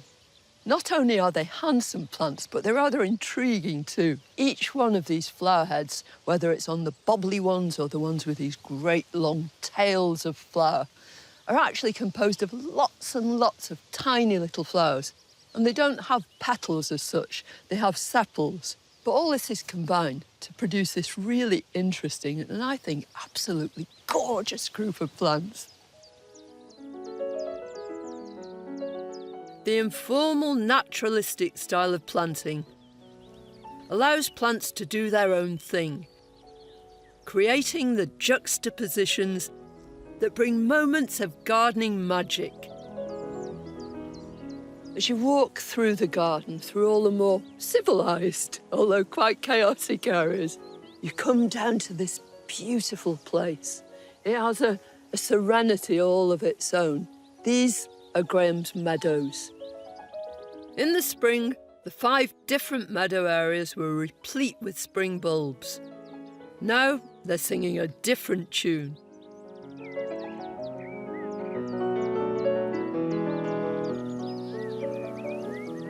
They look completely natural, and to a great extent they are. He's followed the contours of the land that existed. But in addition to the grasses that were already here, were all sorts of wildflowers, some of which I've never seen before. A tiny geranium called Geranium dissectum. You can hardly see it. This beautiful knapweed, a centaurea, absolutely wonderful for bees, butterflies, they all love it. And then there's Geranium pretense, the meadow cranesbill. Of course, perfectly at home here. It will spread itself around. You see it along hedgerows, road verges, up and down the country. It's got this glorious shade of blue. All through the grass, but especially visible just at the edge, is a really dear little plant. It's now called Lotus corniculatus, but most of us know it as bird's foot trefoil. It's a tiny little leguminous plant, and it's got all sorts of country names. Most of them to do with the way that the yellow flowers change colour gradually to pink. So one favourite is eggs and bacon. Well, I'm a vegetarian, but I still love it. But don't be fooled by the meadow's wild appearance. Not many of these plants have emerged naturally. Let's not forget that between them, Hannah and Graham propagate absolutely every plant on the nursery. It's extremely unusual in this day and age. And one of the most specialised tasks is now delegated to Hannah, who manages the nursery. Hannah, I know this nursery is famed for its agapanthus, and I mean, who could resist them? Yeah, they're a real favourite here. People do come a long way to see our agapanthus. Yeah. Well, you've got lots and lots of very special ones, and a lot of them are the result of your breeding. But I know the kind of holy grail is having something really deep and rich and dark, and I haven't seen anything much more splendid than that. This is sort of our pride and joy, and we've actually been working on it over the last couple of years to create this plant, because you've got to cross plants to get the final result that you want. So if you want a short, very deep blue agapanthus, you want to choose two parents, one of which has got the stature you want, it's short, yep, and one that's got the depth of blue in its flowers. Is that basically it? Yeah, that's right, yeah. And then you have to be very patient. Come on, share your secret. Okay. Tell us how you do it. OK, 3 years ago now, a bit later in July, when all these florets are completely open, I took a pair of tweezers and into each floret I found the pollen, which is on top of the male part of the flower. That's called the anther, isn't That's it? the anther. Yeah. And I took the anther and I took it to another flower. Yeah, very carefully. Very carefully. And I put it on the female part of that flower. So that's the bit in the middle, the stigma. The bit in the middle that sticks up. And they'll clump up over a couple of years. Yeah. And then we will do clonal divisions. Then we can say that is the same plant as its parent. It's an experiment too, isn't it? And it's a long-term experiment. Yeah. I mean, that could be 5-6 years till we get a plant that we think that's the bee's knees, that's the one. It's quite a responsibility, but it's also a huge privilege, isn't it, and an honour. It's an absolute honour. The fact that Graham asked me to do it, yeah, it fills me with joy when I think about it, really, that he trusted me with his prized possessions. Can I put my name down? You've got a long waiting list, I think. Thanks, Hannah. Graham never rests on his laurels. He's always experimenting, reassessing and rejigging this horticultural masterpiece. But it's now been 20 years of trying to balance the twin demands of both garden and nursery. So, Graham, you've always got loads of new ideas. Have you got any very specific plans for the near future? Always ideas for planting. The biggest idea, really, is my great ambition to become the head gardener here and have a bit more time to do it, because being a nurseryman and trying to manage the garden has been difficult at times. For me, loving plants so much, it's about the painting with plants. That's what I really love, and I want to have more time to do that as I get older, really. I don't know whether you would agree with me, Carol. I see my working life with the garden as a sort of love affair, really. I absolutely adore this garden. Mendelssohn wrote some music called Songs Without Words, and it's like gardening without words. When they're doing well, they're talking to you, aren't they? And when they're not doing well, you have to amend the conversation and see what it is that they need. But that's the beautiful thing. And so why shouldn't it be a love affair? My final visit is coming to an end, but my love affair with this garden is only just beginning. Like many deep loves, it grows on you gradually, and you can't help but be drawn in. Graham uses his skill with subtle colour, contrasting texture, and soft rolling forms to blend the garden with the landscape beyond, and with the way he thinks and feels.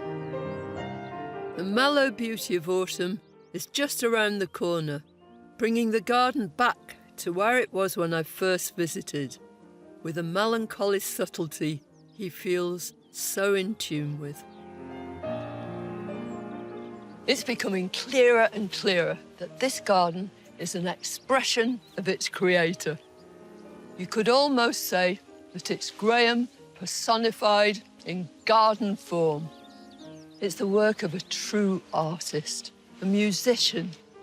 Like an orchestra, everything is perfectly in tune. And that's what makes Marchants a truly great British garden.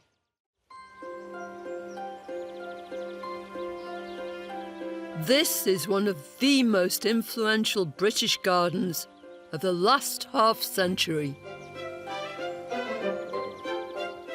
Its creator, Beth Chatto, was a true pioneer and one of the most important plants people of her time. Her 15-acre Essex garden and nursery is located in one of the driest spots in Britain and is celebrated as the embodiment of right plant, right place. The idea that plants thrive best in situations that are similar to their original environment. It's a garden I've visited many times before. I'm so thrilled to be back here at Beth Chatto's garden and to see her philosophy of working with nature rather than struggling against it in operation in the garden. And what's more, to be able to come back during each season to see how it works right through the year. This is a story that began 60 years ago when Beth and her husband Andrew took on an overgrown wasteland of brambles and boggy ditches and transformed it into this beautiful and subtly complex garden.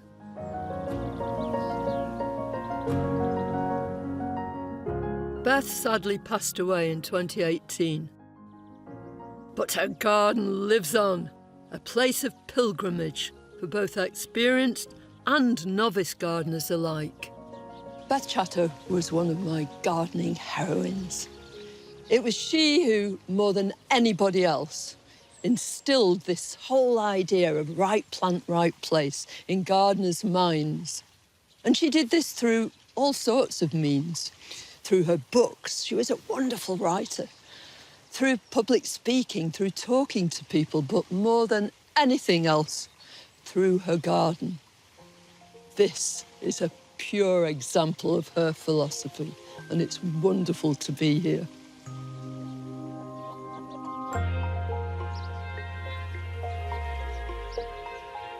I've arrived as the tints of autumn are starting to show.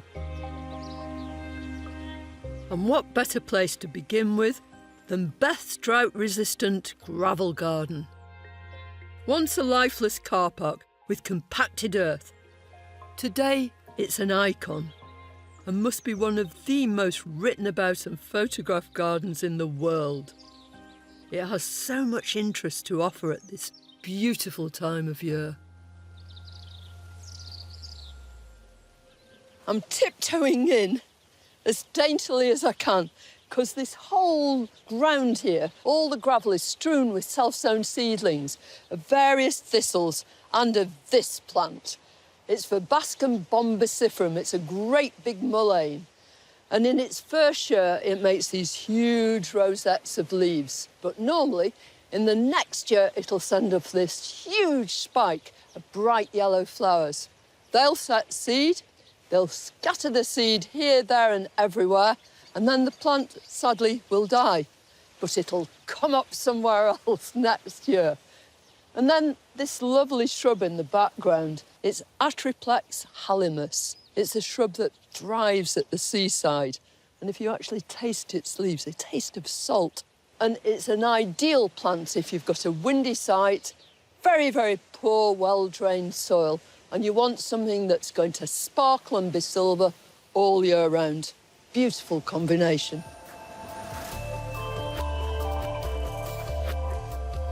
All these plants have something very important in common. Beth chose them because they all grow naturally in similar conditions in the wild. If they'd evolved to survive in very dry soil and exposed sunny aspects, here in the gravel garden, they shouldn't need watering or any other artificial life support. This is truly sustainable gardening.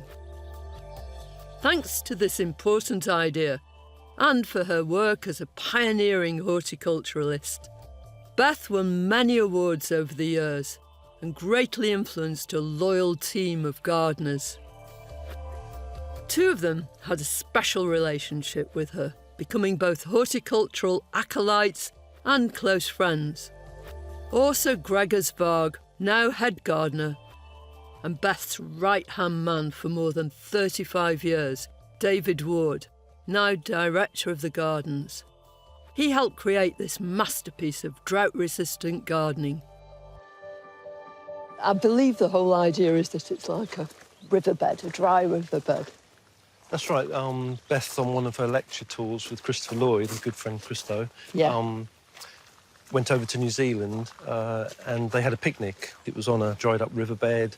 There were boulders and the occasional plant coming up, and Beth just remembered this sort of river of gravel, this dried-up riverbed. I mean, it was absolutely revolutionary, wasn't it, when you did it? It's common sense, basically, to Beth. She could never really understand it because we were, you know, growing plants suited the conditions. We had this hot, dry, stony, sandy, gravelly piece of land. We could never improve the soil enough to grow hostas or something. No. So, obviously, we have to choose plants adapted to these dry conditions. Did you improve it? I mean, everybody assumes that you just took the grass away and then just started planting it. No, Beth had a saying, one of her many sayings, is you can't give plants the worst you have, you always try to give them the best you can. Yeah. Soil preparation is as important as plant choice. Yeah. So we put a lot of effort into that, and we ploughed the soil and we added as much organic matter as we could lay our hands on, basically. Right. So lots of mushroom compost, lots of our own homemade compost as well. The myth is that you don't water this garden, is that right? Yes, that's correct. We've never artificially watered this garden. It's a drought-resistant garden. That's why the plant choice is just so critical. Yeah. Lots of small leaves, lots of silver grey plants. Yeah. You know, there's no big foliage plants out here. And lots of grasses that like this. Lots of grasses, lots of bulbs, of course, because they're ideal. They're dormant in the summer. So ideal drought-resistant plant.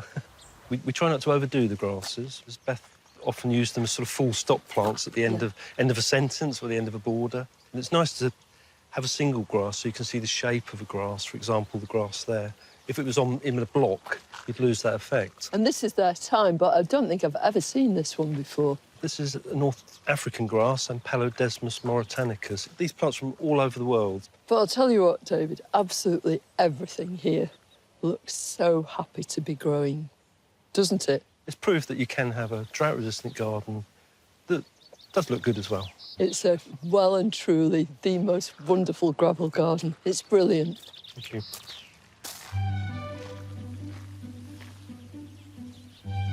To a plant lover like me, this place is intoxicating. But I've only scratched the surface. There's so much more to see. I'm so excited to see this garden because I've never seen it before. You know you're not allowed to do this normally. I would seriously tell you off.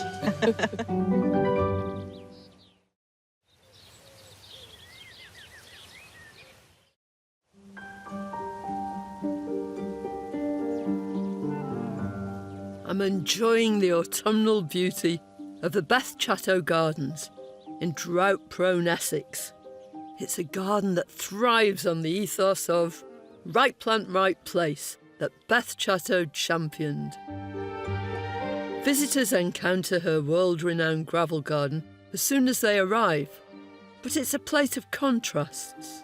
Arranged around Beth and Andrew's house, it's home to a huge variety of plants that thrive in the diverse natural conditions that are found here. There's the cool, damp water garden, and the more exposed reservoir garden with its incredible tall grasses, and a shady woodland walk. It's the plant addict's paradise, where you can stumble upon both horticultural rarities and more well-known plants, including a familiar friend, planted in its less familiar natural habitat, in the woodland garden. We're used to seeing this plant growing on the front of buildings. Suddenly in autumn, the whole place is transformed when the leaves turn brilliant red. It's Parthenocissus, Virginia creeper, but here it's being used in the same way it would grow in nature, climbing up trees or carpeting the woodland floor. And it really does just bring the whole woodland floor to life in autumn.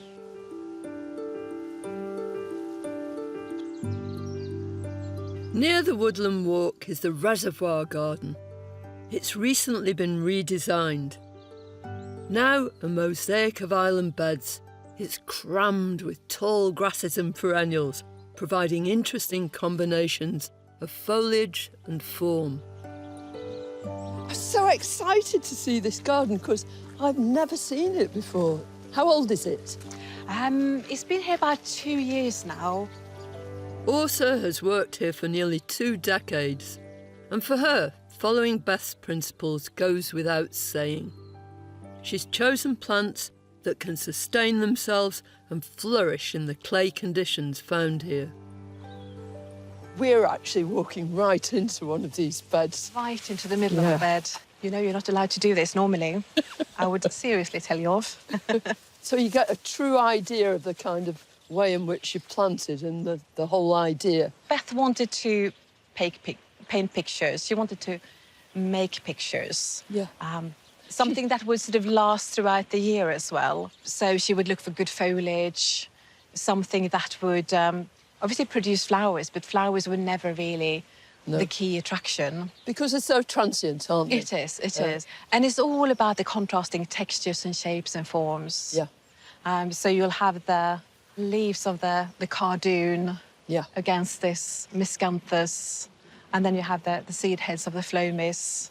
And then a bit of fluffiness from the gower in between. A little bit of sort of white flowers fluttering. Yeah. Bit of flippancy here and there. Because she had a very light touch with things. I've never seen any of her plantings that look sort of heavy and solid. There's always a poetry to them, isn't there? And she was very inspired by Ikebana. Yeah. And the way of putting plants together and simplicity.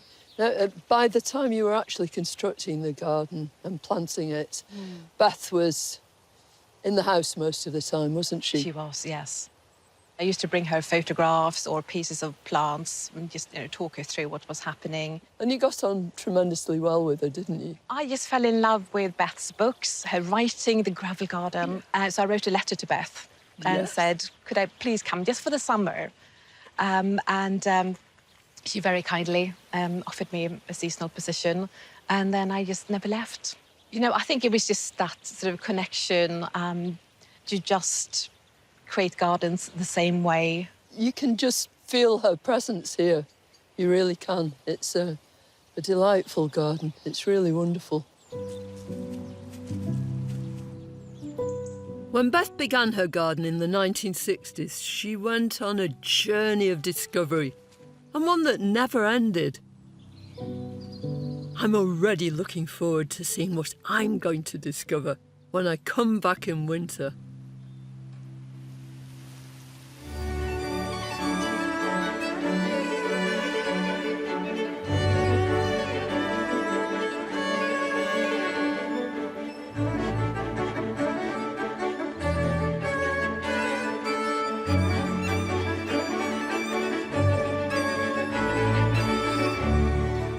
It's January here at Beth Chatto's gardens, and everything's stripped back to its bare bones. But far from being a desolate scene, it actually enables us to see the way the place has been laid out by Beth and her team. It's a brilliant opportunity to really appreciate its design.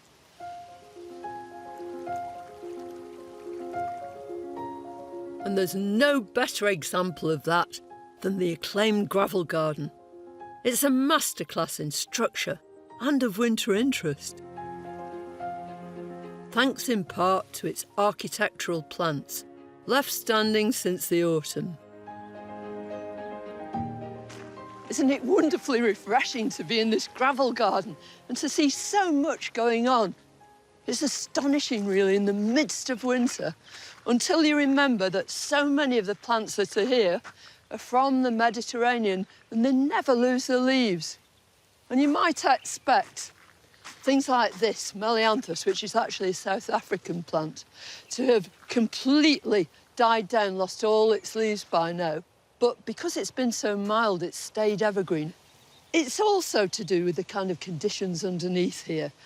This, if it was in a really soggy place, would probably just have gone. But when you come out here, if you jumped up and down in the rest of the garden, your feet would sink into the mud.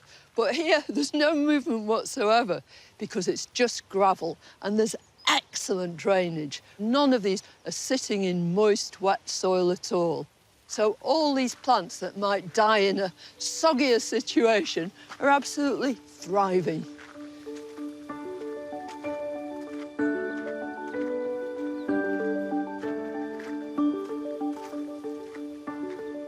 There are so many plants that are looking truly magnificent. There's this charming little plant. It's Libertia peregrinans with these bright orange blades. It's actually from New Zealand, but of course it grows in exactly the same sort of conditions as all these Mediterranean subjects. It likes an open place and really brilliantly drained soil, and it emphasises the choice of plants here and echoes Beth's message, right plant, right place. Then in the foreground, there are bright sparks of colour from these different anemone pavoninas, from the mountain slopes all around the Mediterranean. But here, they're equally at home. But here's a plant that might be more familiar to the British gardener. This is one of a whole range of different begonias that are used very successfully here in the gravel garden. Beth was a great advocate of begonias. Lots of people thought they were very dull sort of plants, but Beth absolutely disputed that fact. So she gave them lots and lots of good publicity in her books, her writings, and of course, here in her garden. They're from Central Asia and the Himalayas. Their great advantage is that they can stand a whole range of conditions. None of these even blink, however cold it gets. They really are the most splendid plant and such a good example of how Beth educated us. A former teacher, Beth was passionate about passing on her knowledge and her vision of sustainable gardening to future generations. She even set up an educational trust for trainee gardeners, and it's still going strong. Today, team leader Mark McKern is showing trainees Mosaic and Francis how to divide hostas. 4 points of the compass, yeah? They're hard at it in the boggy stock beds, where plants that love damp conditions are grown. Can I give you a hand? Absolutely. Have you always done this? No, I've retrained. I used to be a teacher, so I've done a career change. Me too. Which hosta is it, Mark? So this is Snowdon. Yeah. And this particular one is a bit of a flagship. So we're talking 1.2 metres high, Right. and when it clumps, 1 metre wide. You can see it from a distance. Oh, you can see it from a distance. Waving. But right now you're dividing them. Right now we're dividing. You could have started this any time from sort of October onwards, and you can Right. carry on going all the way to February. So you've got quite a window of opportunity. I'm going to take up a portion of the plant away, replace a proportion of the plant, but that gives me stock from a parent plant that'll be identical. That stock will be used for what? Well, in some cases it's actually used to bolster the garden, Yeah. and in a lot of cases it's actually used to propagate for sale here. The first step is to dig up the parent plants very carefully to make sure you don't damage the all-important new shoots or, indeed, the roots. But then the idea is to shake all this compost off? That's it, yeah. Never be afraid to hold on to the bottom of the root and shake it, because you're going to do less damage down here. You mustn't damage those, otherwise you'll have nothing to grow, will you? Absolutely. And you won't have a plant. Now we've done the dirty work, it's time to hose off the soil to reveal the juicy new shoots. Look at that. It is the exciting bit. You really start to see what's going on in the plant. Doing this limits the transfer of any weeds, seeds and pests. Once you've washed it, this is where we have to get a bit brave. Pull all the roots together. Put your hand so it's upside down.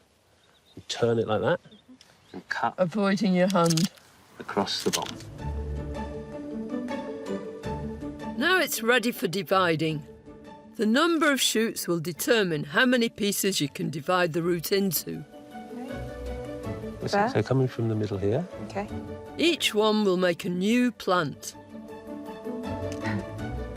Look at that, an not bad, is it? expert. So 3 hostas for the price of 1. So then you have the Beth way of potting. So you take a scoop, which is roughly half the amount the pot can hold. You put your hand in and pull back at a 45-degree angle. Right. So you now have a slope. Yeah. We can then take a hosta and you can place the cut on the slope and tuck the roots in. Right. Which then enables you to take a handful of the compost, and because you've got your thumb on the top of the plant, you can now straighten it to the middle. Right. Now, the one thing that she never wanted to see was people pushing with their fingers all the way around. She used to say that was playing the piano. Do you know, when I divide plants, I always firm the compost down. They still grow. She'd have you replanting them.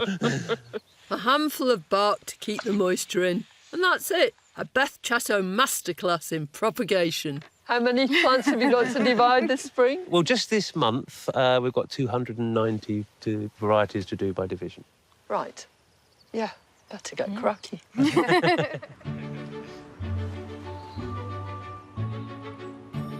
With her wealth of knowledge being passed on to this day, Beth's presence remains powerful in this garden.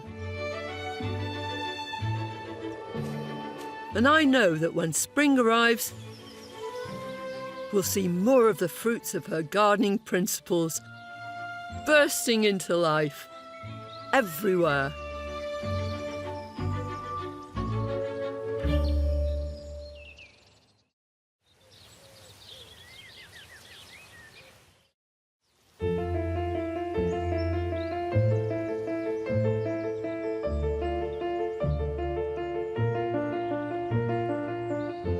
I'm spending a year at Beth Chatto's world-renowned gardens in Essex. The dormant season is over. Spring has well and truly arrived.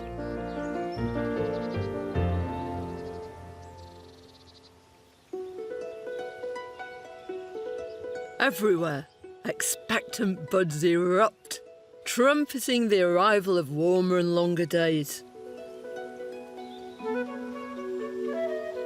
Lush, moisture-loving vegetation fills the damp margins of the water gardens.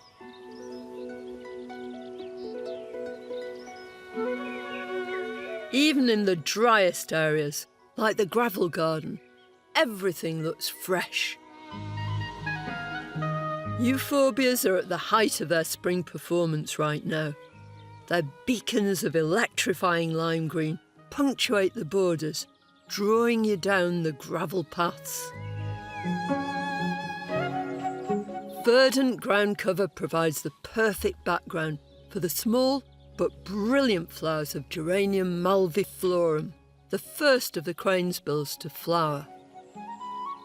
And Beth's beloved begonias stand proud with their deep pink flowers. Spring jewels like these species tulips, the daintier ancestors of the bigger, bolder, cultivated tulips, stud the gravel.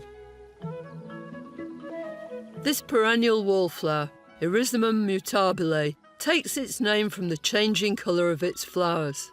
It's in its element in the exposed, sharply drained conditions of the gravel garden. During spring, there's interest at every turn, but it's a woodland garden furthest away from the house that really comes into its own now. It's a personal favourite of garden director David.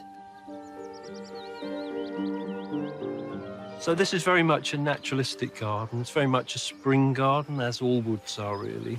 So the idea is everything's sort of takes advantage of the light and the moisture in the spring. But as the summer goes on, the leaves start to come on the trees, it gets darker, the foliage takes over, and lots of things tend to tie back for the summer until we have a sort of explosion of colour in the autumn. Beth and David began to develop this area in the late 1980s. Always working with the existing conditions, they gradually transformed a corner of natural woodland into this lovely informal garden. Beth decided which trees to leave, where the paths would be, where the beds would be, the borders. We were left with quite a few oak trees, ash, the odd elder and some birch. And then Beth had to establish an understory, plants to sort of connect the ground with the lower branches of the trees. So lots of sort of shrubs went in, climbers put on some of the trees, this lovely climbing hydrangea up this oak tree. And then she set about covering the ground. And then, you know, we have things like the Solomon seal that will come up through all the foliage. Throughout her gardening life, Beth always sought out the rare and unusual. And this is no ordinary Solomon seal. It's a desirable purple leaf variety to which Beth was introduced on a visit to Germany. Its enticing chocolatey coloured foliage will eventually turn green later on, but right now it's at its most alluring. Beth wrote a book called The Green Tapestry, and I think this part of the garden, the way the plants will sort of interweave and, you know, is a sort of tapestry effect on the ground, all the different foliages and textures. And I guess that was what Beth was trying to achieve, as well as find a home for all her special woodland plants that, you know, we do struggle a bit to grow in dry East Anglia. Beth didn't just add splashes of colour at ground level. A short walk away in the reservoir garden, a spectacular Judas tree takes centre stage, impelling you to lift up your gaze. What a breathtaking sight. Its scintillating purply pink pea flowers grow directly out of the branches, and even from the trunk before the leaves arrive. From the Mediterranean region, this is a tree that thrives in well-drained soil and a sunny site. It never makes a big tree and could be accommodated in most gardens. When the season changes, the Judas tree flowers fade from the spotlight, and other beauties take their place. That's the joy of a well-planned garden.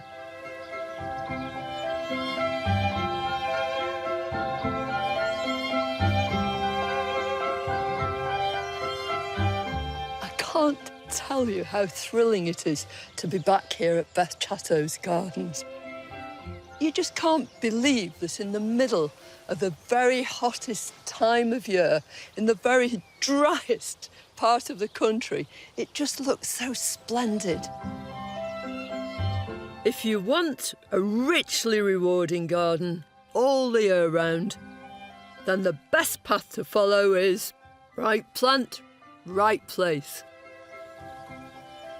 She responded. She responded to the environment, to the habitat, to the way things were. Is it damp? Is it dry? What are the plants that are going to grow there? And everywhere you look, you can immediately see that kind of philosophy in action and how wonderfully it pays off. If you want your plants to flourish, you must choose those that'll love the conditions. Revisiting the reservoir garden, I'm interested to see how the recently planted islands of herbaceous perennials and grasses are getting on. Also, it's looking splendid. It's come on really well this year.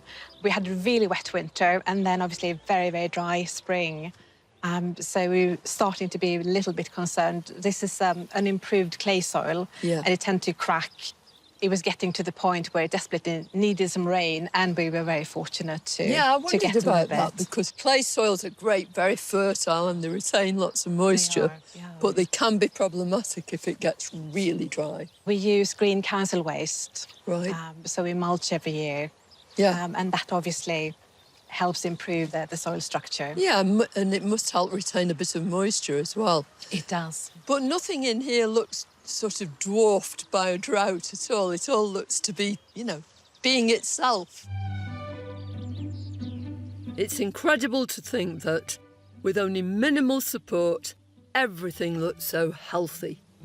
It's something you notice all over the garden, with contented plants left free to behave as they do in the wild. I know one of the things you do in here is let quite a lot of things self-seed. But what's the regime there? Because some things can take over. I mean, what about these opium poppies? If you let all this lot go, you're going to have nothing but opium poppies. Yes, there will be thousands of seeds in just one of those little seed heads, so it's really time to start collecting them as they turn brown. They're not one particular colour. They do vary quite a lot. Yeah, that's a beautiful wine colour, isn't it? It is gorgeous. That's what that always amazes me, because even if you start off with just one, the seedlings... Exactly, they will come up in all... In the whole range of colours. And there's a pretty little pink poppy called Beth's Pink. Poppy, yes. Yeah. This time of the year, we start collecting the seeds. Yeah. So we allow them to self-seed, and then we collect seed for the nursery as well. I'm always delighted to make off with a pocket full of seed. And I've got the chance to help Ursa collect some. They're ready to harvest once the heads have dried out and the small holes at the top have opened. By cutting the whole head off and dropping them into a paper bag, we'll save as many of the tiny seeds as possible.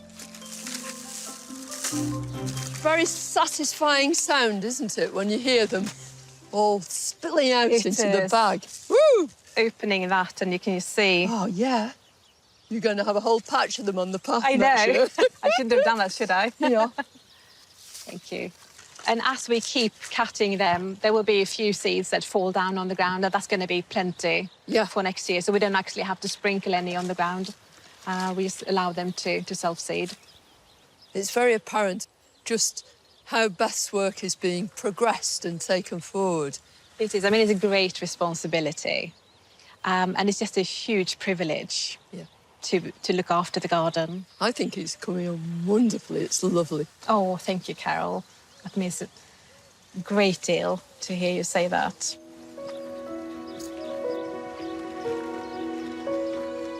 From the newest part of the garden to one of the oldest, the tranquil water gardens.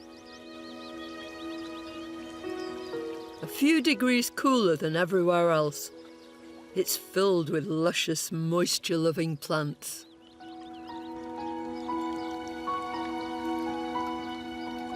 The garden's got this lovely sort of relaxed air about it, and I've never seen it looking so lush. Well, this part of the garden, obviously, the soil's naturally moist. They're natural ponds, so the water level's quite high down here. And just to have that contrast between the dry garden and then to come down into the water garden, which is all full of flower and foliage. But, I mean, this garden depends hugely on foliage anyway. Very it's much. One of Beth's things. It does. I mean, we could take out the flowers out of this view and still have a really interesting garden to look at. Yeah, you could. I like this flower, though. Oh, yeah. This yeah. Butomus. That's Butomus umbellatus, or flowering rush. The flowering rush, yeah. So it's a British native, isn't it? It is, I believe, yeah. Yeah. A bit of a thug. We have to sort of keep them sort of under control a bit. But some thugs are nice, aren't they? That's right, yeah. But a brilliant insect plant. Yeah, there's lots of, I don't know why, lots of aquatics, I suppose, because there's lots of insects around. Yeah. The water do attract all hoverflies, all kinds of things. I love this little houttenia. It's really beautiful, those sort of heart-shaped leaves. A lovely little plant. It is Hutuinia cordata. That's the single form. It smells of orange peel. It smells Seville oranges. Yeah, most people don't get that one. No. It's quite weedy, actually. We find ourselves having to control it pretty well yearly, and little pieces often float off into the middle of the pond. So we have to weed the ponds as well as the borders here. It's lovely, David. This relaxed style may look natural and easy to maintain, but far from it. The pond needs regular skimming to clear it of the long strands of string algae. Too much of that clogs up the pond and harms the fish. But on a hot summer's day like this, I can think of worse jobs. But it's in the garden that Beth often referred to as her gravel beach, the parched, drought-resistant garden that will most clearly see how the year has come full circle. You can actually hear the bees on this beautiful plant. There are so many of them that the whole plant is moving backwards and forwards.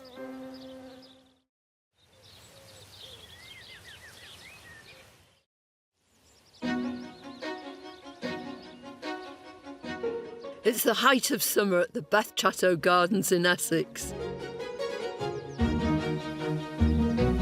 A pioneer of English horticulture, her approach advocated working with nature and never against it.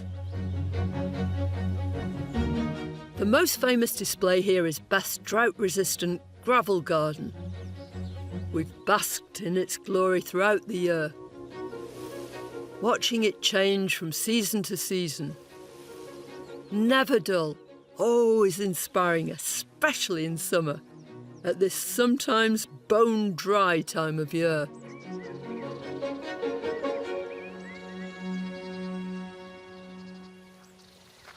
Walking through this gravel garden, it's just like being on a Mediterranean holiday.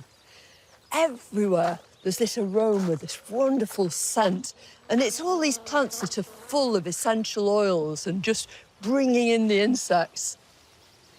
This beautiful tree has perfume within its flowers. It's Genista aitnensis, and it's commonly known as the Mount Etna broom, because that's where you find it, on those volcanic slopes. It's found in Sardinia, it's found in Sicily, all through that part of the Mediterranean, but always in very dry, poor conditions. And it can grow into a huge, great big tree, but it's got this delicate, fine, elegant sort of growth. And its leaves are almost non-existent. They're tiny because it has to resist that hot, beating sun. It's the perfect plant for this situation. Of course it is, because Beth chose it and she knew that amongst all this low-growing, wonderful stuff, she needed a bit of structure, something a bit taller, and it just arches over everything. A lot of people wouldn't have room for this in their gardens.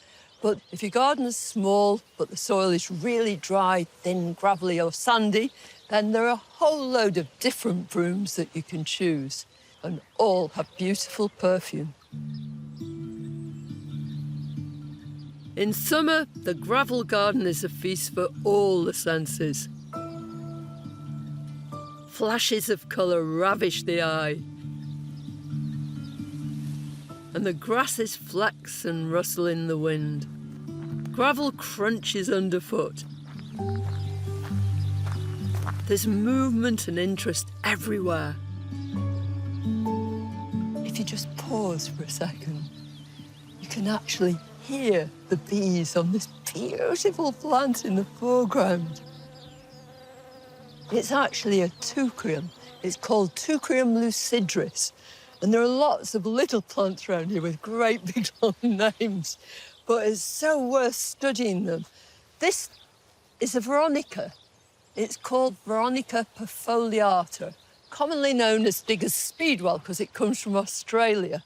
And it's called perfoliatum because the leaf stem actually pierces the leaf. Very unusual sort of formation, but the texture of the leaves is just lovely. They're very fleshy, and that's another way, again, that plants can resist really baking hot sun.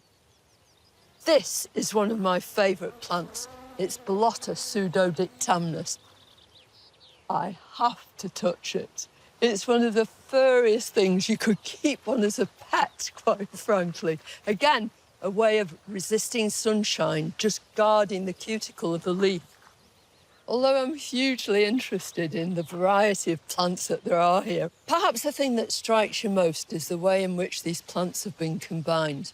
They've all been chosen to cope with the conditions, but they also look beautiful together. Their aesthetic arrangement is a really big part of the equation. And anybody could grow any of these plants if they've got the right conditions. Dry, hot, sunny, well-drained.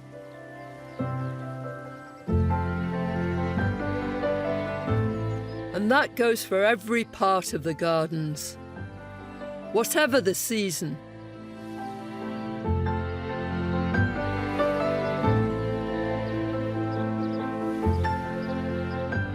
Whether your garden is damp, shady, or sunny, no gardener could find a better place for inspiration.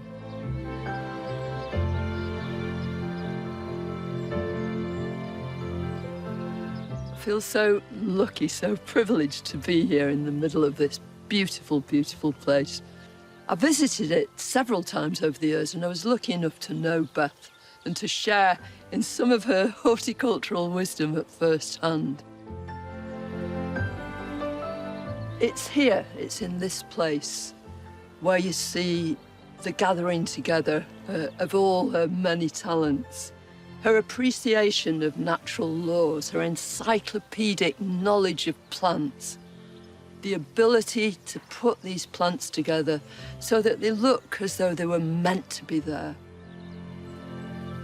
It's tranquil, it's delightful, and to be here is just to be overcome, really, by the soul of the place.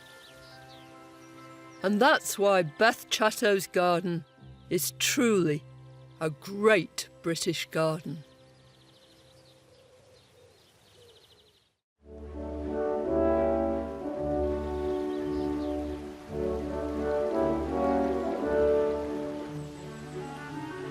This is the story of a garden that's seen nearly 230 years of evolution. Since the 18th century, it's been home to 6 generations of the same family. And for the last 20 years has been under the stewardship of the 7th, Elizabeth Murray, and her husband Ross. Their 18 acres of majestic gardens and parkland lie on the eastern edge of the Brecon Beacons National Park in Monmouthshire, close to the picturesque market town of Aberglasney. Change has flowed through Llanover Gardens as inevitably as the cascades and rills of the stream that race to join the River Usk.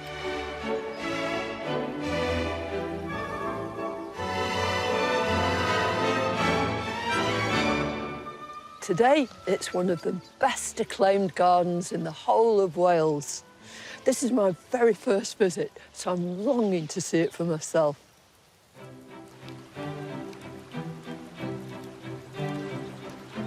It's a garden I've never set foot in. It rarely opens to the public, and even more rarely to television cameras. I'm fascinated to see how successive generations have made their mark upon the artful landscaping and exceptional plants, including the trees. There's so much to find out about here, but one thing's for sure, I could not have chosen a better season to start my visits here than the autumn. And there's no better place to start than the approach itself. Could you imagine a grander entrance to any estate than this magnificent avenue of sweet chestnuts? You often see great avenues of trees on the approach to grand houses, but they're almost invariably limes, so this is particularly unusual. Castagna sativa, the Latin name for the sweet chestnut, is really a tree of the Mediterraneans. It was the Romans who introduced it in Italy. But I suppose most people's acquaintance with the sweet chestnut is through these wonderful nuts. I know my husband loves roasting them on the fire and doesn't consider it's Christmas without them. But just look at the wonderful way in which they've evolved. As with most fruits and berries, they've evolved to make sure that that fruit will eventually make another tree. So around the nuts, you've got this wonderful sort of prickly outer coating. It's really quite painful. And I defy any hungry herbivore to take a munch at this. You just wouldn't do it. But when they're ripe and they fall to the ground, they open up. One or two of them are bound to germinate somewhere or other, so the next generation is guaranteed. If you love trees, then this is the place for you. The Sweet Chestnut Avenue runs along the drive, parallel to the Upper Arboretum, which is home to some of the garden's remarkable trees. Beneath the canopy of the Upper Arboretum runs a stream, the Riddy Merk, which provides the backbone to a ribbon of historic gardens. But this is no rustic brook. It's an artfully landscaped waterway, with arched bridges, tranquil ponds, islands, and a sluice. It was the vision of the garden's founder, Benjamin Waddington, who bought and transformed this land more than 200 years ago. He also created the Round Garden, which includes an ancient dovecot and glorious deep herbaceous borders within a sheltering curved wall. Behind this spectacular centrepiece is a new bog garden, before the stream continues through formal lawns and the rare trees of the lower arboretum and the lower wet meadow. At the centre, the splendid Georgian features of Llanover House preside over sweeping parkland views, looking out towards the Black Mountains beyond. Today, Llanover House is home to Benjamin Waddington's descendant, Elizabeth, and her husband, Ross. I think this just has to be the most incredible view, even on a wet Welsh day. I mean, what we're seeing now is the work of all sorts of people from, what, 200 plus years ago?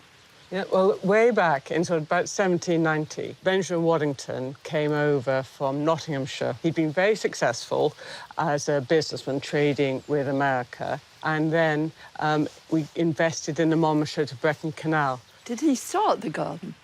And he's definitely started gardening. Yeah. What he bought was a farmhouse with a stream running through farmland.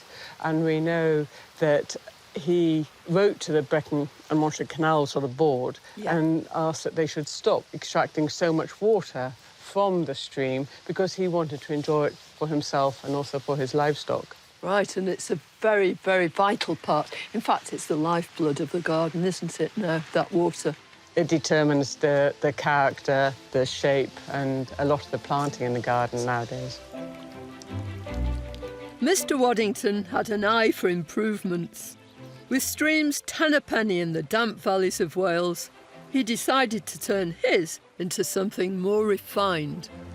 What I love about it is there's sort of various sort of cascades, and he placed stones to add movement and more sound, and there's little steps, and I just think the fact that they've been here over 200 years is incredible. So as you look out this way and you just see all these splendid trees, they represent generations of planting, don't they?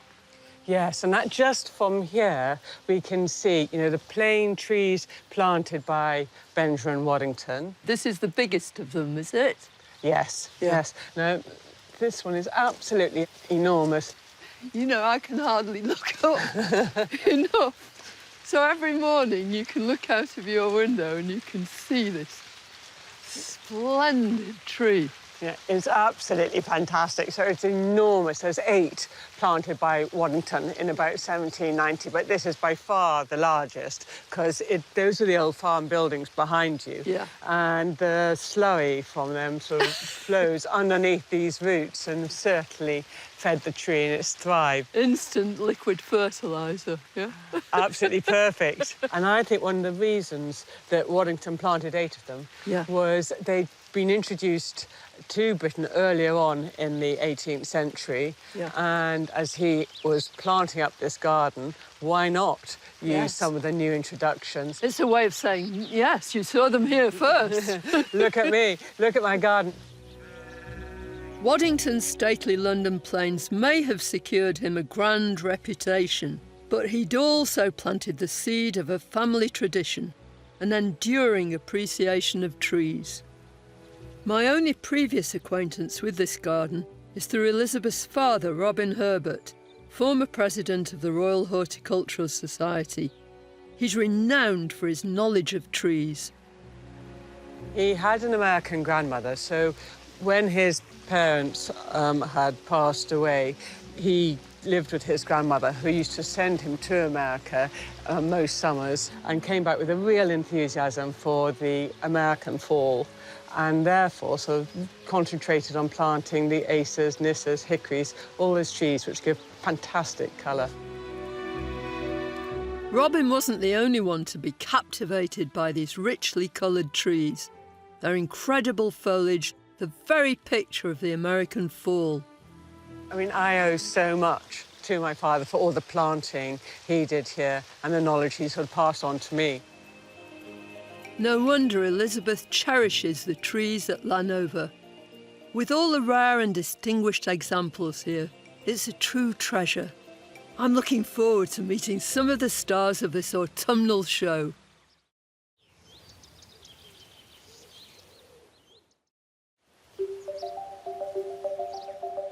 It's autumn in Wales, and for Llanover Gardens there's an extravaganza of phenomenal foliage, thanks to the abundance of glorious trees. Lots of acers are from America or from China and Japan, but this is an acer with a difference. It's called Acer cappadocica and it comes from the mountains of Turkey. And it's renowned for this brilliant, brilliant autumn colour. In spring, it's bright and beautiful too. And even in the summer, it has a yellowish tinge. But it's at this time of year that it really comes into its own. Now, I don't like yellow and pink at all. But here, there's the most perfect combination of little pink-flowered cyclamen and the fallen leaves of the acer. You can't beat nature, can you? Incredibly, these gardens are tended by only 2 people, despite their imposing size and history. Elizabeth herself and her head gardener.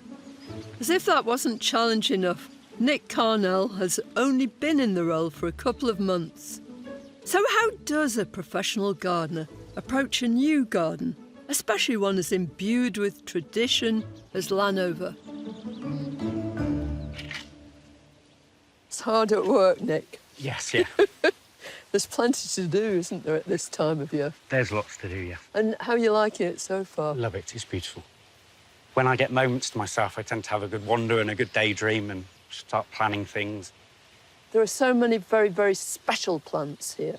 So it's quite a responsibility to... It is. It's a wonderful learning curve. Yeah.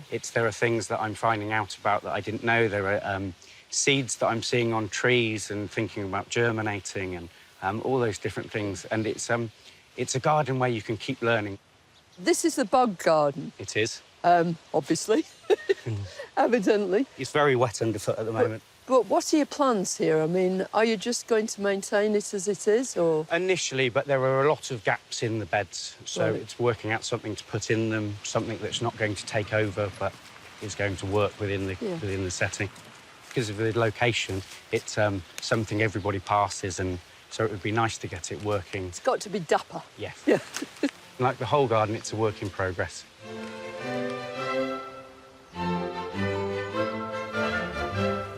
With progress at the fore, I think the garden's original creator Benjamin Waddington would have approved. It was he who laid out much of the ingenious landscaping here, and his descendants have picked up the baton and run with it.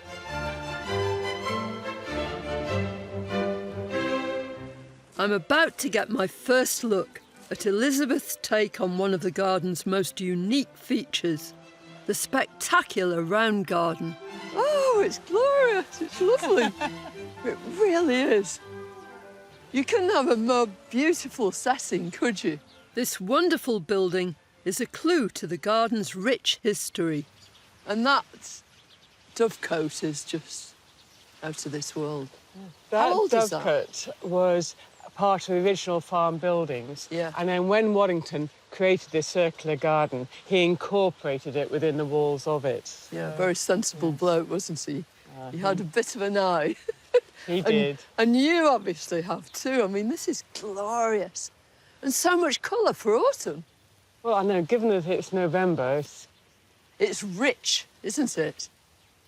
I love the texture, actually. That's the first thing that strikes me, because there's such a, you know, these lovely big leaves and then lots of seed heads and, you know, real structure from this phlomis. Her father's tree expertise has been an inspiration, but Elizabeth spotted an opportunity to make her own mark on the garden. She redesigned these borders with the help of top plantswoman Mary Payne.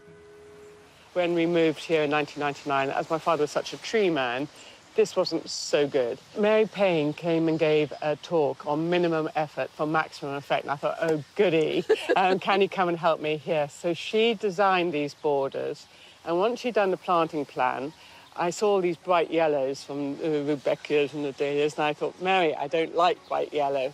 She said, Elizabeth, you need to have bright yellow to lift the browns of autumn. And she is so right. Who wouldn't love to have a walled garden? But imagine having a stream to play with too. Elizabeth's ancestor, the George and Benjamin Waddington, saw the stream's potential to make an ingenious boundary for the garden. Initially, it looks as though it goes full circle, but then something different happens over here. Yes, it was such a clever plan because Waddington used the pond to form one of the arcs of the circle, and then the stream is running through the round garden. You can hear the water now, and it's central to the whole thing, isn't it, the stream that runs through? It links the whole garden together, and from every point you can hear water, even if you can't see it. He's quite a clever bloke, wasn't he, Waddington? I'm impressed. Yeah, he knew what he was doing. This garden has seen many changes in its long history, including Elizabeth's brilliant and sensitive additions. I'm delighted to have had my first look at it in autumn.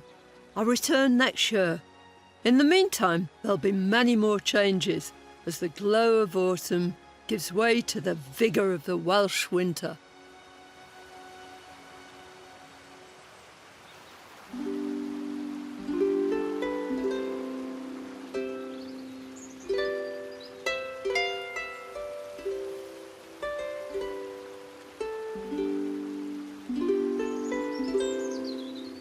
As each generation takes on the care of these gardens, it leaves its mark on the place as well. New ideas meld with the Georgian features of the historic house, the magnificent trees, and above all, the Rhydymerk stream. The stream starts in Brecon Beacons National Park. It runs right through the garden from the southern end of the garden to the northern end, and then it flows on into the River Usk.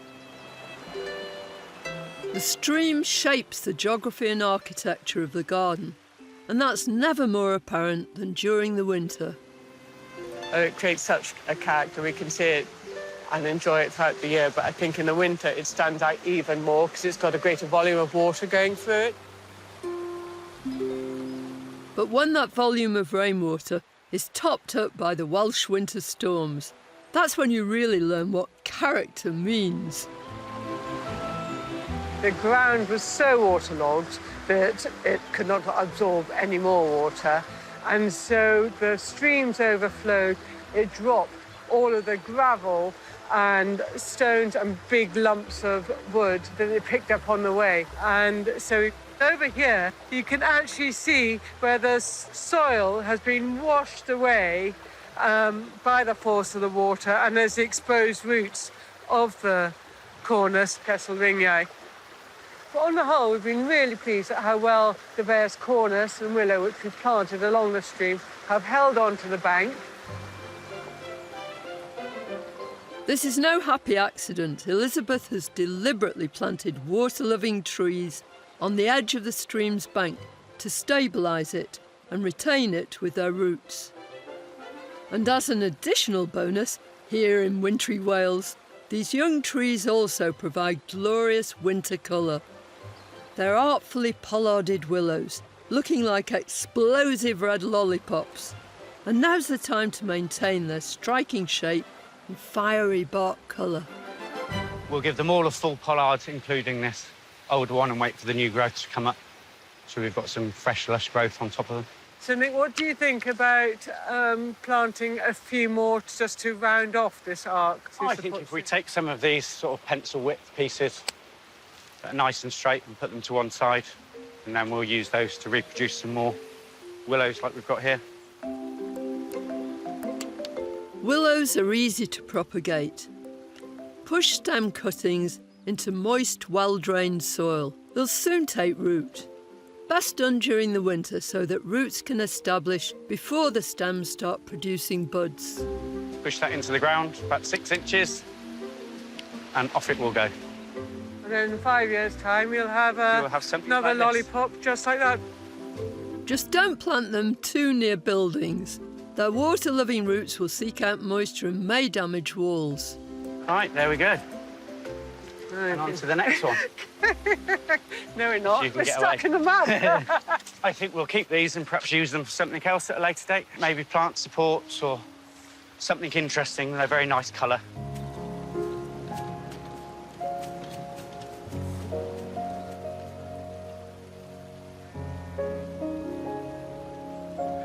Many of the trees here come into their own during the winter, when their breathtaking form, colour and texture can be fully appreciated without the distraction of foliage.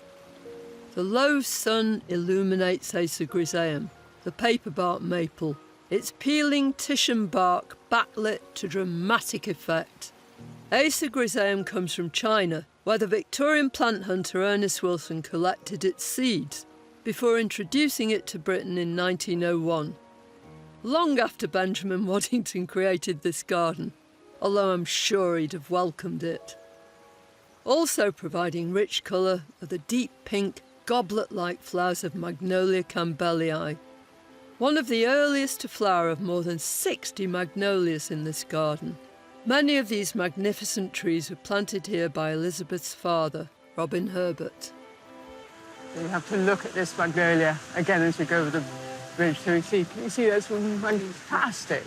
Looking really good. I mean, when did he plant that? Must have been about 1960? Now in his 80s, Robin still enjoys a tour of the garden with Elizabeth to see how his lifetime's passions are performing, adorning the garden with their spectacular beauty. That couldn't have more flower on it, even if it tried, could it? In the depths of winter, these trees are the stars of the show. But there's more to gardening with trees than cramming it with foliage and flowers. Sometimes what you take out is as important as what you put in.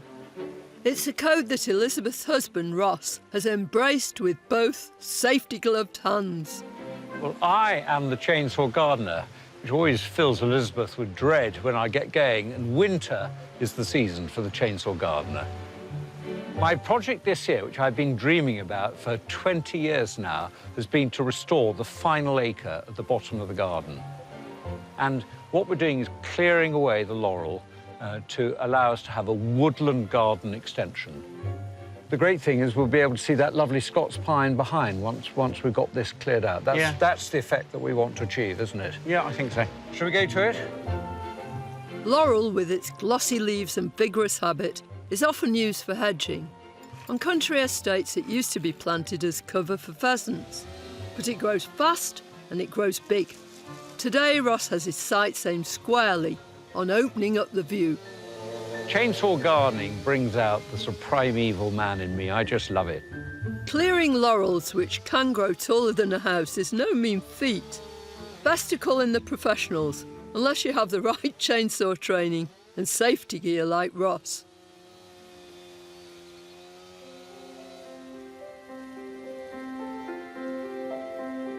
Llanover has a fascinating background and is such a treasure for future generations.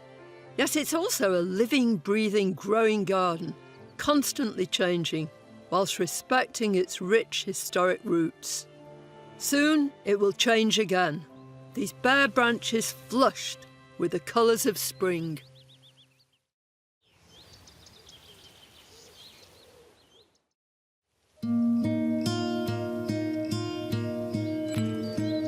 Spring has arrived at Llanover, and with it, a welcome wave of milder weather, allowing the local stonemason to repair the winter's damage to the stream. All around the gardens, new life is burgeoning.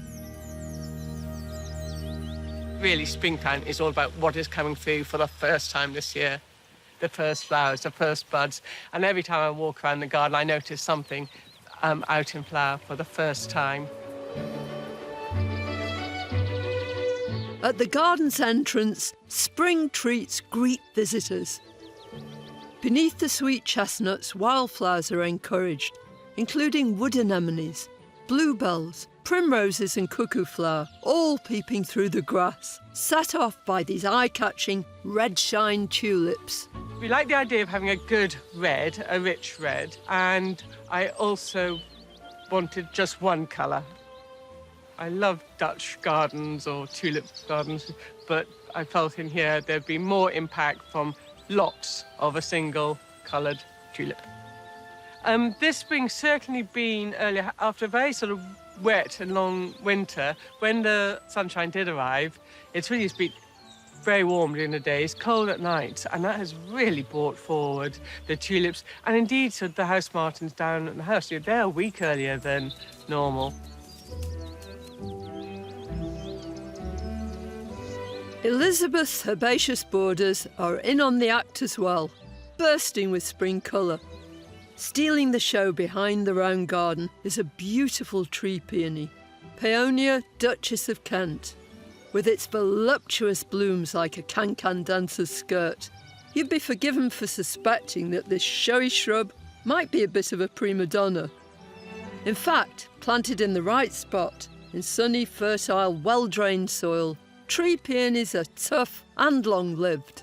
They do benefit from protection from the wind, and the sheltering wall of the round garden provides just that, their warm brick making a perfect backdrop. For any gardener, the excitement of seeing all this vibrant new growth goes hand in hand with plenty of hard graft. Nick, now in his third season here, is making rustic plant supports for the delphiniums, using the very same willow stems he cut in winter to make hoops attached to poles of hazel. As the plants grow up, this will lend them support to stop them falling forward and interfering with other plants in the border. And that way, when you see them, when you come along the path from either direction, the plants will be stood up in a way that you can see them shown off to their best advantage. It's lovely to be able to reuse things that you've cut off. It's always good in the garden to sort of think forward to what you're doing. The circles are just an easy shape with willow. There's some flex in them, but not a huge amount. And that way, they will move ever so slightly, but they will still lend a great deal of support to the plants. At this time of year, the fresh shoots of summer are beginning to show in the round garden, bringing the promise of summer. But close by is another project that just says spring. Behind the walls of the round garden, Elizabeth is creating a jewelled lawn using wildflowers and spring bulbs. About 13 years ago, this was just a mass of sort of shrubs, Cotoneaster and the like. And so we removed those shrubs, put them elsewhere in the garden, and thought, what next? And I'd heard about this idea of a jewelled lawn. I think a jewelled lawn is sort of a bit of grass with lots of sort of little pops of colour coming up through it. So, the dandelion fits in quite well, but also the little tulip, primroses, violets. Plug plants and spring bulbs can create a surprisingly low-maintenance lawn with beautiful splashes of spring colour. No need to get the mower out every weekend, just let them all die back. Once annuals have set seed and bulbs re-energise themselves, then's the time to cut your lawn, and that random jewel pattern will continue to evolve. I think it definitely works in smaller lawns, as long as whoever looks on the lawn appreciates the slight wildness of it. I like the difference in the contrast, and it's an experimental area.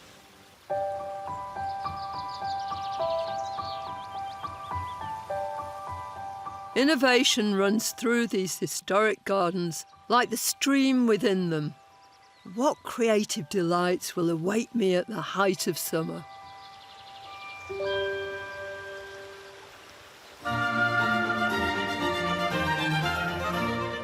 Llanover abounds with colour, and needless to say I'm longing to be back amongst the exciting plants and remarkable features as they bask in the glorious summer sun.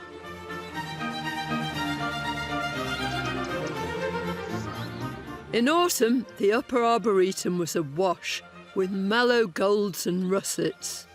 Now trees and shrubs are green and pastel hues abound in this splendid grove of hydrangeas. These colours are absolutely glowing, and the fresh flowers all over these beautiful shrubs wandering right into the distance. I love hydrangeas. They're extremely popular shrubs, and no wonder.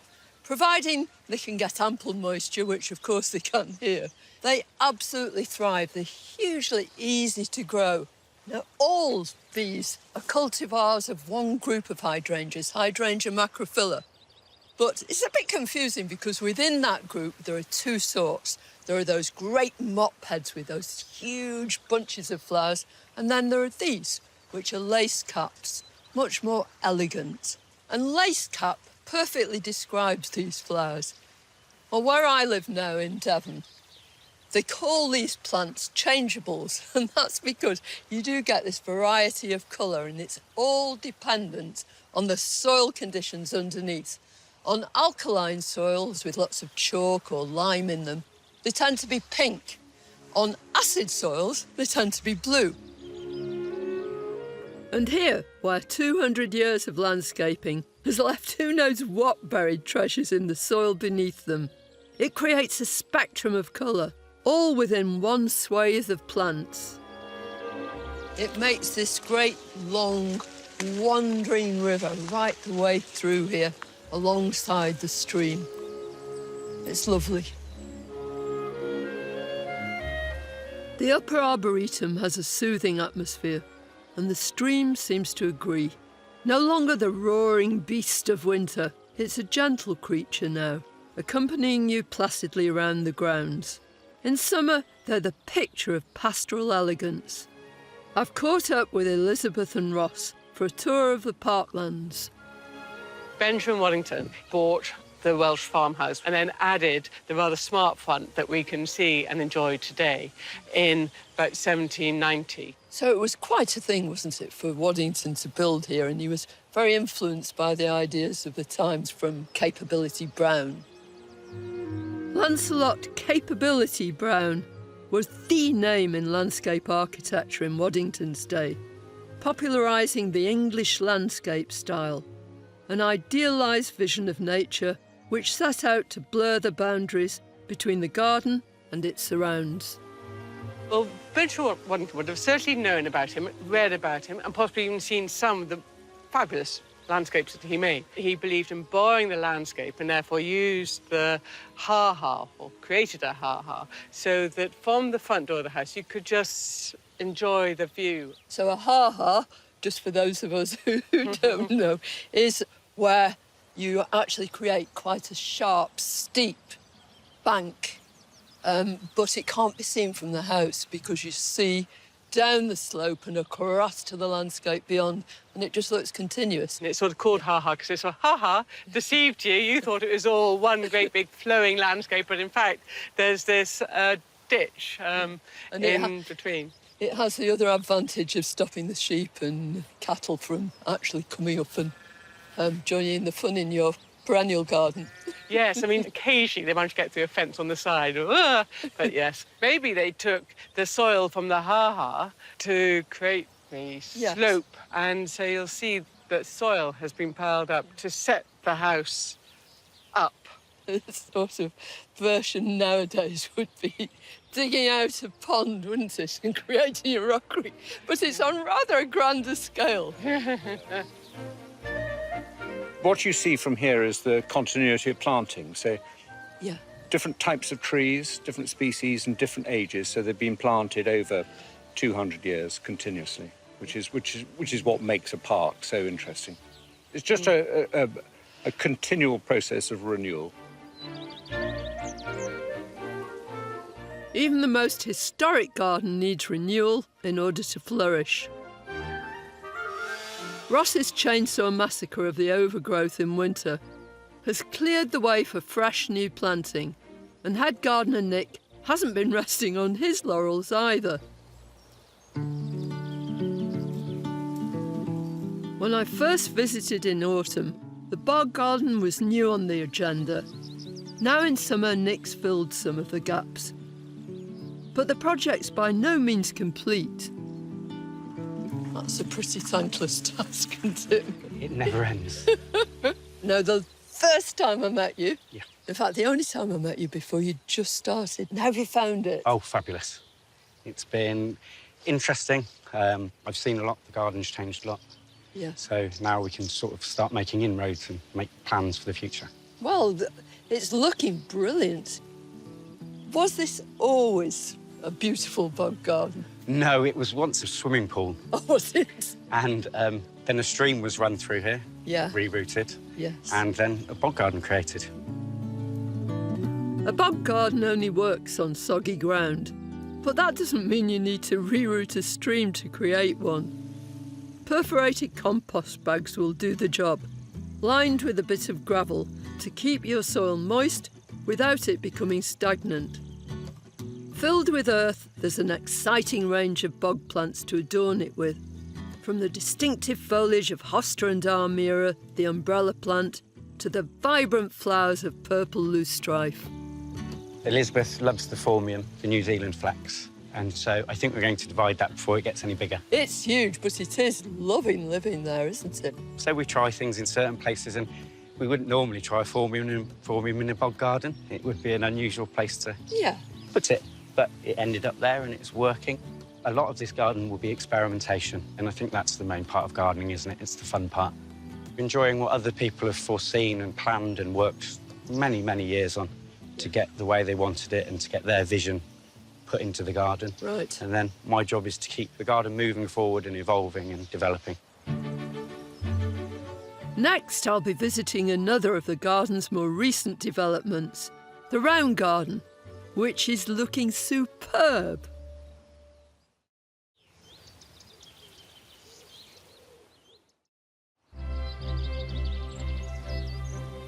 In Llanover Gardens, each generation has added to the treasures of the past, and one of Elizabeth's key contributions is in the Round Garden.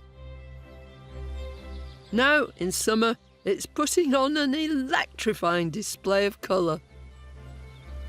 It looks magnificent. You know, I was last here in this garden in the autumn and it was mellow and soft, and now it's just transformed. That's Moonfire, yeah? That is Moonfire, which is without doubt one of the best dahlias if you like bright yellow and red. When shown against the black foliage, it really sings out. It glows, doesn't it? It really does. And so much flower on it, and really easy to care for. I mean, bearing in mind that this garden was planted with a brief maximum effect for minimum effort. Most of these plants are meant to sort of be hardy throughout the year. You know, Moonfire's got a will to live and to flower. So I help her along a little bit just with all the deadheading. I think people often forget maybe just why you deadhead, because the minute a flower has actually set seed, then it stops trying, doesn't it? But if you keep taking those old flowers off, it keeps carrying on. It really does sort of pay dividends with this moonfire and also with some of the salvias. Everything here looks as happy as can be. It really looks brilliant. Garden here, I felt sort of slightly overwhelmed when I moved in 1999 with sort of 3 young children and taking over from my father, who had done so much of the planning here since the late 1950s. He's a big man, knew his trees, passionate about them. In fact, became president of the RHS, as you know. And I thought, oh, goodness, where can I make my mark? And it was on the herbaceous side that I thought I can really try and improve it. And that has been great fun. What I love particularly about the perennials and herbaceous is that it brings enjoyment to so many people. They may have no garden, they may just have a window box or a lovely old rectory garden, but there's always some plant or colour combination that they can take back and relate to their element of gardening.